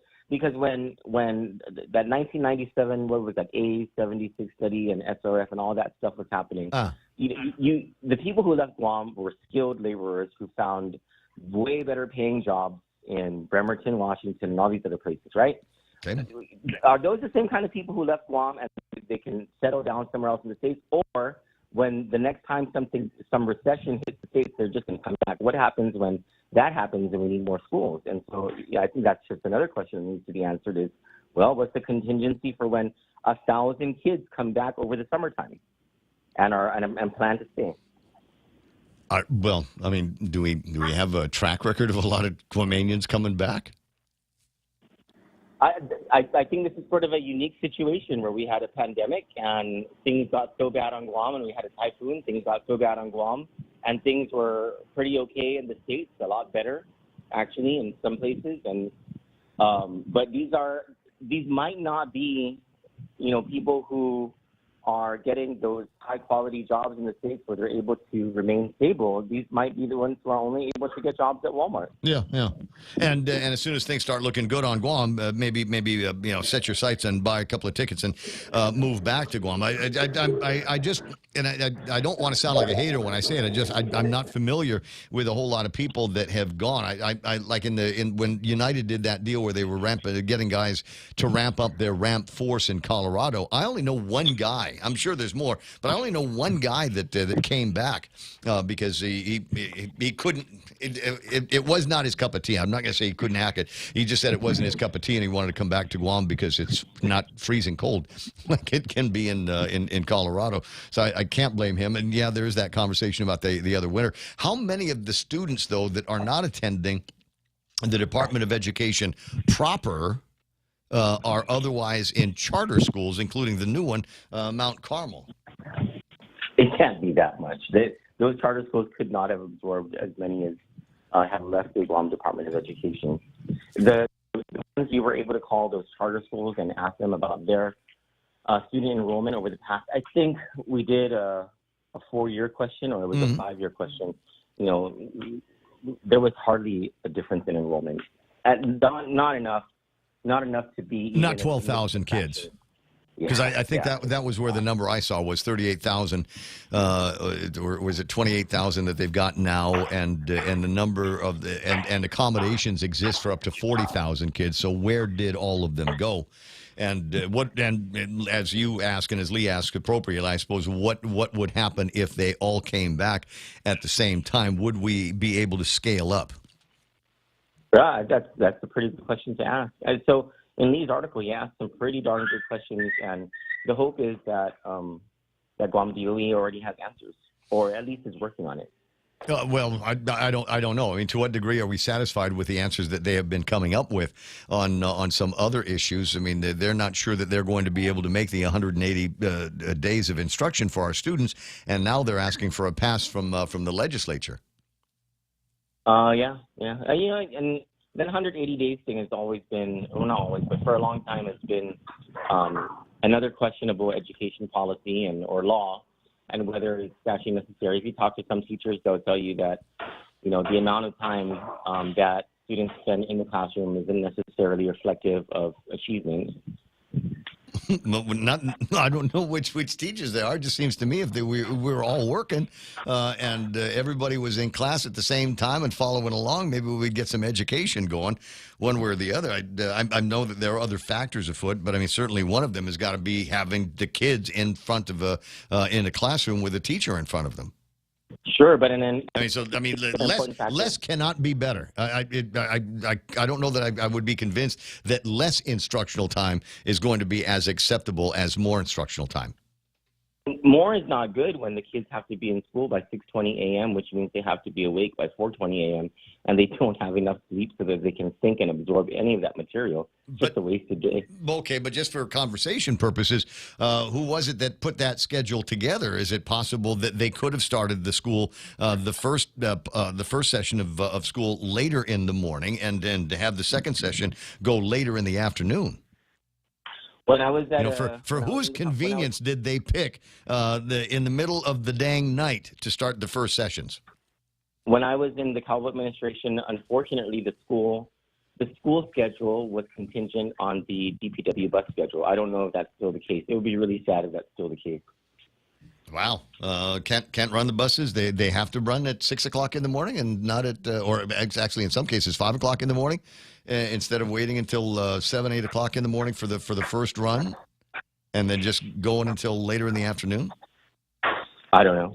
I don't know what all those mechanics are these days. I couldn't tell you either. I don't know, but I just wonder how many times we try to reinvent the wheel here, as opposed to trying to maybe thinking outside the box on some of this stuff. I'm just glad that we're not spending a lot of time talking about distance learning and the computerized stuff. That clearly was not, I think, for the majority of students, an appropriate way to get educated. Is it possible, Cousin Troy, that now we're embarking on a fourth bad year for education for the kids? We've got the 3 years that we were in COVID time, and then the Mawar, post-Mawar wrap-up, and the disaster that was the beginning of this school year. Well, I don't know. I mean, for a lot of these kids there, and probably more so in the southern and central areas of Guam, they might be getting more attention from their teachers each because there are fewer students in each of the classrooms. That's what my assumption would be with the drastic numbers of enrollment going down. I'll give you that one. I wonder what the test scores are going to be, which is the ultimate answer to some of these questions about thinking outside the box and making other assumptions about the length of the school year, how many instructional days that we've got in there, and how many how much fewer the burden of students is with the teachers. It would be interesting to talk to some of these teachers. Unfortunately, you and I are just observers in this game. If Governor Lulian Guerrero wants to do something for her legacy, it's not too late for her to turn this whole thing around. Just get this whole hospital thing done and out of the way. Hurry up and turn her attention to actually prioritizing public education. And what I mean by that is getting together with Guam DOE and saying, you know what, you guys, you've been working on the fundamentals for so long, the basics for so long. I want to offer you my commitment to prioritizing funding for education so that you can buy, what is it? What do you guys want? You guys want music instruments in all the schools? You want a more robust sports program and physical education program, foreign language programs, Chamorro programs? I'll fund it. I'll make this a priority. I'll even lay off some GovGom employees so that we can make this a priority, or raise taxes here to make this a priority. But until we get to that point where our government, our society is really prioritizing public education and outcomes in public education, we're never going to get anywhere. And 20 years from now, we're going to be talking about the criminals we created in the classrooms today through our own negligence. Another point that I've seen echoed in some of the conversations online is that we're just breeding a bunch of kids. They're not going to be educated enough to get decent jobs. They're not going to have, I think, the moral compass instilled in them by good teachers to be able to understand the differences between right and wrong, and what drugs, alcohol, and et cetera can do to your body, and it's going to be something that will take us decades to get out from under. But I'm also kind of a fan of there's a conversation that Vivek Ramaswamy has been having as a presidential candidate, and that is the abolition of the traditional Department of Education. You keep kids into school, give them the basics, reading, writing, arithmetic. You want more than that, and we're going to send you to a vocational college. We'll send you someplace. You want to go? You want arts? You want languages? Okay. okay, we'll have those for you. But if you want to learn computers, if you want to learn science, if you want to learn plumbing, computer programming, IT work, and that kind of thing, we will develop these vocational training programs for you. Your dogs seem to like the idea. They're barking at the ones across the street. I don't know enough about all that to have an opinion on it. That's it's something to ponder while you're nursing your tooth. 20 away from the top of the hour. My cousin Troy's on the line. More like this, find it on Candid.com on the World Wide Web. Give Johnny a hug for me, would you? Will do. CandidNews.com. CandidNews.com. Thanks. I think Candid.com is some Indian thing, I think. One of these days I'll look it up. And you keep an eye on it because sometimes those things come up and buy both. I'd even buy misspellings of Candid if I had the dough. That way everybody will always be able to find you. I'll see you pretty soon, cuz. Take care of the dogs.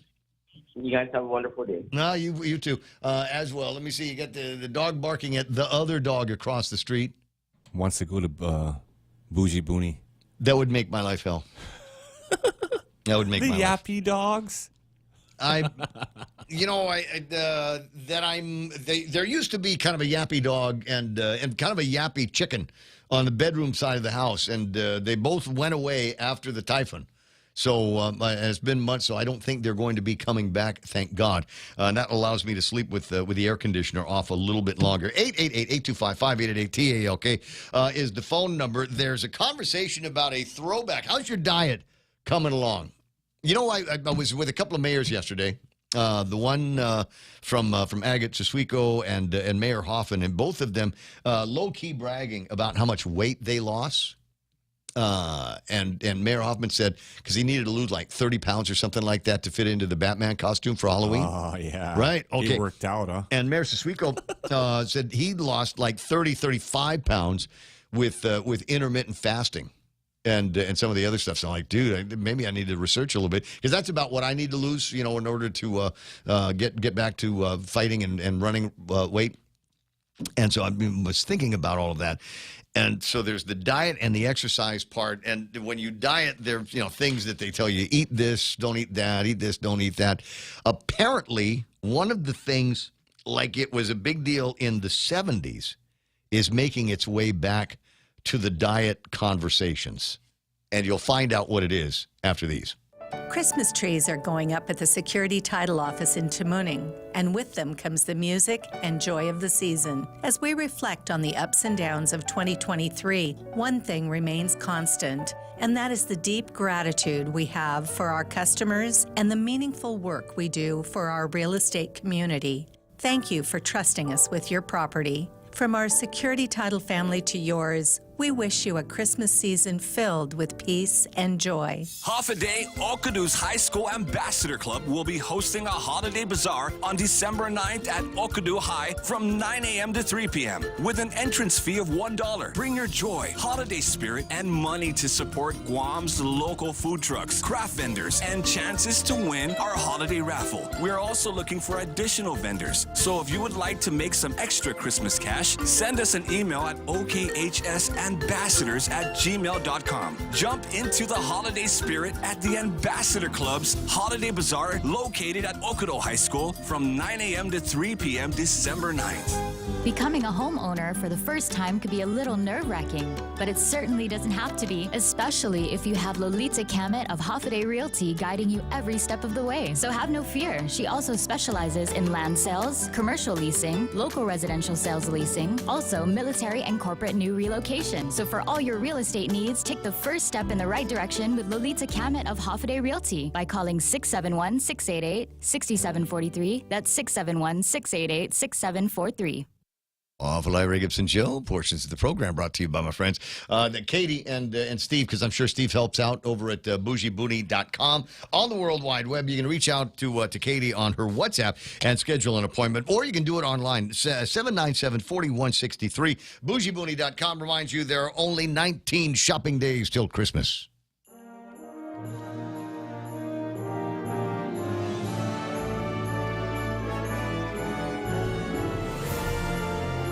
Did I tell you I watched It's a Wonderful Life the other night? You did? Yeah. Did you cry? No. A little bit? No, well. Did your eyes water at least a little? I don't. There's like one little Donna Reed scene in there that I always get that always just yanks at the heartstrings, and it is still a worthwhile. And you got to drag your kids into this. I've tried over the years, and I've never really been successful. But I think people find it on their own. I know there's a generation of people. I've never minded, but I know there's a generation of people for which, if it's black and white, it could not possibly be entertaining if there's no major crazy special effects, if we don't have a computer green screen or something like that that contributed to the art that I'm watching on the scene. It could not possibly be entertaining. To the degree that they knew everything there was about making black and white movies when that came out, you've got to understand what a spectacular feat it was to tell that incredible story of It's a Wonderful Life. And they brought in some of the great actors and actresses of the time to portray everybody in that. And there were people that had careers in acting in their own right and were already stars even before the movie, and greater stars now. But it is such a great story. And there's not one wasted frame. I don't think there's one wasted word in the entire thing. So it's one of those things. You just kind of have it around during the holidays. I would not force the children into the living room to watch the movie because they're not going to be interested. Just make sure it's there, and maybe they'll find it on there and go, hey, that wasn't so bad. Can you rewind that? Can we watch that from the beginning again on the online? Yeah, I'll be happy to do that. I'll watch that a dozen times. I attempted that once in my career as a parent of young people, and I wanted to share with them the magic of a movie that, well, I'll just say it this way, it changed my life. Star Wars. The very first one. Yeah, because it was the first movie date that I was ever on, and it was the big deal, and it was we're talking, I forget, was it 75? Wait, you date with a girl? Yeah, with a girl. Okay, yeah. Yeah, Did you hold hands that night? Yes. It was not. Were you in the balcony? No, because it was a social thing. If you were going to watch Star Wars at the Hoffaday Theater, you wanted people to see you. And I was at that time in my life where not only did I want them to see me, but I wanted them to see that I was on a date. I was a sophomore. She was a junior. Huh? Oh, hey. Hey. Did you have a car? No. Mom dropped me off over there. Had to bum a ride. Had to bum a ride. Normally, a double date. I want to say it was Ron that drove. But anyway, so we went to the movie and sit down and popcorn and holding hands, and so the movie has always had a place in my life, indelible. And so I wanted the children to watch the movie, and they'd never seen 2000 and I don't know 14 or something. And to the degree that they paid any attention to movies that I watched, I wanted them to see what I thought was a pretty good story that came out when I was a teenager.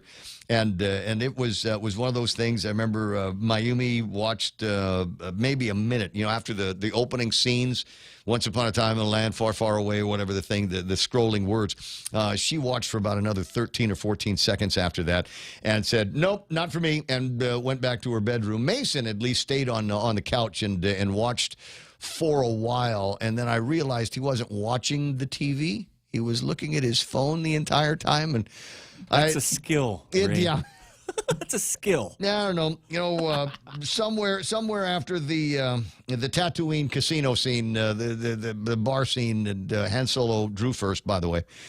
Sometime after that, I lost him as well, and I don't know that he ever got another interest in it. But movies kind of fun. Anyway, so I was talking about diets, and I wanted to tell you about one of the things that is being resurrected. Now, it's not just me. New York Times is writing this story. People will eat it by itself, spooned straight from a tub. We're getting closer and closer to an answer here. What's he talking about? Others will smear it over toast like burrata or use it as a dip for veggies and fruits. But will it actually help you lose weight? Ask your coach about cottage cheese. Now, I've had cottage cheese, and that reminds me of sour cream You know, it's wait, why am I eating something that looks like it's already gone bad? Yeah, and you open it up and wait. What do you mean? What's the born best if eaten by date has not passed? You got these little lumpy things in there, and I know that there's people that in the 1970s that they did, but I don't know that I could do that now. Is it worth? Is it worth having that in addition to my intermittent fasting or my reduction of too many sugary foods and drinks? Is it worth that to include cottage cheese? And I put that in the form of a question because I'm actually kind of curious about that. Is anybody have you thought about using that to help you lose weight? If so, 888-825-5888-TALK. Elena Garcia online here this morning on the Facebook side is asking, Ray, can you ask DPW why are they not maintaining the medians, the markers, or the reflectors on the road? She says, I saw 3 cars go over a median in one day and got stuck over it. So we've got a median here. Right in front of us, DPW, it's a turn lane thing. And I have seen in the 5 or 6 years that I've worked in this shop, I've seen maybe 3 or 4 cars. And I don't know how it happens, but and I've seen it. So they're not only are they stuck on the median, but they're stuck on the median going in the wrong direction. You seen that? Yeah. It's just the weirdest thing. Around. Yeah, and I don't know why. Here's the point that she's making is for every median that you see on the road, how many of them, and I was just remarking to myself about this the other day. I'm dying to remember where it was I saw it. But there was a median that I had passed by that needed a coat of paint to freshen it up like a year ago. In the meantime, all of the yellow is faded, and it's covered with road dirt and scars from where the cars have hit it. And that's a good question. Somebody needs to go out there and remark all of those things in the driver's optic yellow. I know that there's an appropriation that is being considered over at the legislature that would take about $9 million, give that to Vince Ariolosas over at DPW so that they can go there and rehabilitate some of the stripes and some of the reflectors. And yeah, maybe put a coat of paint on those medians. I think that's important that we need to get done. Identify every single one and just send the guys out there with buckets of paint so they can do it.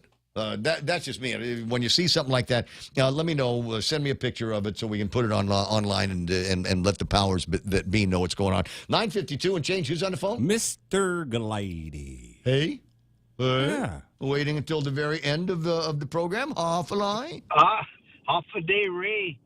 Ray, hey. You know what's bothering me? You're right, man. The medias and then the reflectors and we have these manamkus driving and they can't even see. I'm one of them. No, I'm already, Ray, I'm just right behind you. I'm just tailing you. Right? In terms of years, but if you come to work with me in the morning, you drive. You send somebody to pick you up later on. But you come to my house and we'll meet up, and then we'll drive to work. We'll drive through the Magagaga Highway, and there's got the new part of that. So the reflectors are still pretty good, and the tape is still pretty good on the markers. But as you get closer and closer to the airport, and they just redid those. Airport just redid the stripes on the road, and at night you can barely see it, and when it's raining, you can't see it. And I'm going, who sold you that tape? That stuff's Suki. Ray, that's where we're having the issues right now. Ray, all I'm asking is the government of Guam beef up DPW like before. Once upon a time, DPW was on top of everything because they had the manpower. Bring back those guys that are handling the roads because they got the equipment. I've seen it. And I know DPW is doing a real good job, but they're still short. They're still short on it. And I recommend that the government start to focus on DPW and give them the resources and give them the reflector Gatsun. Stop hiding, Ray. But go give down them to DPW and you can see the back. There's a lot of reflectors in the back. My guess is they were the ones that were picked up. They send out that vacuum cleaner that they have, the road sweeper, and it pulls up all of those reflectors because they weren't put down properly using the right kind of, ask Eddie Cruz. Eddie Cruz knows about this. What the right kind of glue is that you butter on one side of it and then you put it down on the asphalt. Pavement. Yeah. Man, Ray, I just wish we can. I hear a lot of people that's coming in from the other, want to come out here on vacation, and their complaint to me was, man, how do you guys drive here, man? I said, why? He goes, dang, you can't even see where you're at. Your roads are really bad. Intuition. I mean, you don't see the media island it's black. You can't even see it. I would like to just throw this out. Bill Nelson. Apparently, Bill Nelson is the Harley Davidson guy. And I know. I remember him. Up at Airport Road. Yeah, that media you couldn't even, because it's merged to the same freaking direction. Yeah. When they put that media up, and poor guy hit it, man. And rest his soul. He's a very good man. He's a very giving man. And I know. I hope a lot of people don't forget about him. Yeah, don't. And he was Harley Davidson on Guam. He was the icon. Yeah. He made as much noise as the motorcycle did, and yeah, we were all devastated when he died. And I remember when he hit that island, it was kind of faded off already. You couldn't really see. There was no reflectors on it. So these are the things, Ray, that comes up. And you know what? I hope Doug's listening. Doug, let's file suit against these people again. Bring it up. We're doing potholes. Bring up the reflectors, man. Where's my money, man? Ellen, where is my money? I have 7 cars. All that money. I register. Where the hell is my money, man? Ellen Santos online says, try driving in Assen down to Petey. No reflectors, paint, or median. I tried that, Ray. I tried that on a heavy rain, and it sucks. Anyways, Ray, thank you for letting me in. No problem. It's almost on the end. Yeah, it's all right. But it's nice talking to you. Hey, when I see you in Cap the next time, I'm going to come up with you with your... You got that long beard, so I couldn't recognize you because your beard was long. I'll trim it up so you can see a little bit more Ray Gibson face. My wife goes, "Oh, that's Ray," and I said, "Oh man, he looks really different. I don't want to go up to him. He's a mafia man." Always, bro. Always. When you see me, say hello. Happy holidays to you and your family. Merry Christmas. Back at you. That's all right. 888-825-5888. What else does your wife say about me? Sorry, my familia Cassie. Happy birthday to my big brother Dave. My big little brother Dave is celebrating another year, another trip around the sun, and I know that we're all going to get together very, very soon. And other thing, if you've got something to celebrate, I mentioned this earlier, and I should do it more often. It's a great feature of the radio station's website, and we keep a calendar as much as possible about stuff. And so chances are really good. If you send me something, I might do it anyway. Just put it up on the screen. So that we've got something in the calendar, like I got this from an outfit called it's the Guahan Pets for Guam. One of my least favorite things about Christmas is buying stuff for people that aren't me, and then wrapping it. Oh, God. Oh, God. Done some terrible things, too, Ray. Exactly. So I'm going to make a plug for this. I'm going to make it.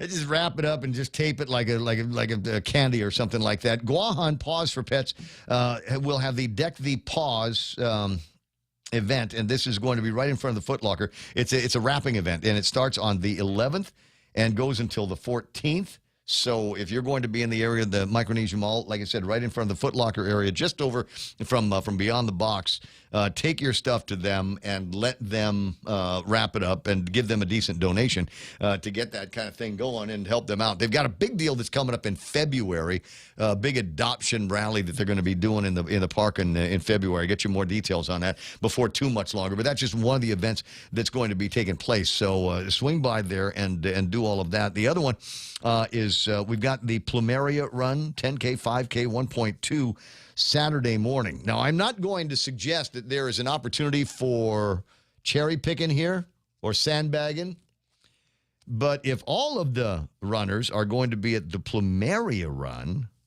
maybe you should go to the Holiday Family Fitness Challenge that will be taking place over at the Paseo. It's another 5K. Showtime 6, go time at 6:30. And it's a whole other 5K event that's going to be going on. Now, I don't know too much about it. You can go to Guam5K.com and maybe register and get more details, but it seems to be being endorsed by the guys over at Brandon Vera's The Truth There's a picture of him on the flyer. So you might want to go, well, if all of the fast guys are going to be over in the Plumeria, then maybe I'm just going to do my little trot and jog and maybe still medal over at the other one. Not embarrassing if you don't medal at either of them, right? But work it out one way or the other. Lots and lots going on. If you've got something like that, let me know, or just go online, thepoint.gu, underneath community. It says submit an event, and submit it, and I'll approve it, and everybody else will be able to see it for absolutely free. Look, I got to break away and go get my teeth taken care of over at Yang's. For Real Joe Donady, Jerry Roberts, my name is Ray Gibson, saying thanks for listening to Pika's Best 3 years running. The block on most military promotions is over. I'm Matt Napolitano, Fox News. 425 military nominees confirmed via voice vote on the Senate floor today after Alabama Republican Senator Tommy Tuberville announced he's dropping the bulk of his months-long hold on military promotions. This over the Defense Department's policy allowing service members to be reimbursed for travel costs related to getting an abortion. But four-star general promotions will remain on standby. There would be at least 11 four-stars that would be impacted by those continued holds. Pentagon Press Secretary Pat Ryder. The debate surrounding a supplemental aid package for Ukraine looms large on Capitol Hill. We must get aid to Ukraine, and so we cannot wait. Senate Majority Leader Chuck Schumer, a holdup emerging in the House as Speaker Mike Johnson looks to include a GOP-drafted border bill as part of that over $100 billion national security supplemental package. My advice to the Majority Leader last week was, if you don't believe how serious we are about this, then file cloture. Senate Minority Leader Mitch McConnell. A special election to replace ex-New York Congressman George Santos is set for February 13th. Santos last week became just the 6th member of the House to be expelled from their seat. Police in Virginia say a man who fired shots from a flare gun at officers was in his Arlington home at the time of a subsequent explosion. The suspect, James Yu, was killed. There's no ongoing threat to the community related to this incident, and no outstanding suspects. Arlington County Police Chief Andy Penn. Coming up tonight on the Fox News Channel, a Hannity Town Hall event from Davenport, Iowa, where former President Donald Trump